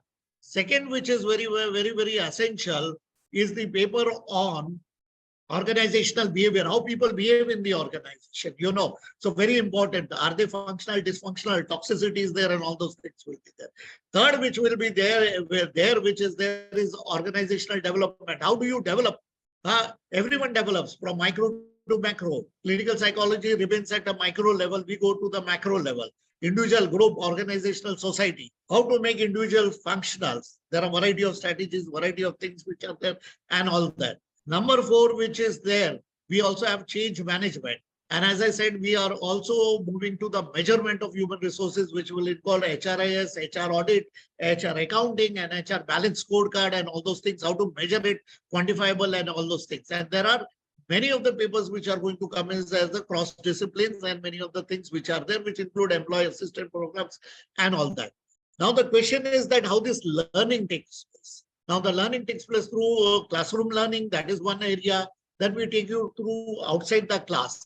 So a lot of field visits are organized, and today with the internet and everything, by sitting here, you can have faculty coming in from abroad also. Okay, joining it is not there. So this is one way through which our learning can take place. Second learning is there. We will take you to different kinds of organizations which are there. If you want to see the diversity lab, there are a variety of ways in which we can show you how LGBTQI community is working into the corporate world and how they are doing. Factory visits are organized, a huge amount of this thing. Somebody asked internship. Now, this is the most abused and word which is used. And many of the time, undergraduate people go and do internship. Actually, they do clerical work. There is no internship. Internship will come. See, you cannot have a child which is an 8-year-old child to do internship. I have seen now today, school people are coming here, will I get internship? Internship requires age-appropriate maturity. So best age to get into the maturity of internship, where you design a project, you conceptualize a project, and for conceptualization, you require master level understanding. If you do not have the subject understanding, you will be half-baked. And many of the time, we feel that instead of doing good to the organization, many psychologists are doing bad to the organization, where we as a university professors have to intervene. This is the biggest problem of the undergraduate systems in this thing. And I had been very vocal in it. You cannot have an undergraduate internships. I don't understand, what do you define as internship? Internship will come only at a master's program. You see, internship is a concept which came from medical. After you do MBBS, they put you in RMO. It is not an internship which is today schools are saying that give our children internship. These are exploitation. Openly I'm speaking, because students do clerical work. They do works which are of a minor nature. If you ask, have you developed some innovation and thinking? So that will come only at a postgraduate level, which I feel internships will be there. So many of the time in internship, these are guided internship, where your faculty will be guiding you. Okay, there has to be a supervision. It should not be left alone. So I will, because most functional thing, there are dysfunctional which is happening here. So now this is there. Now your question comes is, what is the scope of psychology? Now scope is sky's the limit. If you have the passion with you, and those students who come here, they come with passion. And what is required for industrial psychology? You should not drink psychology. You should not gargle and sip psychology. You should drink psychology. What it means is 24/7 into 365 days for next 20 years, I will be with psychology. It is a second marriage which you do with the subject. And if this is with industrial psychology, it is a passion which you should have. Today, industrial psychology is also known as with different narratives. Occupational psychology in UK, organizational psychology in US, work psychology in UK, in Europe. Besides this, there are rules and regulations, legal aspect, because everything today you do, it is the law of the land. You are a stakeholder. The law of the land also student has to know it. So our department also educate you into the industrial rules and regulation and the legal aspect of it. What are right? And that is why I'm bringing in this concept of internship, because many of the people feel that internship is there. Yes, definitely part 2 internship is there, and it is a part of that. Now let us go to the two most important thing. What is the scope of psychology? Scope of psychologist is not only industry. I will give it to you the industrial and organizational psychology. KG to PG teaching is the scope. Huge amount of my students are abroad teaching IB schools today. IB schools have industry psychology. They are paid more than executives here. The salary, one paper checking they do is, which you get is 2,000 rupees. So imagine the salary is into lakhs of rupees with all the comfort, and worldwide they are growing it if you become an IB teacher. Scope is there. You can go into the KG, you can become a principal. Many of the school principals are also IO school because you get used to how to handle the system, how to be classroom performance and all those things which are the system development. And new NEP talks about how you develop a system. So teaching is there. You can come down to the PG teaching. PG teaching requires net, set and PhD. And if you come to our higher level, then you have to generate knowledge. Knowledge with publication is very important thing which is there. Then you come down to is a research is another area which people do it. So there is a DPIR, Defense and Public, this thing, lot of armed forces, they do a lot of research, and you know industrial psychology grew with armed forces. There is an education plus, RP education and all that, which is there. Research can be done. There is Institute of Banking and Personal Selection in Mumbai. There are 40, 50 psychologists which are working there. So a lot of school pays there in test construction. Research can be done in variety of areas which you can get it into it. And then consumer research is there and variety of research you can go in. Then you get it into the NGO work, extension and everything. You know, many people develop their own companies, which can be a small company like an NGO to till a big company, which is called also an entrepreneurship. So many people are there into an entrepreneurship. You can go into all that thing. Last but not the least, you can go join any of the organization from the corporate where the entry level students get into it. So you will see that very important if you want to come out with your job placement brochure is there. So placement brochure gives you, it is a holistic development. It is not development in one sphere, because we can talk about a variety of things like social issues also, because CSR is there, corporate social responsibility, corporate sustainable development is there. Today, those fields are not there. Last but not the least, you will get the alumni list, which I have mentioned about. I will tell you what is the skill which is required, you know, which is a very, very important aspect of it. If you want to come in industrial and organizational psychology, your basic has to be very, very strong in psychology. Second, very important is that your profile should be there. You should be, because our work culture is a totally different work culture. So you have to be, you know, proactive 24/7 into 365 days organization functions. Third thing, which is very important, you should be a learner. You have to learn. And sometimes you have to be auto learner on your own. So learning should be one very important thing. New learnings are there. How you should remove old learning, come on to the new learning, which is very, you should be a team player. If you are individualistic, then this field is not for you. You know, if you are I, me and mine, please do not come into this field, because you have to work together. You have to do collaborations. You have to take people along with you. So those people will find it very different. Multicultural, multi-religious, multilingual, open to experience.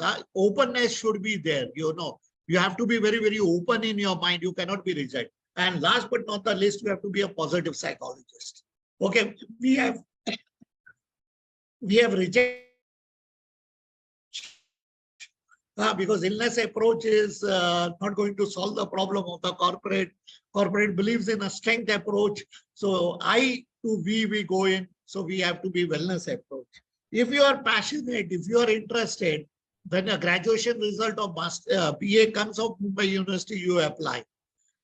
People apply in large numbers. You all can apply. It is an online. After that, it's a government institution. Fees are very, very less. Standards are very good. And as a student, generally, when you make a choice, see the faculty again and again, because one of the education, you will get a degree, but that degree will have more value. Again, I'm speaking, degree has lost its value. Degree will only get you valued from which institutes you are coming, what is the learning, who are the faculty which are there, and what is the faculty's background. You know, people today degrees are getting, you know, what happened yesterday in the examination. 100-mark examination, student has got 115 marks also. Okay, so all this mess which is there in the education, which is there, because corporate sectors face challenges. If there is a mess, as an organizational psychology, we will say, yes, there is a mess and we will not run away. We will acknowledge it and we will say, let us solve the problem. Because I am an organizational psychologist. I look after sickness and then reviving that organization into a functional. Okay, so we can audit. So if you are passionate enough, you are the most welcome. You can join. Even now also, if you want to interact and discuss with any faculty, you're most welcome to come to University of Mumbai. Our doors are open because we are public institution. We are the servants of the, we are public servant. Remember, that is our orientation. We are not private institution. So my salary is based on taxpayers' money. So I'm always available, or we are always available for the student and the community at large. If you have any questions, I was seeing some questions of internship. Definitely, yes, you will have, because NEP has made it mandatory. Now every institution at postgraduate will have that internship. If any other questions you have, it definitely I will answer it. Sure, sir. So there's a question. I think the questions are all regarding the admission process, which I think you've already mentioned that it is on graduation marks. It is on graduation marks and reservation policy. They want to know whether a psychology master's program, is it good to do it from IDOL that University of Mumbai is offering? You cannot learn any education, no knowledge without college. And you will be at the disadvantage if you do anything from distance learning. The reason behind distance learning, people know how it is, and many places distance learning degrees are not acceptable because you have no full-time education. Again, always remember, if you want to be at the top level of the organization, who are your mentors, coach, it is very, very essential. Remember many things which are there. So full-time course is a full-time course. So there's another question that does the University of Mumbai offer an MSc in psychology? No, we do not offer MSc in psychology. We offer psychology. Now, there is a big problem in that also. MSc and psychology, I'll give you an history, because what is happening, educations are creating a mess. It started with first university, 1915, Calcutta. They started in MSc and this thing. Now, when you go with MSc psychology, it is more driven toward biological. You understood, because MSc will have more biological driven, and social sciences is more towards social sciences. If you are more interested in biological type of research, then you should go for MSc. But sadly, what has happened, many colleges, their name is big because today the whole mess is being created. The reason behind, they have the same syllabus for both. And that is why Bombay University had been thinking this thing. We have not gone into that. If science faculty full-fledged with biological driven, they should go ahead with it. And always the opposition was there because we are social sciences. Otherwise, what will happen? It will become more biological driven, and psychology is more psychosocial. Remember that also. There is a big debate which is going on. Does society influences the psychology? See, there is an individual mental health, there is a social mental health. Now the problem, our department offers social psychology. All your problems of mental health is a social driven. Biology will say, no, and nothing to do with society. Society, let it be there. It is individual driven. You are the problem. You are the solution. So find among them. So all your strategies will be individual driven. Now remember, this debate is there. And for that, you have to come to the university. It cannot be done with the distance learning. Biggest problem of the expertise in psychology are the subject is increasing, but the skill-based psychologists are very, very less. And if you are interested, then yes, 2 years full-time, you will have to come. And if you want to be a long-term psychologist sustaining, not shopping of the field of psychology. Thank you so much, Satish sir, for taking time out. There are more questions coming in, but we're pressing it for time. But I think very comprehensive explained the detailed specialization. So thank you very much for taking time out Yeah, and thank you. sharing It is your available also on our website. Our 2 films are available. You see it. Placement brochures are available. Activities are driven, so you can get it from it. And you can ask our alumni also, whichever it is. And Thank Meghna is you. one Over of to you, our ma'am. alumni. Satish sir, we really appreciate how you highlighted the saying, passion will sustain your interest forever.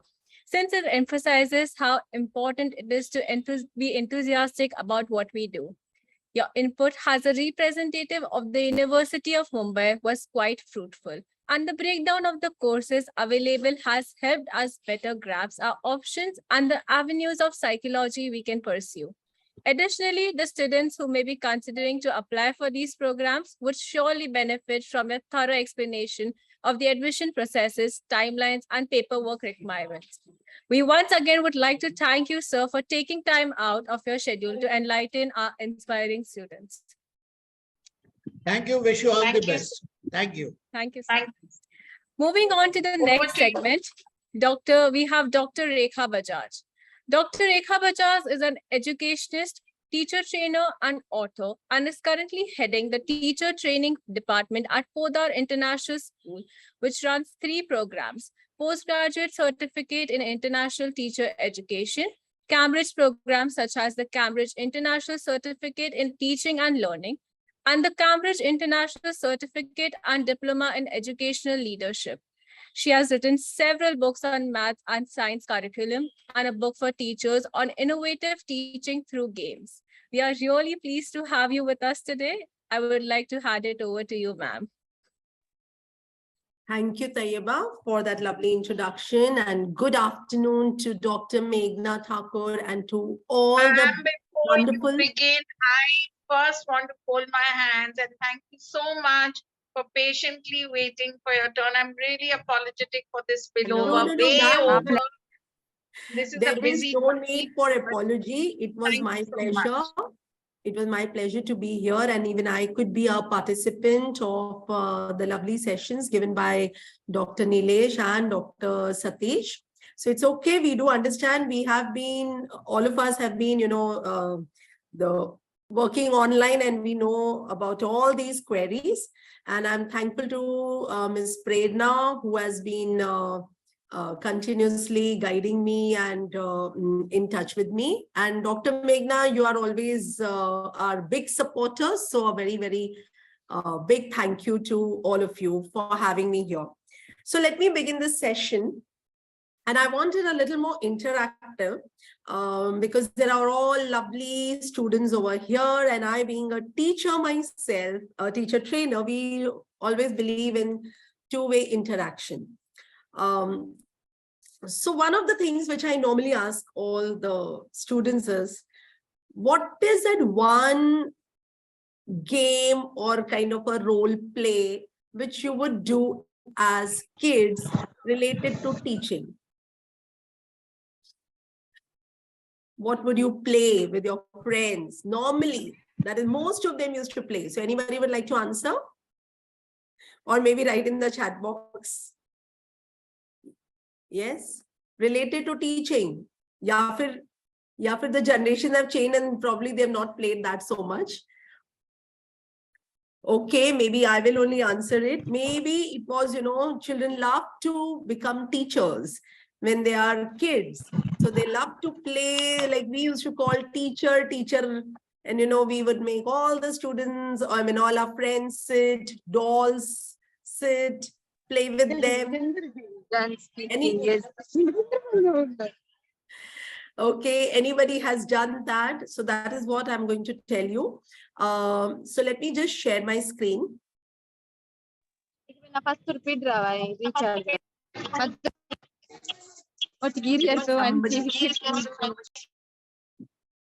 Hello.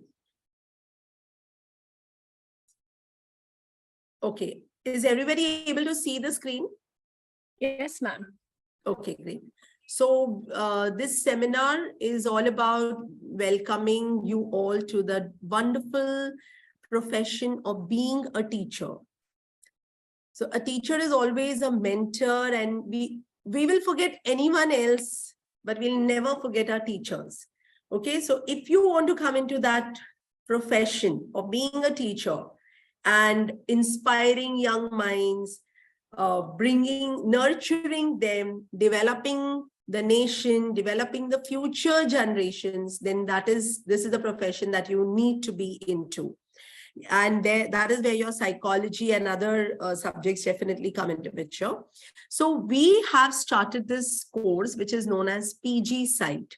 What is PG Site? It is the full form I'll be sharing with you. It is Postgraduate Certificate in International Teacher Education.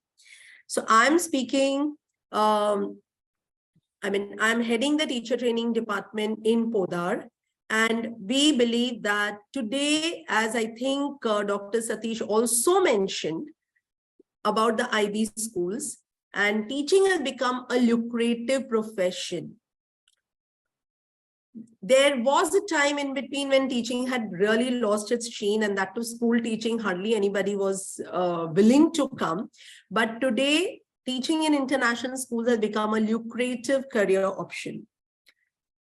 So before I begin, I would just like to talk a little about my institution, that is Podar International School. We are very, very fortunate that the minutes of the first meeting and the trustee of Podar Trust was none other than the father of the nation, Mahatma Gandhi ji. We have illustrious people who have actually established this Podar Trust. And since the year, it's going to be 100 years very soon. And we are carrying forward this legacy. And the management trustees today are Dr. Pavan Podar, Mrs. Mamta Podar, and their two sons, Mr. Gaurav Podar and Mr. Harsh Podar.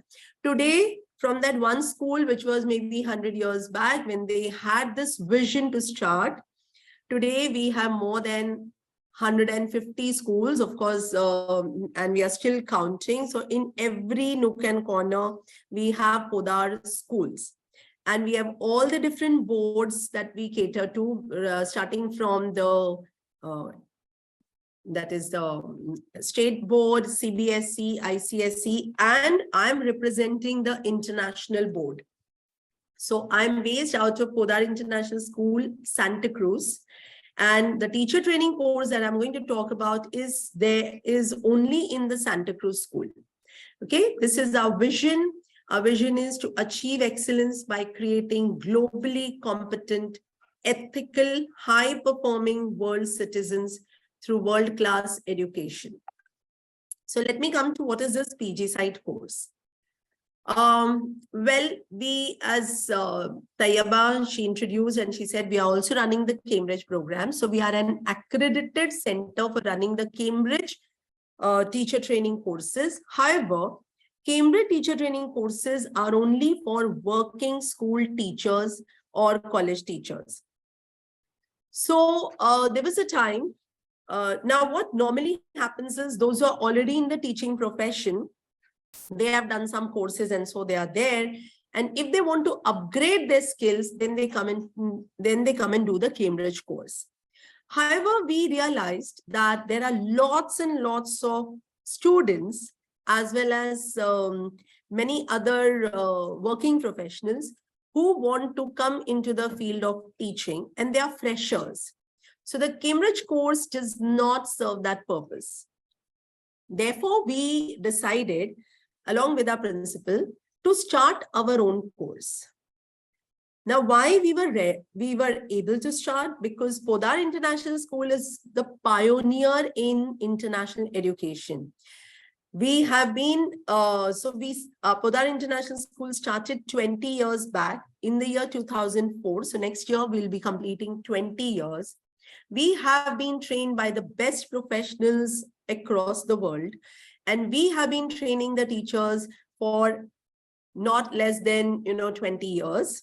So we know exactly what we need in an international school teacher. What are the qualities, skills, abilities, and the curriculum, assessment, teaching methodologies that are needed to teach in international schools. So we started this course in the year 2016. So our first batch started in 2016. But now the thing is, this is our own course. So I'm just going to first tell you about the important details about the course. So this is our own course started by Podar International School, and we inform everybody right in the beginning that this course is not affiliated to any board or any university. Okay. Secondly, this is not B.Ed and it's not a replacement for B.Ed either. Having said that, this currently our 15th batch is going on, and we started from 10 students in the first batch to right now we get around 35, 30 students in every batch. We run 2 batches in a year, and all our students from the previous batches have got very good jobs at the best of the international schools in Mumbai. So I'll show you where our alumni are working, and so much so that we get calls from various schools, various international schools to send our candidates. And the reason is because of the course curriculum that we have designed. So what is the course curriculum? Just let me stop sharing for a minute. So now this is a 9 to 10 month course. I'm talking about, if I were to speak to you all, our next batch is going to start from June. So we have 2 batches in a year. Jan batch, it is the morning batch. June batch is the afternoon batch. We have kept like that, like these 2 timings to cater to the needs of the students. There are some students who prefer the morning batch, so they come in the Jan batch, and those who want to come in the afternoon will come in the June batch. Now, June batch will be starting in the mid of June, and we will be giving the various orientation sessions for the students. However, this is a main orientation for all of you over here. Now, the structure of the course is that the June batch, I'll talk about that mainly. June batch, the timings are 1:30 to 4:15, 4:30. So let's consider 1:30 to 4:30. Okay, and the sessions will be held every Monday, Wednesday, and Thursday. That is when the 3 days, Monday, Wednesday, Thursday, we have the proper lectures, workshops, and everything is hands-on activities and lot of active learning strategies. It's a wonderful course. Now, the rest of the time, that is Tuesday and Friday, we keep for internship. However, internship is flexible timing. And that, let me talk about internship now a little bit in detail. What do we do in this internship? So internship consists of 2 parts. That will be observations, which will be done in our own school, that is an international school. So our students go to the classrooms where the students are studying, that is the school children are studying, who are being taught by the school teacher. So you will be going, observing how the teachers are teaching, how the children are learning, what activities the teachers do with the children. You will actually not just be a passive participant there, you also support the teacher and the children. Okay, you will be supporting the teacher and the children in the classrooms, and you get to do a lot of internship. You get to do sometimes proxies, you will be able to do the invigilation and so on. So we assign all those duties.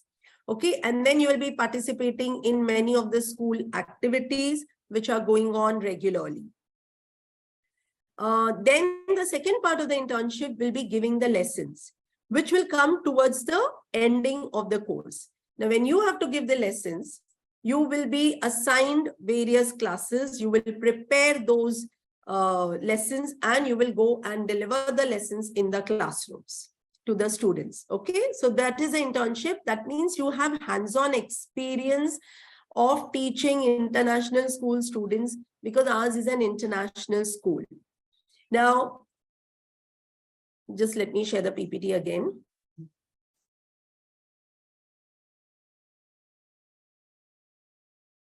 So as I mentioned, who better than Podar to start this course? Secondly, so this I've already spoken to you. Now coming to the school itself, we are the topmost school in technology. And therefore, you will be exposed to the most innovative methodologies of teaching and various strategies, and be exposed to the latest technologies which we are using in our schools. So much so that, I mean, people are really very happy. That is, the other schools are very happy because we train our students in every aspect of the international curriculum. Okay, and right. So as I mentioned, you will be having these 2 batches already. I have spoken to you about it. Internship is flexi timing, and internship is not only on the Tuesday or Friday. Suppose, for example, yours, I mean, you will be, suppose, joining the June batch. The timing is 1:30. We allow the students to come a little early. Do your internship in the school, come by 11 o'clock, observe a few lessons, and then continue with the class. So you need not even come on that Tuesday and Friday when you don't have the classes.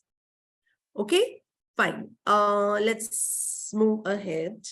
So as I mentioned, the curriculum we have designed in such a way, we have the theory classes, which are very, very interesting and active learning over there, because you will be learning how to teach. Okay. And then the internship, and then we have some projects. These projects are designed because these projects are also the ones which the school children need to do. So whatever the school children need to do, we have designed our curriculum accordingly, so that you are well trained in implementing those when you become the teachers. Which this I've already spoken to you. All right. Again, this is when you will be having all the observations, practice teaching, etc. you will be doing, and participation in all the school activities. Action research project and NGO partner. So we do a lot of NGO work. That is, it's a part of the school. All international schools have to do the NGO work. So we give you a little bit of session on that also, exposure on that. So talking about our alumni placed in most of the reputed schools, reputed institutions all over Mumbai. Okay, and many even outside of Bombay, when whoever has gone, they've got very good jobs in different schools. Of course, another thing we must, I want to inform you, we do not guarantee any jobs to anybody. However, we support a lot because we have a good network with a lot of schools, their trustees, principals. And now, since so many batches, this is our 15th batch going on, and therefore we have our students everywhere. So they keep sending us vacancies. We have made a community group of all our previous batches where we keep posting the vacancies which come and they go and apply. And many of the times we used to have the campus interviews, but we realized that instead of having campus interviews, if our students go to that school for the interview, like in a walk-in or something, when they have the walk-in interviews, it's better because they can also have a look at the school and so on. So therefore, instead of campus interviews, we ask them, okay, you give us one particular day, we'll send all our students to your school, those who want to come. Okay, so there are a lot of things. I would just like to showcase to you all that there are some schools who have put in their website the name of our course. Okay, so so sometimes I feel that it's the curriculum that we teach matters more than, you know, a particular degree. Of course, the institution, as I think Dr. Satish also was saying. So the way we design the course, we found a niche area that the teachers need to have these kind of skills and talents and abilities, and we are fulfilling that gap. That is what I can say. So I'll just show you this website also in a while. And I will just put this link in the chat box. Whoever wants to join can, just a minute, this is stop sharing. So whoever wants to join can fill up this form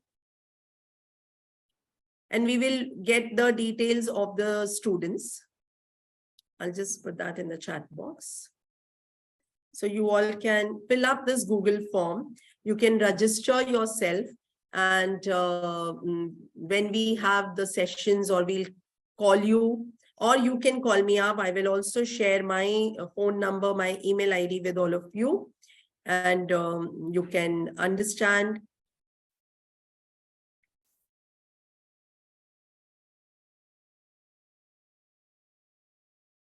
So just, I would like to end with, education is our passport to the future, for tomorrow belongs to the people who prepare for it today. And then we believe in this beautiful image: to teach is to learn, and therefore it's a reflection of what you learn. And that's my number. If you want, I can put it in the chat box as well. Okay, and thank you very much. Any questions now? I will welcome all the questions, because if you have anything, you can please ask. And I'll also share the website. Thank you so much. I love that last slide, Rekha ma'am. That is really a nice one. And I think that comes from a teacher's research only. So there are some questions in the chat box. Okay. There is a student asking that if you do become an IB teacher, does your English fluency have to be very strong? That is one thing I would just like to tell everybody. See, we actually do not reject admission to anybody, except for one thing, that you have to have good English. We can teach you everything else. We can teach you how to teach, what to teach, but we can't help you in, conversing in English. That you have to do based on your own ability. So you will have to join a course and develop your English speaking skills. Only then you will be able to do this course. Because please understand, teaching for becoming a teacher, one of the first skills that you need is your English communication skills. Yes, we have taken admission previously if the English is still not good, but then they are maybe Hindi teachers or Marathi teachers, then we there. Or if somebody promises that, yes, I'm going to do that on my own, then definitely we can look at it. Yes. Ma'am, there's a student who's asking about the fees, approximate fees for the course. Yeah. So what would be the duration of the course? Yeah. So the duration is 9 to 10 months. The course, which is going to start from June, it will end in next February, because what happens is Feb end, March beginning, we finish, because all the vacancies or the so you know what, IB schools has this April session, which is there. So our students go in for a lot of interviews, and a lot of vacancies which come. So April, and then many vacancies come in May. So there are schools which reopen in June. There are schools which reopen in August. And therefore, you all will keep getting the jobs. Yes. Any other chat? I'm unable to see so much. Ma'am, I think there is a question that there is IB teaching from class, nursery to 10. And there's again A levels and IB that is offered at 11, 12. So is it that you should do your masters and come, or I mean, how do you get a better placed higher, if you understand the question? So let me answer this question now. Teaching qualifications, where you teach is based on your basic qualifications. That is, if you have done only your bachelor's degree, then you can teach only in primary. And because, let us focus on the psychology, because you're all psychology students. If you wish to teach psychology in schools, then please note psychology is taught only in 11, 12, which is, as ma'am rightly mentioned, A levels or IBDP. Now, for teaching psychology, you need a master's degree. So you can, so those who have master's degree, they teach in 11, 12, but those who have bachelor's degree, then you will have to teach in the primary, and in primary, then you teach all the subjects. That is, I mean, that is not even subject kind of, Meghna ma'am knows her son is in the IB school and doing very well. So there are themes. So those kind of things are there. And therefore, if you want to teach higher grades, continue with your masters and then come. And if you want to teach in primary, you're most welcome now. Ma'am, Is there's there another any- question, that is the course flexible? As Yeah, in, do you have now what- evening classes? What do you mean by flexible? I would want to know. All right, so just to inform you, what we have done is we have 2 batches again in keeping this flexibility thing in mind. That is, we have an online batch as well as a classroom batch. But the online batch will not be available mostly in the June batch. We have 1 online batch in the year. And that is not for, I mean, that is particularly for people who are from outside Mumbai. We have students from Pune, Bangalore, Hyderabad, Ahmedabad, so different places. So much so from Singapore as well. Now we have got students. Okay, and for people who stay very far or cannot come due to various other reasons. But those of you as, I mean, if you really want to see the system, be in the system, then for all you youngsters, I would say that you must come for the classroom course, because you will really enjoy it a lot. You'll learn a lot, and you will be able to see the children in action, right? But we have kept an online batch. So that is the flexibility we can offer. But I don't know what exactly, if the student can elaborate more. I think flexibility, what she meant was like, is there an evening timing or is it only morning?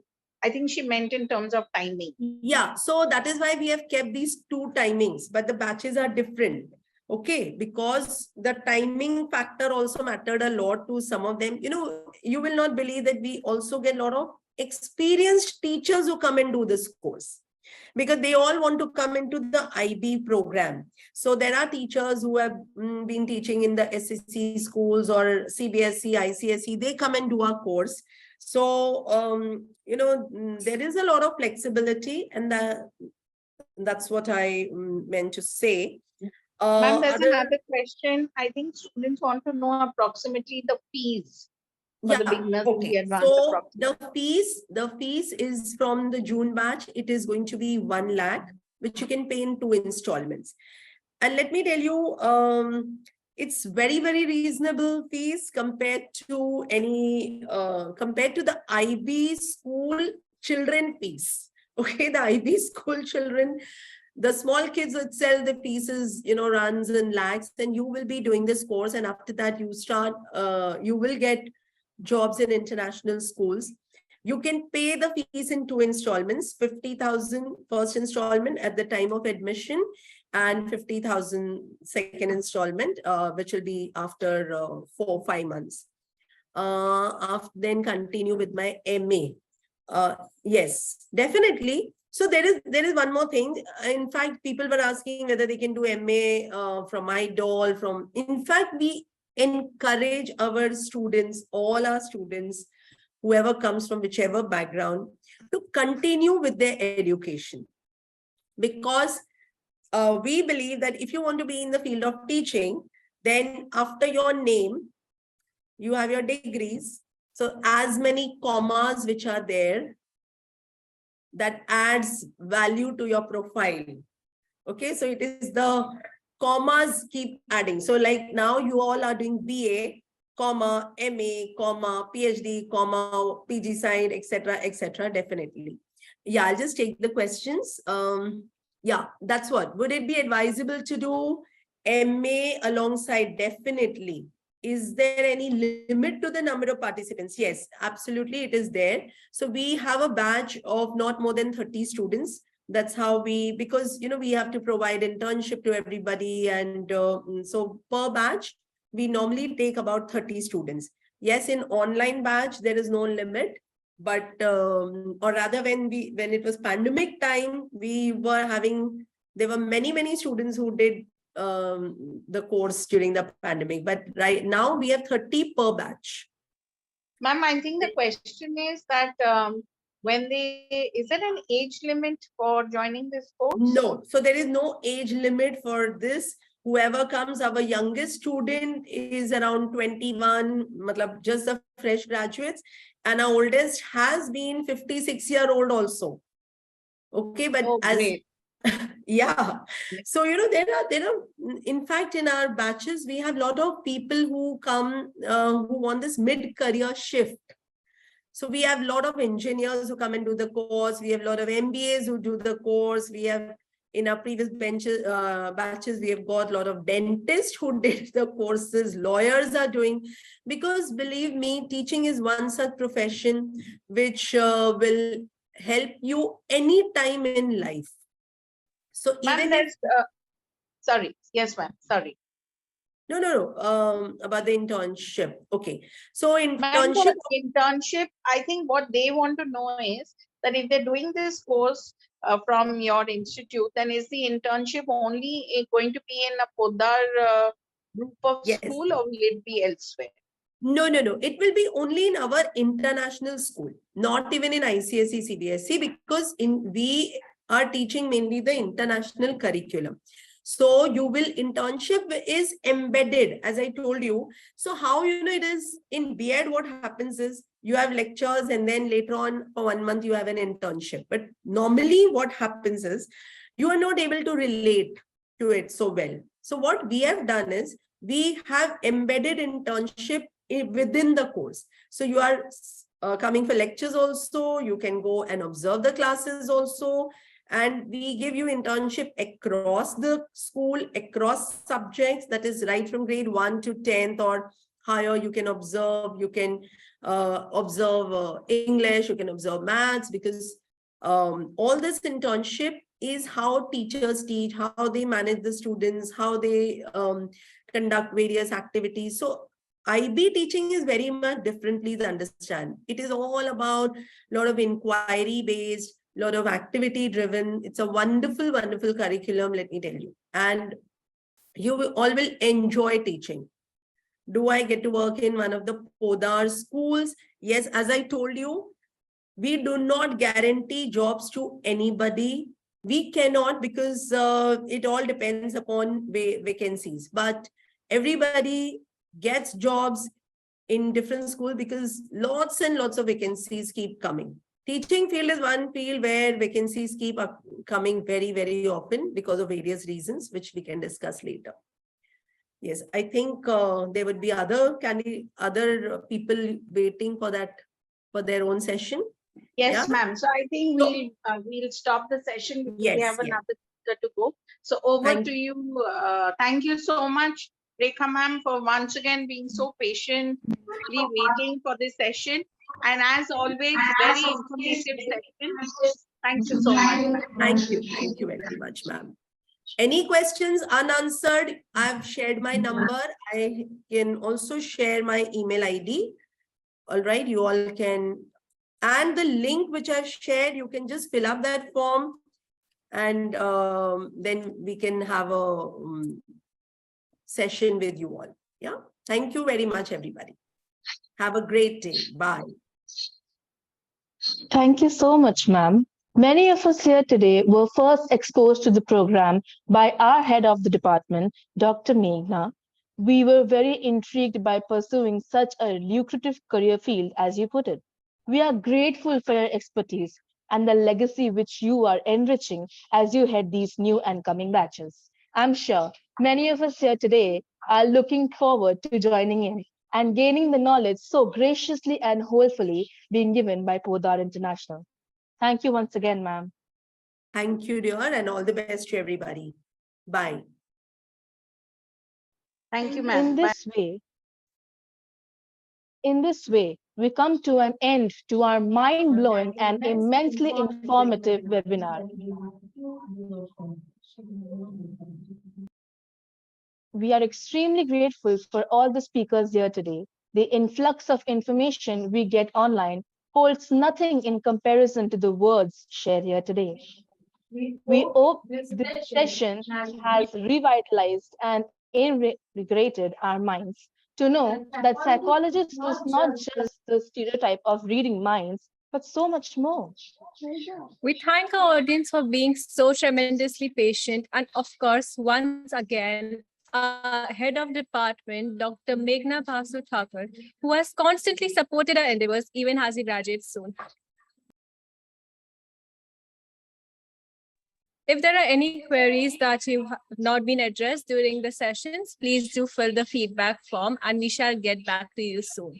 You all have been a lovely audience. Thank you so much for your time. I'm sure you will see the next batch of the Department of Psychology, RD National College, come up with many more interesting webinars, seminars, and workshops. Hoping to see you all there. And this is Tayeba Munshi from the Department of Psychology 2022-2023 signing off.